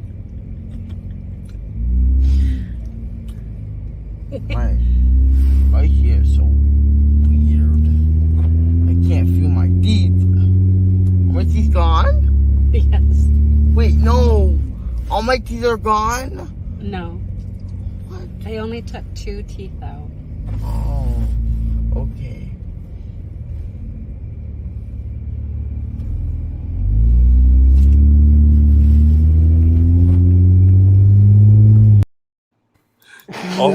that's All my teeth are gone. Poor Not all my teeth. My teeth are gone. Oh my god. My tongue. I can feel my thumb. Oh my god. Ooh, Oh that's my kinda God. nice. Thank you for Ooh, the that sounds entertainment. good. Yes, I love Mikey. And you know what's great? You know what's even better? Is that he gets to do it again. Oh Oh my my God. He's got to get the top two removed. He's got to get the bottom two removed. He's got to get the Does top he two enjoy it? Does he enjoy it? No, the insurance made him split it up. They wouldn't pay for it all in one. Oh yeah, no, they will not. And by the way, recovery with all 4 of them gone. How exactly are you gonna eat? Yeah. Yeah. I did The all right. recommendations I actually found do a way. once. Well, yeah, I know. Yeah, You didn't I have got to all eat 4 of because them you at were William on was flight over fighting for our out, country, and so we're like, can't He's go. oh my like, he's God, like, how are we gonna eat? we're like, I can't starve. Yeah, I know. I Food know. was the last thing on your mind, but the rest of us aren't doing that. Yeah. Hey, Enosh, I'm gonna head out, man. All right, William. Are you Oh, doing me Jeopardy too, tomorrow? me too. Bye, William. I All gotta right, go. guys. See you, All William. right, love you guys. Bye, William. Oh my gosh, yeah, it's funny Ooh. stuff. I gotta I go. feel bad for the guy. So- Poor guy, man. Yeah, well, you know the funny thing is Landon has driven me nuts for the last year and a half, ever since the whole Jody thing happened, right? Because you know how Jody was calling everybody sus, right? Oh. So Landon, he knows that there's something about that word. I can't stand it when people like sus. Call Oh my somebody God, sus, you're right? sus, It's just man. like, oh, it just drives me nuts. My It's children like have nails on a started saying that chalkboard. now. So the other day he comes up to me and he's like calling me sus. He's like, I don't know, Dad, that's pretty sus, right? And I'm like, well, you know what? If I'm sus and you look just like me, just a younger little version, I says, does that make you Lil Sus? He's like, Hi, sus. I'm Dad. what are you talking about? He's like, and I'm like, that's your new rap name, Lil Sus. And he's like, no, it's so I swear to God, me, Tiffany, Isaac, like for 2 days. Oh yeah, I would Everything never was let that Lil go. Sus. We're literally playing. Landon's now I didn't even officially show Lil you. I'm actually going to put up a video for the patrons and the members of us of him. Landon, this is before his surgery. He literally sounds like a Tusken Raider. I kid you not. We're playing Cards Against Humanity last week, and the kid is laughing so hard. Thankfully, I wish that I had gotten the first couple minutes of it, but I ended up recording it. The kid is absolutely, he sounds like, and we're laughing and we're calling him Lil Sus, and Oh my God. it's funny. Yeah, I And would never let that go. By the way, Mm-mm. if I had a nickname for one of my kids like that, it would stay on forever. I told him, I said, dude, you are now Lil Sus. You are now Lil Sus. So yes, Monkey Jeebus. Now I need to make a T-shirt with his picture on it. Yes. And just put Lil Sus. Yeah, you should just call it. But if Lil I do Sus. it, you guys will have to make it the #1 selling T-shirt on the Poindexter Lounge. Oh man. So I can be like, Lil Sus, Oh, Lil God. Sus, we need you to autograph all Poor these shirts. We guy. got to send out. Okay, you do know Landon's a That would- mod that would in be a your great song to channel, make. right? Yeah, he's gonna ban us all. That's a rap name. I'm telling you, it's his rap name, Lil Sus, Lil Sus. Not a sus. It's a mod in your channel, Enoch. He's going to ban all of us. I know. Oh my gosh, man! Yeah, He's no, like, I'm surprised he's not dare you. actually watching. He's a lot of times he's watching, so I know he's I got know a he surprise going usually on right says now. hi. I like it when he shows Poor up. guy. He may be out of it though, because he said every time he gets a little Oh, bit of poor- pain, he takes his pain meds and then he's out. So Oh yeah, Oh, that was I know. today? See, that's Oh, the that was thing. All that Oh, high feeling is great when your teeth are, when at that time. But once the meds wear off, it's pain. It's just Oh, pain. yeah. Oh yeah. So you gotta be. Literally, I had my teeth feelings, and like half my face is numb because it's like Yeah. half of, like, and so it's like I feel like Two-Face, but it's like half my Coffee, face. coffee. It's like whenever I touch it, it feels cold. Like I'm just like really Caffeine touching helps nothing. with, by the way, the numbness, the getting the numbness to go away sooner. Mhm. Like half your face being numb. Caffeine helps with that. Yeah, Just FYI. after like 2 hours, after the fillings and everything, after I'm home for like 2 hours, I got like a cup of water with ice and just started sipping it through it with a straw, and it went Yeah, away you're with like still in an hour. drooling on one side too, even if you do that. Yeah, You still I drool told his out on mom. one side. his mom was sending me all those videos, right? And I started laughing, and I said to his mom, I said, "Oh my gosh, you gotta like." I was gonna have her call him Lil Sus and see how he reacted, but she's like, "No, these were actually from earlier. I already got him home. He's already sleeping." I was like, "Oh man, darn it, missed that opportunity." Damn. Yeah, Next that time. would have been Next fun. time. Next time. Now you know it's planned. You have to be there. I know. That's what I told her. I said, Yeah. we gotta get Lil Sus, the rapper. He's gonna be so ticked. I swear to God, no, he's not. But we've been messing with him so bad. And what's great about it is because he always throws things in my face, you know, like, "Oh, Dad, you just don't know about this, and you don't know about that." And it always surprises him when I do know. And he's like, "Oh yeah, how do you know about that?" And I'm like, "Because I'm your Heard dad." that. And I'm smart like Been that. there, And heard that. Every time. I got my fingers on the pulse. Right here, buddy. Right. Every time. My kids, every time, open mouth gape. You know that? I'm like, duh. A little bit, buddy. I've lived a little bit. Hey, Anthony Grigsby's here. G'day, everyone. How are you? How are you, my friend?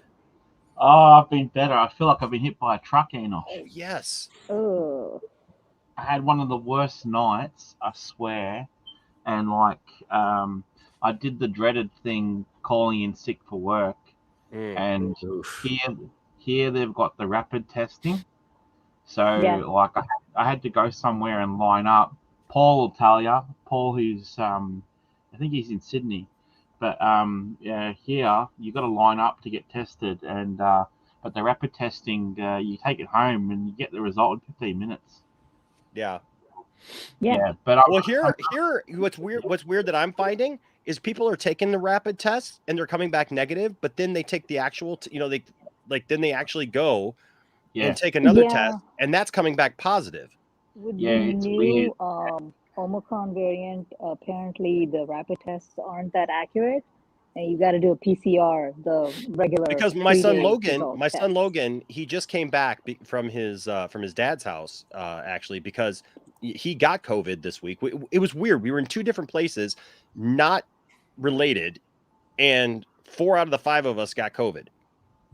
That's the weird thing, right? So, but Logan, he went and got, I guess, a rapid test, and it came back negative. Or his dad went and got the rapid test, and it came back negative, and then ended up going for his job because of his job and having to get the actual test, and and then a day later found out, yep, sure enough, he had it. And I love this. Cylon Scotty is in the chat.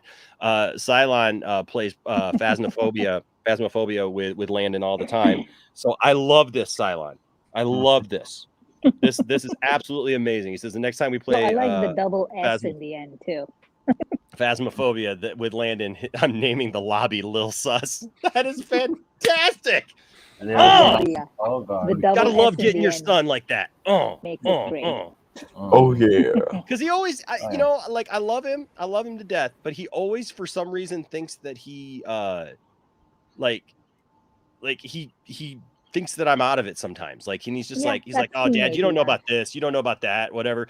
And I'm just like, dude, I know about it. It's just I just don't care, right? He's always trying. He wants me to play Fortnite so bad, and I'm just like, dude. Oh God, no. Fortnite's just not my thing, man. I'm Fortnite's sorry, overrated. buddy. No. I would actually like to. Kids.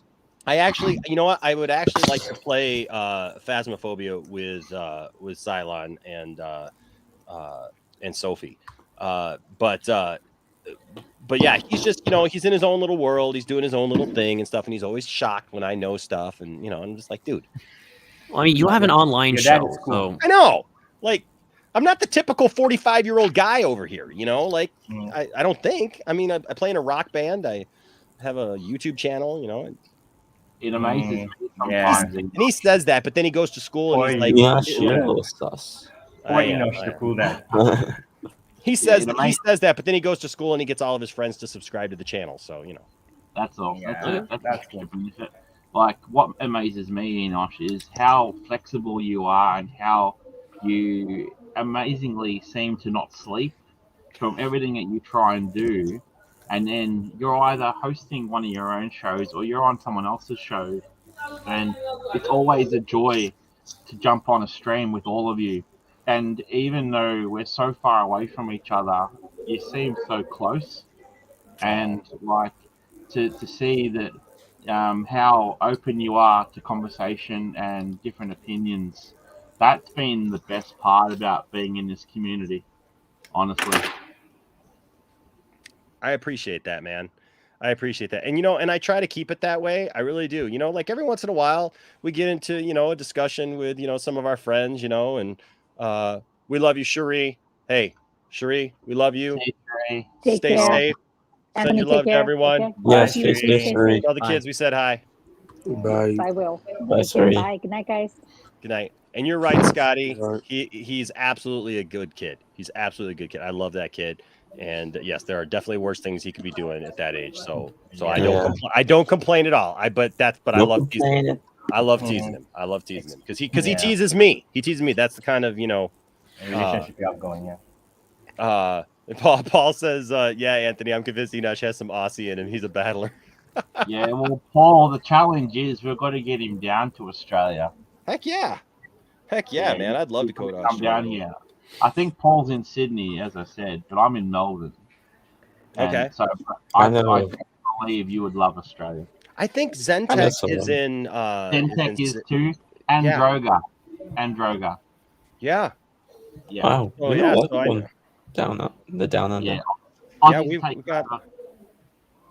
Well, go ahead, man. Sorry, didn't mean to cut you off. The Aussies are taking over, Enosh. I know, man. We've got a great connection with a lot of people, drav walkers down there. Man, you know, it's really great, man. And there's also the guys from the Kent Farm podcast. Yeah, they're based in Sydney. Yeah, they're based in Sydney, and I've been on their show. The time difference is a little hard sometimes for us, but I love those guys too. Those are good guys, and yeah, man, yeah, a lot of good Aussie friends here on the channel. But yeah, we try to keep it light. You know, every once in a while we get into a little discussion, and it may seem like we rub each other the wrong way, and you know, you may not see somebody on the channel for a minute because, you know, look, it's easy to, you know, when we talk about the stuff we're passionate about, sometimes, you know, people, you know, they wear their heart on their sleeve, and I try not to, you know, especially with people that I know have differing opinions than I do on stuff, you know, like I try to keep it chill. That's why I always remind Joe that I love him. no matter how much he hates Zack Snyder's Justice League, I still love him. Oh my, Joe got some terrible takes. Yeah, I couldn't agree more. Horrendous. I could not agree more. I know, but I love him. But he's a good guy. You know what I mean? So it's like, you know, like every once in a while he'll break out with a take, and I'm like, oh, Joe. But like I try and hold back. I can't take somebody seriously if they like Justice League or Wonder Woman 84. Yeah. I can't. Second that, I can't do that. You know, I try to be nice, but it's not in me, I swear. It's not But you know, everybody's got their own thing. You know what I mean? Like, look, my thing is always, look, if people are respectful in it, then I'm respectful right back with them. You know what I mean? And like, I will fight for their ability to like whatever they like or not like whatever they don't like, whatever, as long as they're respectful. And I got to give Joe that, man.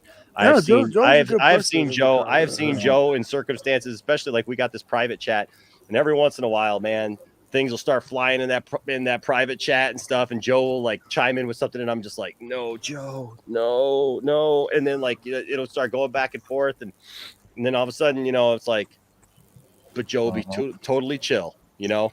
And he's just like, I know where I'm at. I can take it, you know. So it's like, okay. He got some crazy hot takes. He does, man. I love him. If he's watching right now, he may be watching right now because he works the night shift. But so if he is, he knows. Like I think he's got some hot takes every once in a while. You know, a lot of them. But I think Anthony will agree with me how much of a struggle it is to hold back when he's saying how much he doesn't like certain films, especially what did he say about Man of Steel? I was losing my mind. How do you hate Man of Steel? I don't get that. Yeah, I was losing my mind when he was talking like that. I think I literally wrote, he's the master of bad takes. Looks like he's Crazy Joe. Yeah, like Paul says. He's Crazy Joe. He lives up to the moniker, man. He knows. He's got it. He's got it. Yeah, I mean, look, I've had some conversations with Joe. Like, there've been some times where I've just been talking with Joe, and Joe has said something, and I'm just like, I will literally just look at my screen and just go, "Wow, I'm waiting for the punchline." Yeah, I like when you do the zoom in on your face, and it's like, it's literally you're like that. Yeah. Yeah. But no, we love it, man. Enosh, we watched Snake Eyes 2 in theaters. Never. I didn't watch the first one in the theater, Anthony. Oh my god! But what about if they do a Paramount? What about? I refused. What? Okay. What I about paid if they for do- Paramount Plus, and I didn't even wait for that. Oh my god! What if they do a Paramount Plus series? Well, you know, they're supposedly doing a Lady J series. Oh yeah, wait, that's for Amazon, right? Yeah, you know what? In fact, it's funny that you bring this up, because I've had this on my phone here forever, and I keep forgetting to talk about this. So since you bring that up, pardon me. Sorry. Excuse me. Let me just load this real quick, and then we'll talk about this, because this has been out for Mike is that? for a little while. That's Hassan. Oh, There's yeah, going in the that's background. There was noise in the Hassan. background. Yeah. Apologize for my I need to blow my nose here in a second. Sorry. But this is the live action G.I. Joe series release date, cast, plot, and how to watch, what we know so far. There's a new live action G.I. Joe television show in the works. It's based on the Hasbro toy property that originated in the 1960s, the animated series, blah, blah, blah, blah, blah. This time around, Deadline says the series will be a standalone story that focuses on Lady J. Yeah, I don't believe that. I don't know, man. It says, where is it? Because I think that they actually... Anything can happen at this point. Well, you know what? Hold on. Okay, so the movie was expected out in 2021. And then when was this expected out? This was expected... It says Variety only just confirmed the news on February 25th, and one of the unknown aspects is the projected release date. Where is it? Somebody sent this to me. I thought this was newer, but I guess not. This is kind of old now that I'm looking at it. Who will be the? Oh my God, it's terrible trash. Oh, I know, dude. Whatever. It's bad. Where is the release date on this thing? Where is the release date on this thing? They said that they were releasing the release date. Come on. How can I watch the? We haven't gotten any. I like Plicki in some things, but I didn't like her as LadyJ. She was trash. I like her in Agents of S.H.I.E.L.D. Yeah, she was good on Agents of S.H.I.E.L.D. She was. You know what? Hold on a second. Let's go to Deadline. It's got a link to Deadline. So let's just go to Deadline. Let's see what Deadline says. If it's still on. There we go. CM Rock in the G.I. Joe movie was hilarious. This was like a year ago. So somebody sent. Oh, come on, skip the ad. Somebody sent this to me recently, and I thought it was newer, but I guess not. But yeah, it's February 25th, 2021. So I haven't heard anything about this, but this was the last thing that they said that it's. Come on, where is the thing? Come on. And the website is not responding, and it's doing weird stuff, and we don't care. All right. So many ads. I know, man. Jeez. It said that they had the release date, but apparently they don't. So that's a lie. There's no release date. That was an absolute lie, because there is no release date here. It just says that it's in the works at Amazon, is what they said. Yeah, and it doesn't have anything else. It says the series will be a standalone story. Amazon got some pretty good stuff coming soon. Which will also connect to the larger G.I. Joe universe. What larger G.I. Joe universe? Right now, there's not even a larger G.I. Joe universe. Like, it's all up in the air. Let's see what the comments are. Maybe there's something in the comments. Sergeant Slaughter should be part of G.I. Joe movies. There is no. I love Sergeant Slaughter, but Sergeant Slaughter's pretty old. If you're talking about, the live action. Yeah, I mean, back in the day, maybe, but not. Let's see. He's 103 plus. I think it's too late for us to see how great this could be. That was over a year ago too. Yeah, I don't think so. Yeah, no, I don't know. No, nothing here. So who knows? This was just news a year ago almost that they were going So to it's fake news. maybe, but it could be something that they're still working on. I mean, it's that it was in Yeah, I mean, it's development over Amazon. at Amazon. Yeah. But what I don't understand is why is it a Lady J show? I don't know. I don't really know. Why not bring the others? Why not bring the other members? I don't get that. That's what I'm saying. Like seriously. Maybe Amazon just like. Maybe it's just still in development. Maybe it's the right issue. Crazy Joe. Da-da-da-da-da. He'll fight for bad takes whenever there's trouble. Crazy Joe is there. Crazy Joe. I know The Boys is coming this year. Yes, The Boys is coming. Yeah, season 3. Who's damn that Yes. one? Yeah. That teaser with Hey, Anthony Inosh. Starr. Yes, sir. Who's that? Yes. It's Hassan, yeah. Have you seen the new Boba Fett show? Oh yes. Oh yes. Yeah, I saw it. I liked it. I don't know why people hate it, honestly. You know why people hate it? I'll tell you why people hate it. Because people hate everything nowadays. Wow. And if it's not exactly what they wanted, or how they imagined it to be, they get mad about it. That's just honestly the way things are nowadays, man. I don't get it, man. Like everybody just hates everything nowadays, and people need to stop. It's 3 episodes in. It's literally setting him up for whatever, it's not like the final Boba Fett story we're gonna get. The showdown with the mayor, yeah. And those with guys. the mayor. Heck yeah, man. Like I like the fact that they're building up to be this crime lord. I'm loving this.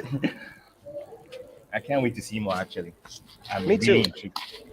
I don't know why people are so focused on like stupid stuff like, oh, did you see those bikes? Like, who cares? I don't care. Actually, I don't. I like the fact that he's amassing power in Tatooine at this point. That's what I'm interested in. Like, I don't see what bikes have. Oh my God, the Power Rangers bikes, guys. Power Rangers. Oh jeez. Oh God. I was But like, I oh, did enjoy it. come on, man.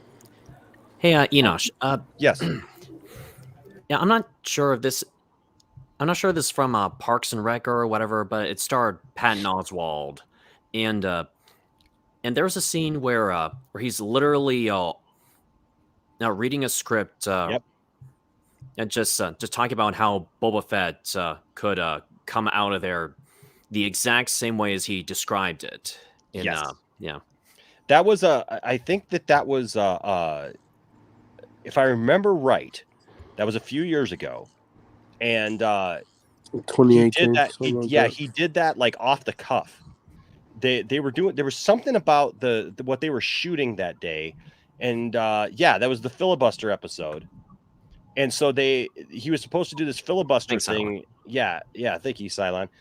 He was doing like this filibuster thing, and so he was just making stuff up because he was just supposed to come up with nonsense to fill in, as the filibuster, as on the episode. And he did that. And I'm convinced that when they made episode 1 of Boba Fett, that they absolutely took from that, because it's like you said, they should pay him. It matches up perfectly. They should pay him. They stole the idea. Yeah, it matches up perfectly, exactly the way Patton Oswalt describes it. And you know what? And I love it because I love the fact that people are like ticked off that they started off that way.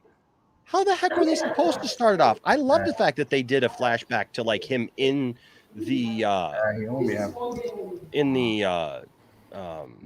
pit. Sarlacc pit. Yeah. It's so well done. It's so well done. And I mean, there Tamara has to be some Morrison is explanation. brilliant. So Right. You're absolutely right, Ryan. I mean, they needed some kind of explanation for it, and I'm glad that they did it. I don't know. Scotty's got a great take on movies nowadays. That I got to get Scotty on, and we got to talk about it. I literally want to sit with Scotty, like just him and me, and have him explain what he was telling me the other day on the phone, because he was just explaining to me, like, I can't even do it justice the way that he explained it. Because him and I, when he visited here last year, when all the guys came here, and Sophie, as well. Visited back in, it was 2020 now. Geez. Dang it was that long ago. That's just crazy. It felt like that. It felt like that, right? I know, man, but that was like, we had like all the guys here and we did the video and everything. I mean, no Marcus, nobody cares about Marvel. But here's the thing. Scotty was just telling me though, because like Scotty asked me a bunch of questions because he knew that I was a big Last Jedi fan, right?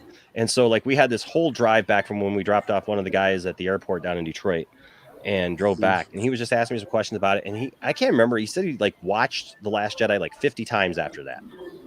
And like and really started to understand a little bit more about Luke in that, and that it's not like it's his favorite movie now, but like through that he started understanding a little bit more like how people are reacting to things nowadays. And so I really want to get Scotty on here at some point and just let him describe that. And I think I just need to set it up as like a one-on-one with Scotty and me, and just like let Scotty just tell everybody, because once he talked about it, you speak of him and he arrives. I only watched The Last Jedi only 2 times and never saw. Now that I'm talking of Ottoman. Oh. You all right, Hassan? Oh, sorry. Sorry, I'm at work. Oh, it's all right, man. What was that, Anthony? No, I only lost The Last Jedi 2 times, and I said I haven't watched it ever since. I don't like the movie. I never liked JJ movies to begin with. It just to me, JJ is overrated. That wasn't JJ though. Last Jedi wasn't JJ though. But like he still was involved with it though. Think about it. Yeah, but it was mostly Ryan. It was mostly Ryan Johnson, dude. That's what a lot of people complain about it. Was like, but JJ was like, Ryan Johnson's the one that changed the ending of Force Awakens. Yeah, but JJ was involved with it too. No, it was all Ryan Johnson because JJ stepped back.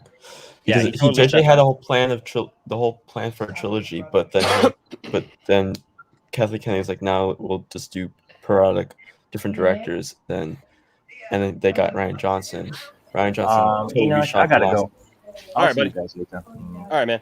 No problem. Because thank you for being here, man. Peace out to you, buddy. J.J. Abrams shot this whole thing where Luke Skywalker was sitting on like this boulder with like boulders surrounding him, showing how powerful he is as like a Jedi, and was gonna have him actually accept the lightsaber. Geek Studios.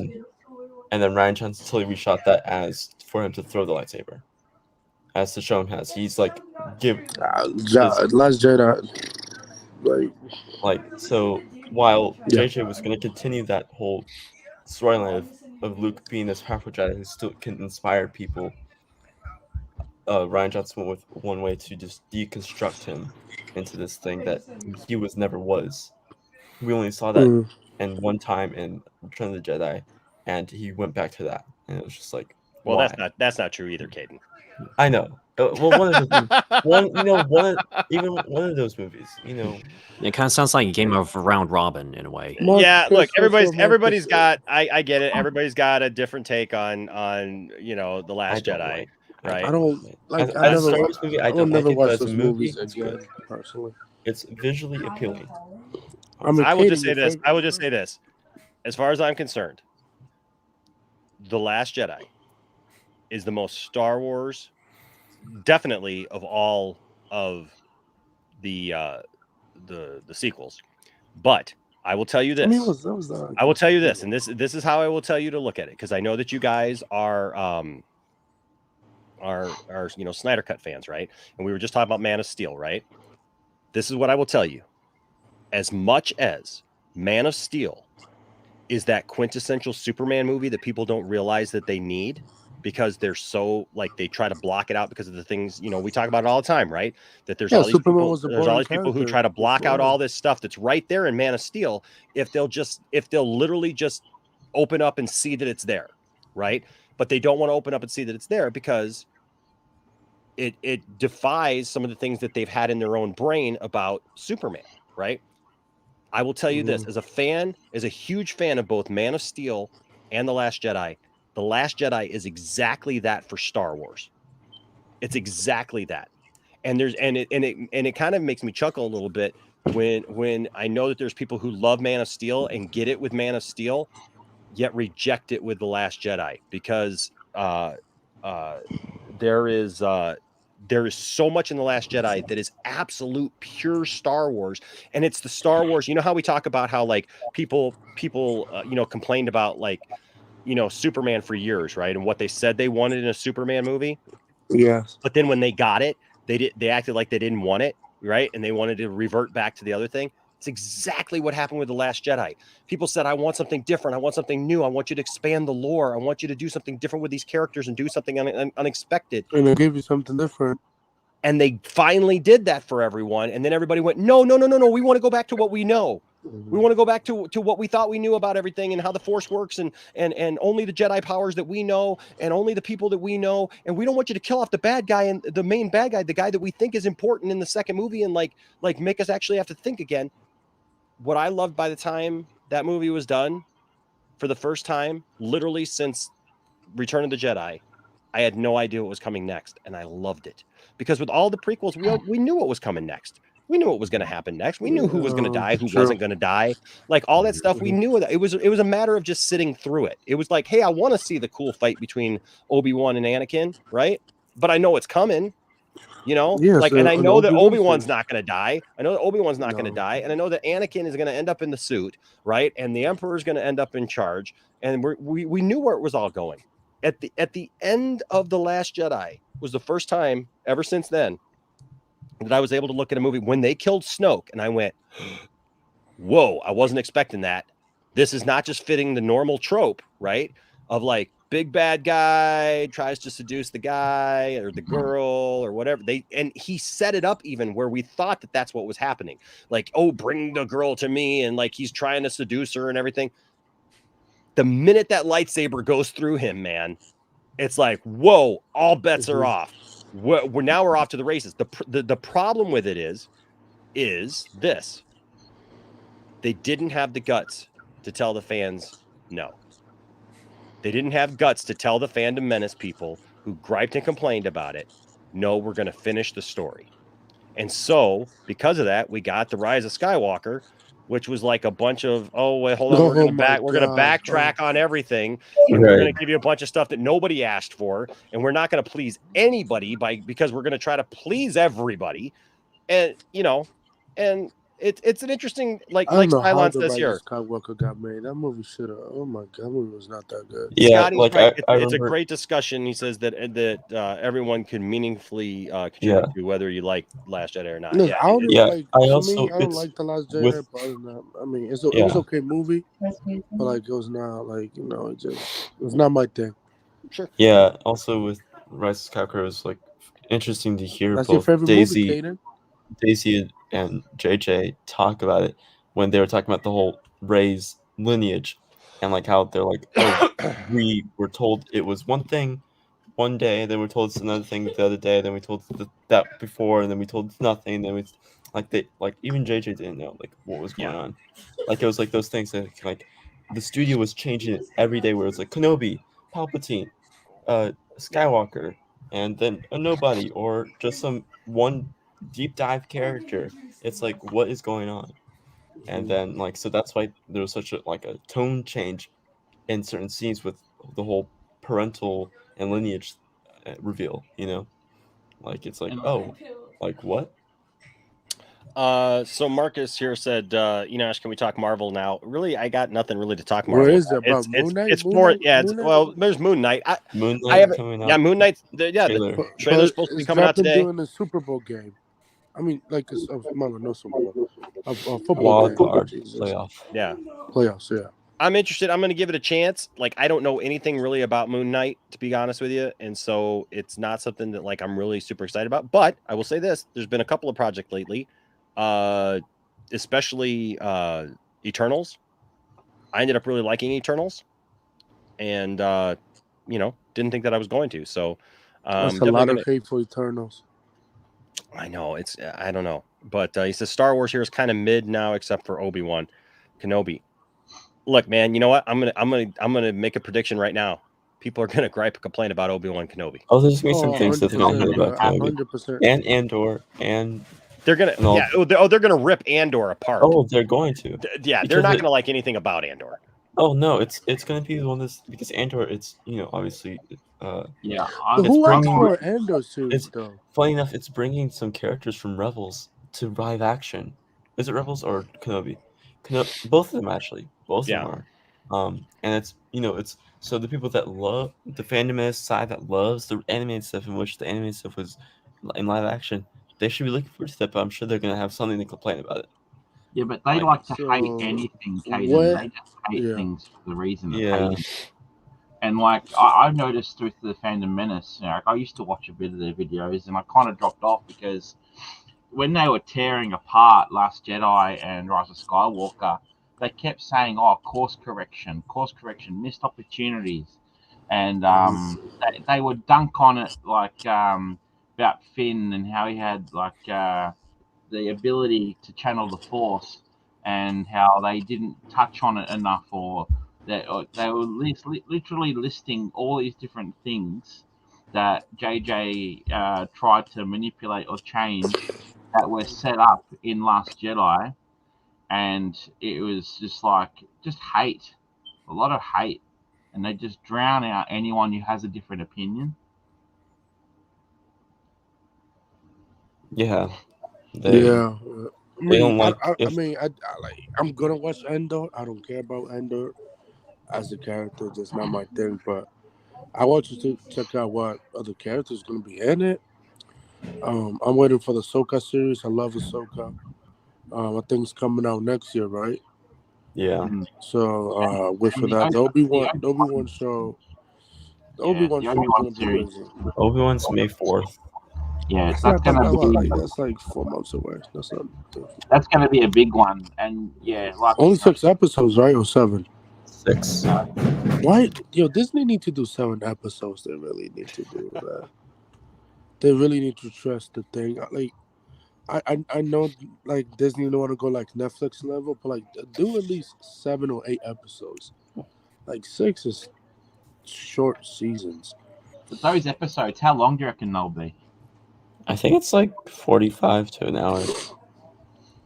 And like because it's Deborah Cho, and Deborah Cho, she was the one that did. Hey, let Deborah Chow to direct a Star Wars movie. I think she might direct. Honestly, I think she might be the one. You think she directed Kevin Feige one? Rogue Squadron. Bro, what are you, Marcus? That sounds mean, bro. Let me see. A couple things. First of all, my real name is Enosh. My last name is, everybody knows my last name. My last name is Fee. Yeah, yeah. Enosh Fett was literally a screen name that I created like years ago, like literally in my early 20s, because I was a big Boba Fett fan, and I needed to make a screen name, and so I called myself Enosh Fett because of that. Yeah. And there you go, and that's the origin of it, and that's it. There was nothing more to it. I don't know. Marcus Cruz, is that the best you can come up with? Marcus Cruz. Yeah. Oh, is Cruz on your which side is it? Is it your mom's side or your dad's side, Cruz? That's right. They were cruising by, and they're just like, "Hey, I yeah, like cruising. Yeah, there was a boat out there. Here's another one. Look, as far as this, okay, bro, this is not truth. What it's so many rumors about this is fan casting, and let me tell you something. If they don't cast people him, will riot. People are just going to be pissed at this point, because this is the only casting that anybody wants now. And like I love it. I love the casting. I think it would look great. But Jim is good. I like Jim. Like Sam Raimi, he's got a lot of pressure for this film to succeed. I think it's going to succeed very well. But all these people dream casting. John Watts. Yeah. I have faith in John Watts. I've had faith since he was announced. Man, listen, John Watts is a good director. He's getting a lot of jobs after No Way Home. Like, damn. Like, ever since No Way Home. I agree with what Anthony is saying, though. I mean, like, this is nothing but fan casting right now. This is all speculation and rumor. There's absolutely nothing that actually says it that is who's going to be, Reed Oh Richards. yeah, there's rumors that John Krasinski's gonna make a cameo in Doctor Strange 2. John Krasinski Yo, and that's the big the original cameo. Mr. Fantastic as well apparently are coming back. Oh, don't forget, they think that Wolverine's coming back as well. Yeah, well, you know, look, the sideline here says dream casting is the lowest form of nerd talk, in my humble opinion. Like, look, Oh my you know, God, it can be guys, fun. It you- can be fun to try to put together, but like every time somebody asks me, like, who would you cast as this person? Who would you cast as this person? I'm just like, I don't know, because you know what? Most of the time, the best person for something is somebody Yeah. that we never saw coming. It's a right? no-name. Yeah. And you know what? And I'll be honest with you. And I know this did not win me any brownie points with a couple of people, but I'm being dead honest here, because when we talk about Star Wars movies, even look at Solo, right?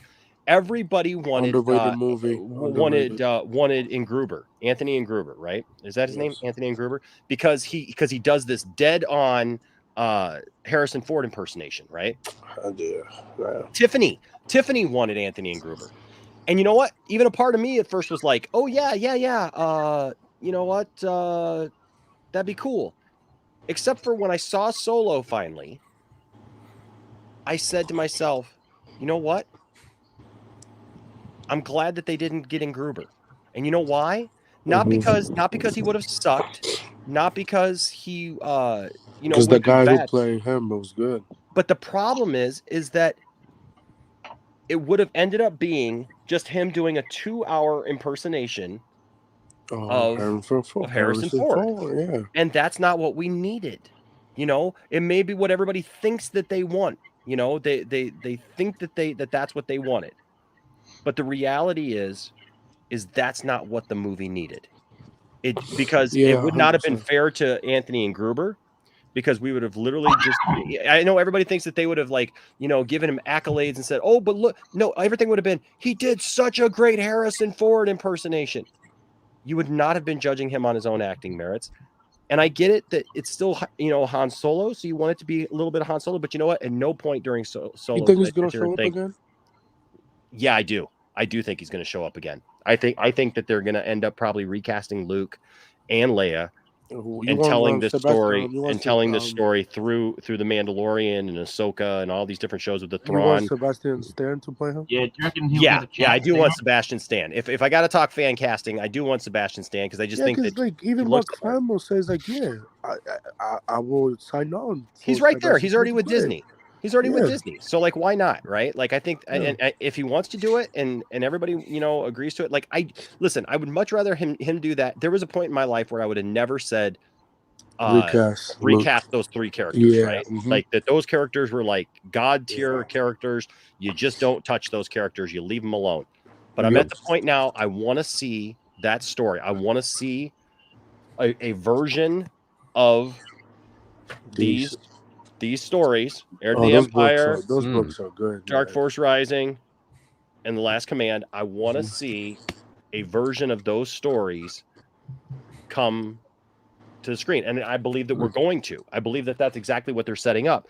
And so, what I don't want to see is I don't want to see CGI Han, Luke, and Leia through all of that. I'm sorry. That would be awful. Look at the Mandalorian.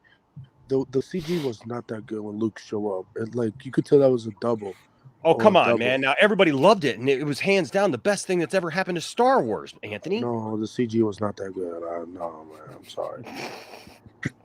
I love Mark Hamill. They did fix it, I heard, but... Yeah, well, they hired the guy who did a deep fake. Yeah, deep fake on YouTube. He got hired by Lucasfilm. Yeah, look, but like, I don't want to see... I remember saying something at one point, and it was Sebastian said he would only do it if he got the blessing of Mark Hamill, and I think he got it. Yes, he did. Mark Hamill trusts him. Every time on Twitter when they talk to each other, yeah, we're good son. You my son. They like each other, man. Like, I don't really. If they, like, I don't know. He worked with Disney. He works with Marvel. He works with Kevin Feige. Like, come on. There's no problem with it.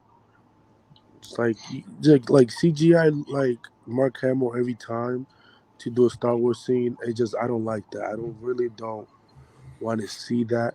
It's just like I don't. Like, it's not my thing. I love Luke, but like, I don't want to see Mark Hamill every time being CGI every time. Me either. To a new project. Yeah. Harrison Ford. I mean, He's too old. I mean, look, he broke his 3 legs doing Indiana 5.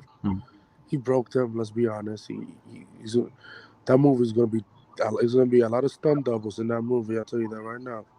Yeah. But like, just like you could recast him. I have no problem with it. He's old and stuff like that. Even And yet Raya, he's still a trooper. Yeah. Oh, yeah. I don't think anybody's saying, Marcus. I don't think anybody's saying that because a fan cast is popular doesn't mean it's terrible. I don't think we're saying that. It's just that I think that too many times people get something in their head, and then that's all that they can see for that character. No, bro. You know, Listen, and it's like and look, Ryan's an actor. Ryan, like, people need to be able to have some flexibility to work within a character, yet bring something to the table. Wouldn't you agree? Oh, totally. Yeah. You know, if somebody's just hiring you because you do a good impersonation of somebody else who played the role, that'd be terrible. No, I mean, there's a difference between doing. Yeah, I mean, there's a difference between doing an impersonation of someone and actually becoming the character. Yes. Like you need a deep psychological dive into the character and how does this person think? How does this relate to me personally? And if they don't relate to me personally, how do I get into their mindset of how they think? So, no, I agree. Man. I mean, just like people's like, oh, we want Henry Cavill for Wolverine. I was like, relax.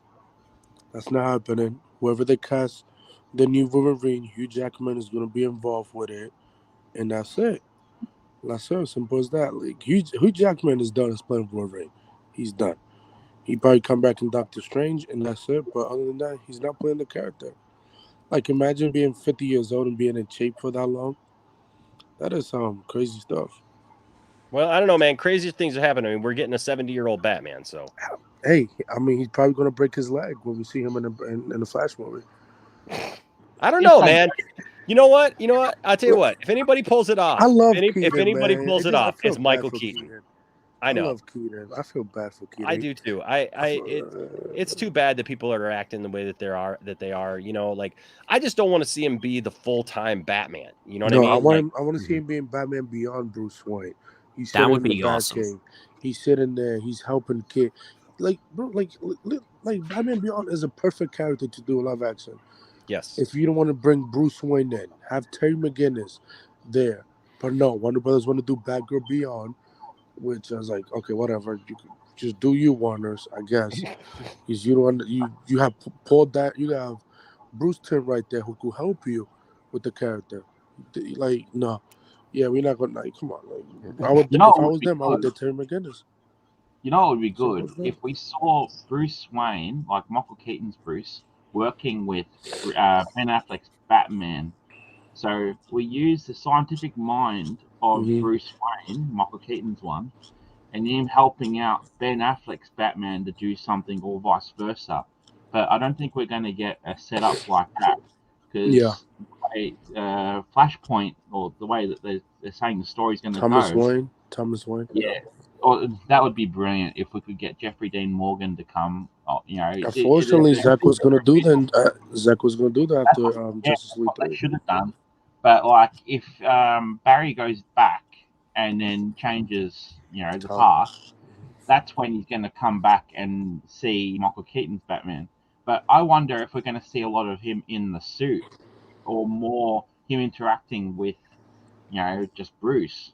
But then obviously we are going to see him in the suit. But how much he's going to be in the suit is the thing. Yeah. Yeah. Yeah, they've already teased him in the suit. So, you know, I mean, and he's talked about how he got back in the suit, you know. So, you know, I just don't know, man.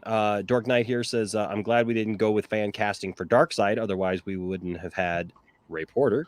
Well, to be honest, Zack Snyder kept that as a secret. That's the reason why he never revealed who was Darkseid. I mean, who was Darkseid in the movie. And he's perfect. He was perfect. Yeah, Marcus here says, Enosh, I'm sorry for the tone. No, dude, no tone, man. It's all right. It's just that if they don't cast him, everybody on Twitter, YouTube, all the endless fan art of them being cast will all be pissed. Well, they're going to be pissed if they don't cast John Krasinski, Emily Blunt. Yeah. If they don't cast him, people are going to be pissed. Like it's the same thing that I said about Spider-Man. Can you imagine if Andrew Garfield and Tobey Maguire had not been in that film? Oh, it would have been mayhem. People would have lost their minds. Yeah. Yeah, because there was going to be a Craven the Hunter movie before No Way Home. Yeah. Yeah, I mean now we're very blessed because we actually Anthony, we got that scene right there, right? Masterpiece. I mean, dude, that's amazing, and I'm amazed that they pulled it off. I'm glad that they did. I can't wait to buy the Blu-ray.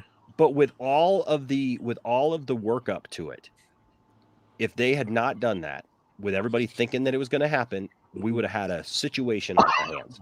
And I feel like the Krasinski thing is the exact same thing, that if they don't hire Krasinski at this point, because Krasinski has said that he really wants to do it, and everything, that he would like to do it.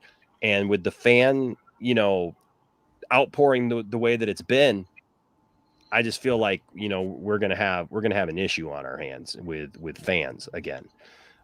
But hey, guys, it is 4:15 in the morning. We've gone for 3 hours and 41 minutes.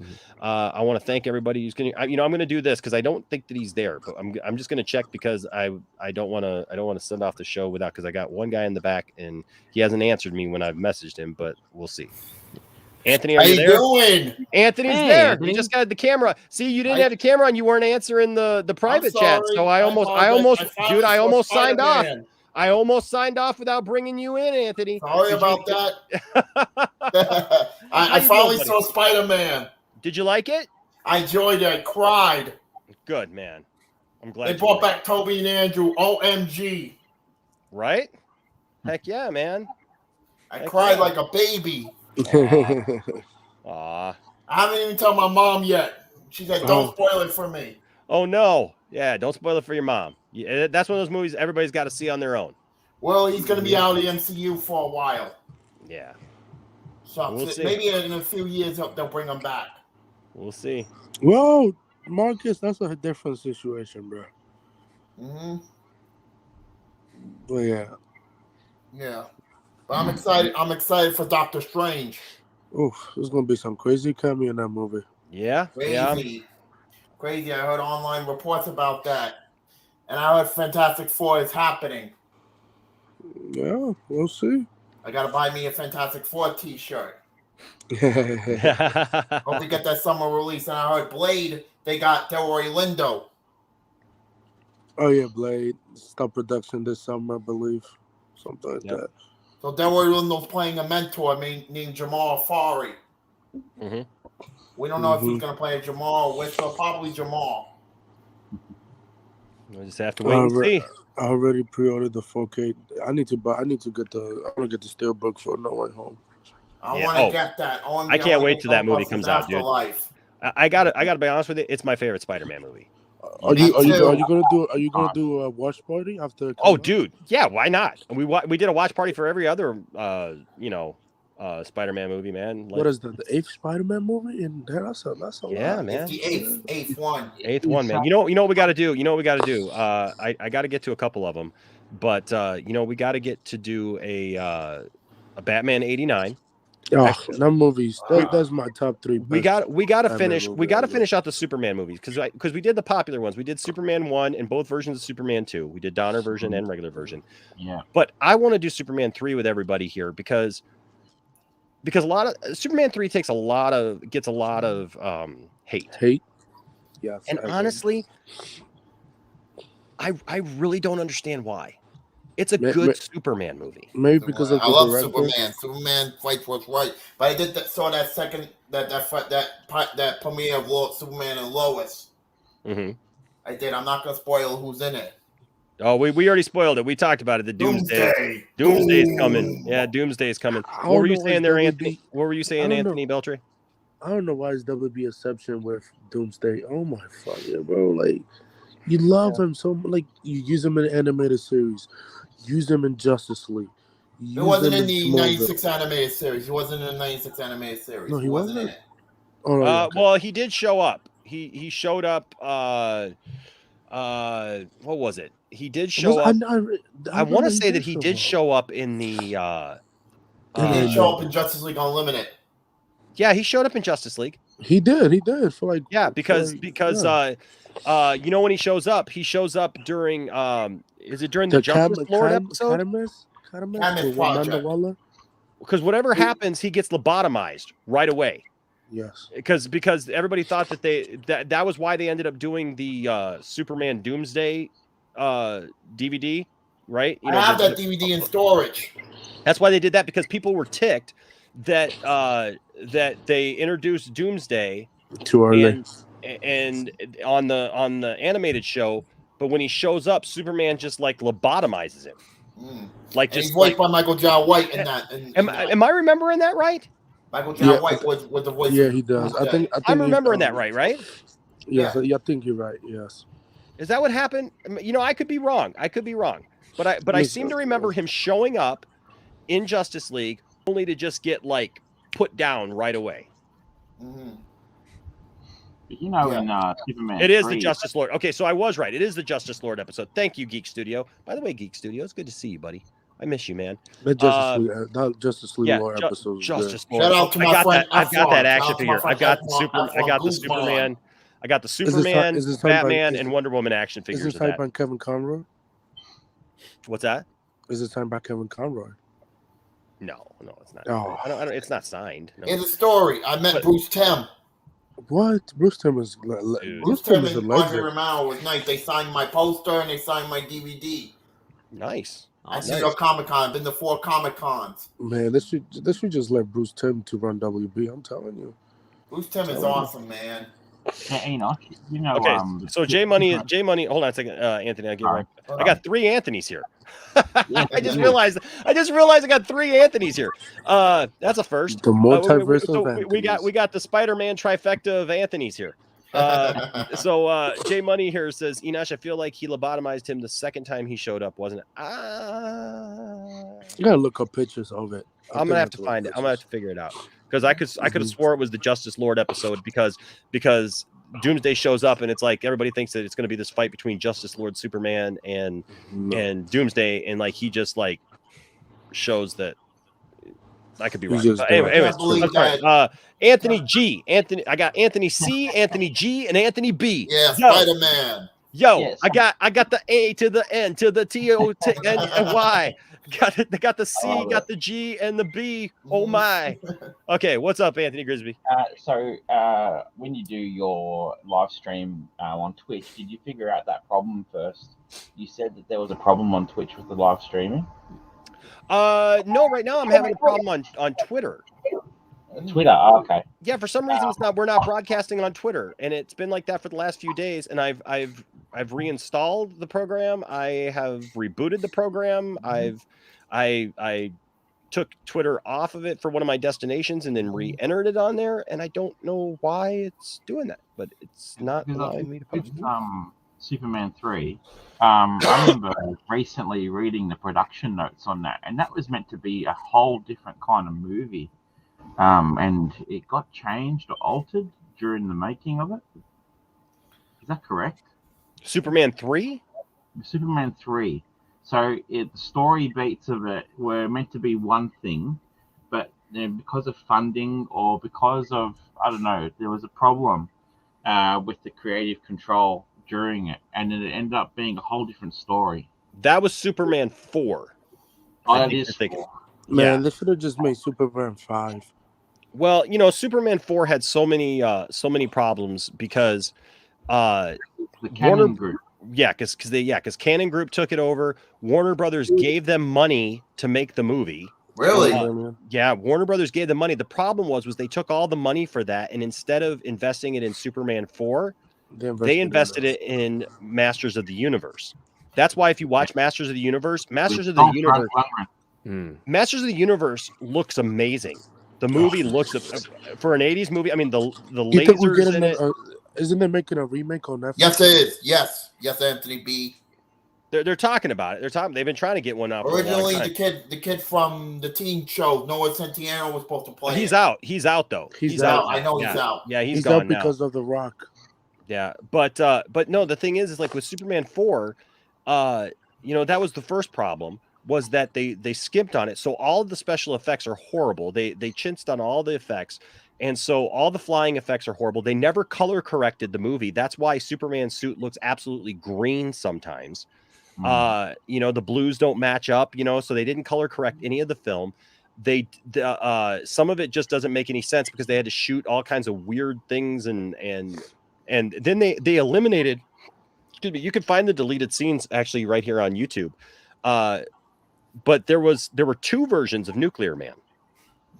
There was supposed to be a first version that's more like Bizarro. And this is what I keep trying to tell people about, about being a longtime DC fan, right? With Superman 3, we got this computer that takes everything over. It should have been.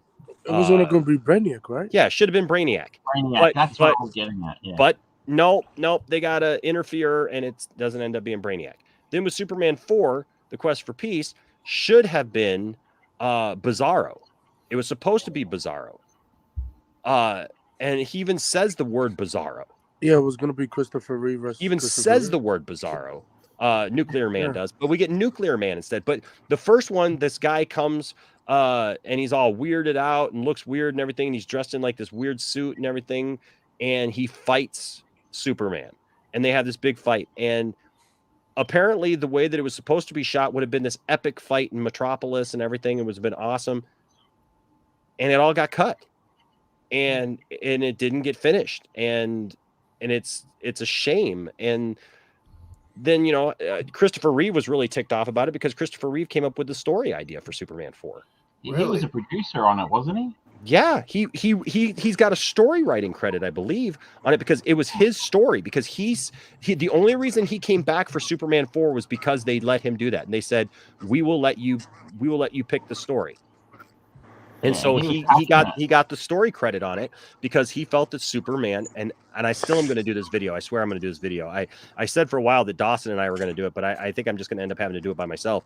But I want to make a video that's going to piss off a bunch of Superman gatekeepers and I'm just going to call it Christopher Reeve would have wanted to be Zack Snyder's Superman. Oh, that would get a lot of. Because Christopher Reeve was on. I mean, I found all these videos, all these interviews, all these talk shows and everything that Christopher Reeve went on. And the biggest complaint that Christopher Reeve had about his Superman was that it wasn't taken seriously. He wanted it to be taken seriously. He did not want he wanted his Superman to evolve to be this. Who did we just lose? Caden. Oh, okay. Caden said he's got to go. Yeah. Oh, did he have to go? Oh, okay, yeah. But yeah, let me, Caden, by the way. You think if they would have done a Michael Keaton versus Christopher Reeve movie back in the 90s, that we would have never gotten that? And you know what? And honestly, it wouldn't have matched, right? Because those two worlds just didn't match. I mean, that's my biggest concern actually about the Batgirl thing happening right now is that Batgirl going to fit in with Michael Keaton's thing if they're saying that that's the world, because Tim Burton's world had a certain look to it, and feel to it, but wasn't there talk that before Christopher Reeve had his accident that he was gearing up in the process for Superman 5, which was going to go back and do a reimagining or just kind of like a reboot, but kind of not. It was more just more, as you're saying, a more serious kind of take. But they not to go ahead with There's rumors that supposedly Warner Brothers was going to basically back up the money truck, and because Christopher Reeve just did not want to come back. He was done with Superman. Warner Brothers hating Christopher Reeve. So there you go. He was done with Superman. He was done with the nonsense and the going back and forth. He was really ticked off about Superman 4 and how it turned out and how they ended up handling it and how the movie looked like a joke when it was done because it was his story and he felt like it was his name on the line because it says story by Christopher Reeve. And so you know, he was ticked. There are rumors that supposedly he had discussions about coming back, but it was going to take something very, very special for him to ever come back because he was pretty much done with it. I mean, Richard Donner, that probably would have been. Maybe. I think Richard Donner would have done that. Maybe about if they had brought Richard Donner back, that it's possible. But you know what? Like, I'll be honest with you. I know a lot of people put a lot into the Richard Donner thing, right? And I agree that cast absolutely loved Donner. Okay, Yeah, they did yeah. love Donner, and it was what it was. Even Donner And- loved Christopher Reeve. Even he Yeah. said, I love Christopher I Reeve." don't know though. I don't know that it was a thing of though like he would have only come back for like Richard Donner. I think with Christopher Reeve, it was more a thing of he just wanted More money. he wanted it to be a respectful thing. Plus, he really didn't want to play the character forever. That's why like all these gatekeeper guys like on these Facebook pages and stuff like that. I laugh all the time because Christopher Reeve talked all the time about wanting to pass it off to the next generation. Yeah, there's a And reason why a- he show up in Smallville for that scene. yeah, and another Oh, that's so Superman. nice, too, in Oh my Smallville. god! When he showed up in Smallville, I was like, "What the f?" Yeah. I was like, Yeah. "What?" He always talked about that, and so it just it makes me laugh when I see these people who are like, I wish he's she the was only one. alive to see. Oh, she was Henry alive Cavill. too. To see Henry Well- Cavill, because he would have think that Henry Cavill is a great Superman, I think so too. and he I would, think so too. and he probably would have got Henry Cavill to come back with Wonders. Who knows? Man, just I was don't know. excited for the Superman Lives in '98. I was excited for Superman Lives. Nick Oh my Cage. God, Superman lives. Superman lives. I was excited. It was gonna be Michael Keaton was gonna make a cameo there for like. I know. I 3 read it minutes. on Wizard. Wizard magazine had the whole story on that. You think Keaton will reference Superman? Do I think what? Keaton's gonna reference Superman, his universe, or no? Yeah. You know what? I would not be surprised if Been they get 30 Nicolas years. Cage. I will not be surprised That's if what I'm they saying. People's like, oh, because like he's gonna show up in Doctor Strange too because he only cares about money. He cares about paycheck. And Nicolas Cage has voiced Superman too, hasn't he? Yeah, he did in He Teen voiced Titans Superman, Go yeah. movie. Yeah, Voiced he did. It's just Superman, I he feel He loves Superman. Absolutely loves. I think he's Bro, he still owns the first appearance of Superman. his son is named Kal-El. Yeah. We just talked about a story. Do you know the story of his ownership of Action Comics #1? Yes. He's owned it. So he hold on, he bought it, right? And he had it safely in his house, and then one day literally he was walking through his house and realized it was just gone. Wow. It was out of its case. You know who Okay. probably somebody Didn't know the where it workers- went. Didn't know where it went. Had no clue, nothing. So he collected the insurance on it. Oh, wow. And then it ended up showing up years later. What the And it was fuck? his. He found it, reclaimed it, and some people feel like he there's some people who make the claim that he hide it. that he did, that there was something shiesty to go in there because he made the insurance claim on it. How did he find it? I can't remember now. We just read that story not too long ago. I can't remember if somebody found it or if he came across it somewhere and they ended up verifying that it was his. So they had to, because it was like stolen property or something. I can't remember what the deal was. He got it back somehow though. But how would they know his fingerprints? Oh, That you is know what? just Hold on a weird. second. No, it wasn't his fingerprints. It's because of here, hold on a second. Let me Oh, look. his the code on it. Yeah, Yep. Nicholas Say his name and stuff like that. Yeah, yeah. Cage. You know what's weird? In '98, they're going to cast Chris Rock as Jimmy Olsen. That would be funny. I'll be laughing at that. Chris Rock as Jimmy Olsen. That's hilarious. And it was directed by Tim Burton. Superman Lives. Geeks does have a question. What if Brandon Routh come back and replace Henry Cavill? That is I a good reckon he's question. going to show up again. He's Superman. Like, I think he's even gonna coming show back up. with Crisis, he'll get another go at it for sure. All right, here's the story. Here's the story. So his Action Comics #1. So He set a record in 93 when the famous auction house sold it for $86,000. It was purchased 3 years later for $135,000 by a man named Stephen Is Fisher. it worth $3 million now? Fisher was approached by Nicolas Cage, who wanted to connect deeper to the role of Superman, as well as pad out his collection.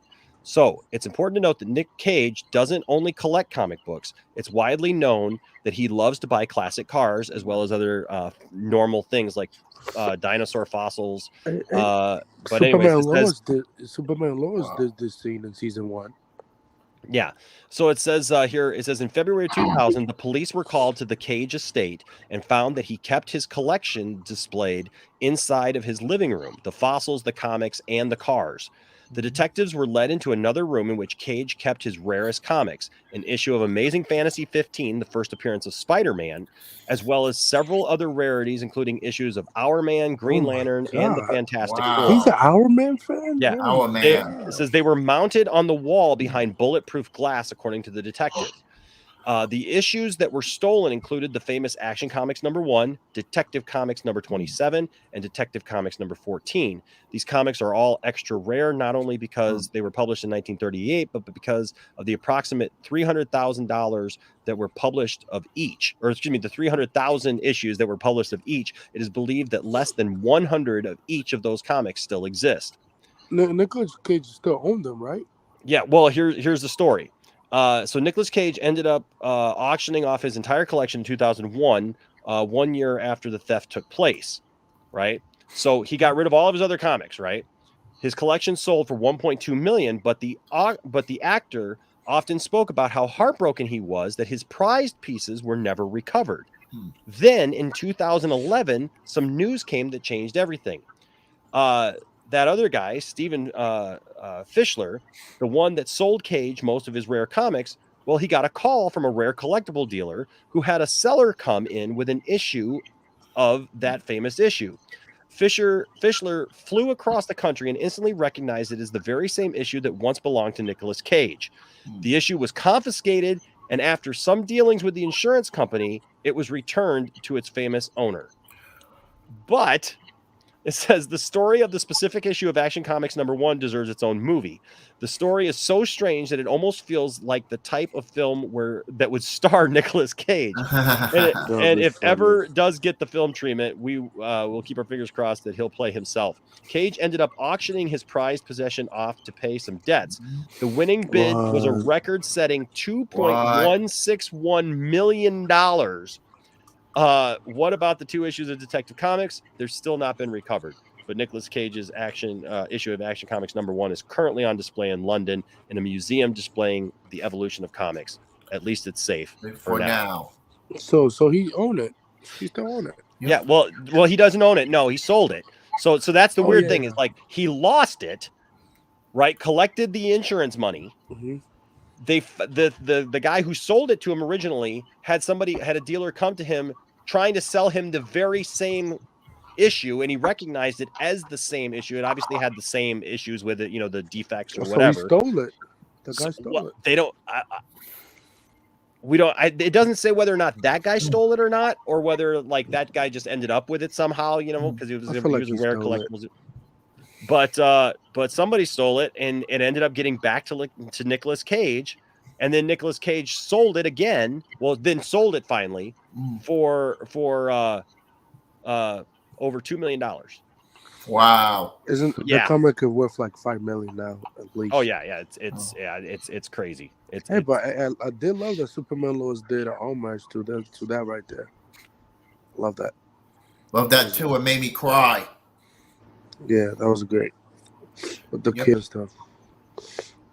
So my stuff is in storage right now. I would love. Yeah, I agree with J Money. I hope Randy Ralph returns as Superman one day. Yeah, Nick Cage was known to be a big spender through the years, and I think he even had a falling out with a business manager who he tried to actually take to court for not handling his money properly. And if you look on the net, there's all these extravagant things that Nick Cage bought over time. I think he's even got a pyramid for a grave, already prepared for when he dies. And Yeah, like he lost a lot of money over the years, but he's not partial to playing a version of himself either. He just did that. Man, Nicolas Cage would do anything for a paycheck nowadays. It Yes, doesn't he matter. would. Yes, he would. He's playing Dracula. Oh, he is playing Dracula, yeah, for Universal. That's going to be Studios. interesting. But you know, it'll be interesting if I write my book on a typewriter, like Stephen J. Cano at the end of his shows. Should be. I'm writing a 500-page memoir. Interesting. Yeah, I don't know, but I'm hopefully I buy a house maybe in the summertime. That's what I'm hoping. Well, I hope that gets made, man. I'm sorry. Somebody's messaging me about something else, but I hope that gets made, man. And I hope the best for you, bro. Well, hey guys, it is 4:37 in the morning. I'm Where I'm about at. to crash out myself. Yeah, I gotta go to sleep too. Thanks for having me. Thanks for having me. All right, guys. I love you all, and I will talk to you all at a later time. All right, Yeah, guys. Thank you guys for coming in tonight. Ryan, it was great having you here. Anthony Grigsby, it was great having you here. Anthony Beltray, it was great having you guys here. Thank you. Appreciate it. Excuse me. Yeah, my voice is almost gone. So it is what it is. But thank you guys for supporting the channel and supporting me, and I appreciate all of you guys so very, very much. So thank you guys. So love you all, and thank you guys for all being awesome and staying with the show tonight. Appreciate it, and we'll have to do some more call-in shows more often here. So anyways, guys, have a wonderful night. Remember, like I always say, don't let anybody tell you that your fandom doesn't matter. And don't tell anybody else that their fandom doesn't matter, but seek to have good conversations. And you know what? If you got a beef with somebody, talk to them. Yeah. Don't go on social media. Facts. Trying to say everything you think you know. And if you're a content creator making videos and drama and living off that, because you know what? All that does is make hurt and doesn't solve anything. If you got a real beef with somebody, talk to them. Because you know what? You never know. You might figure out that you don't really have a beef with somebody. It's amazing, isn't it? Treat everybody with respect, folks. And there'll always be a place for you here at the Poindexter Lounge. Till next time, love you. Bye-bye. Stay nerdy.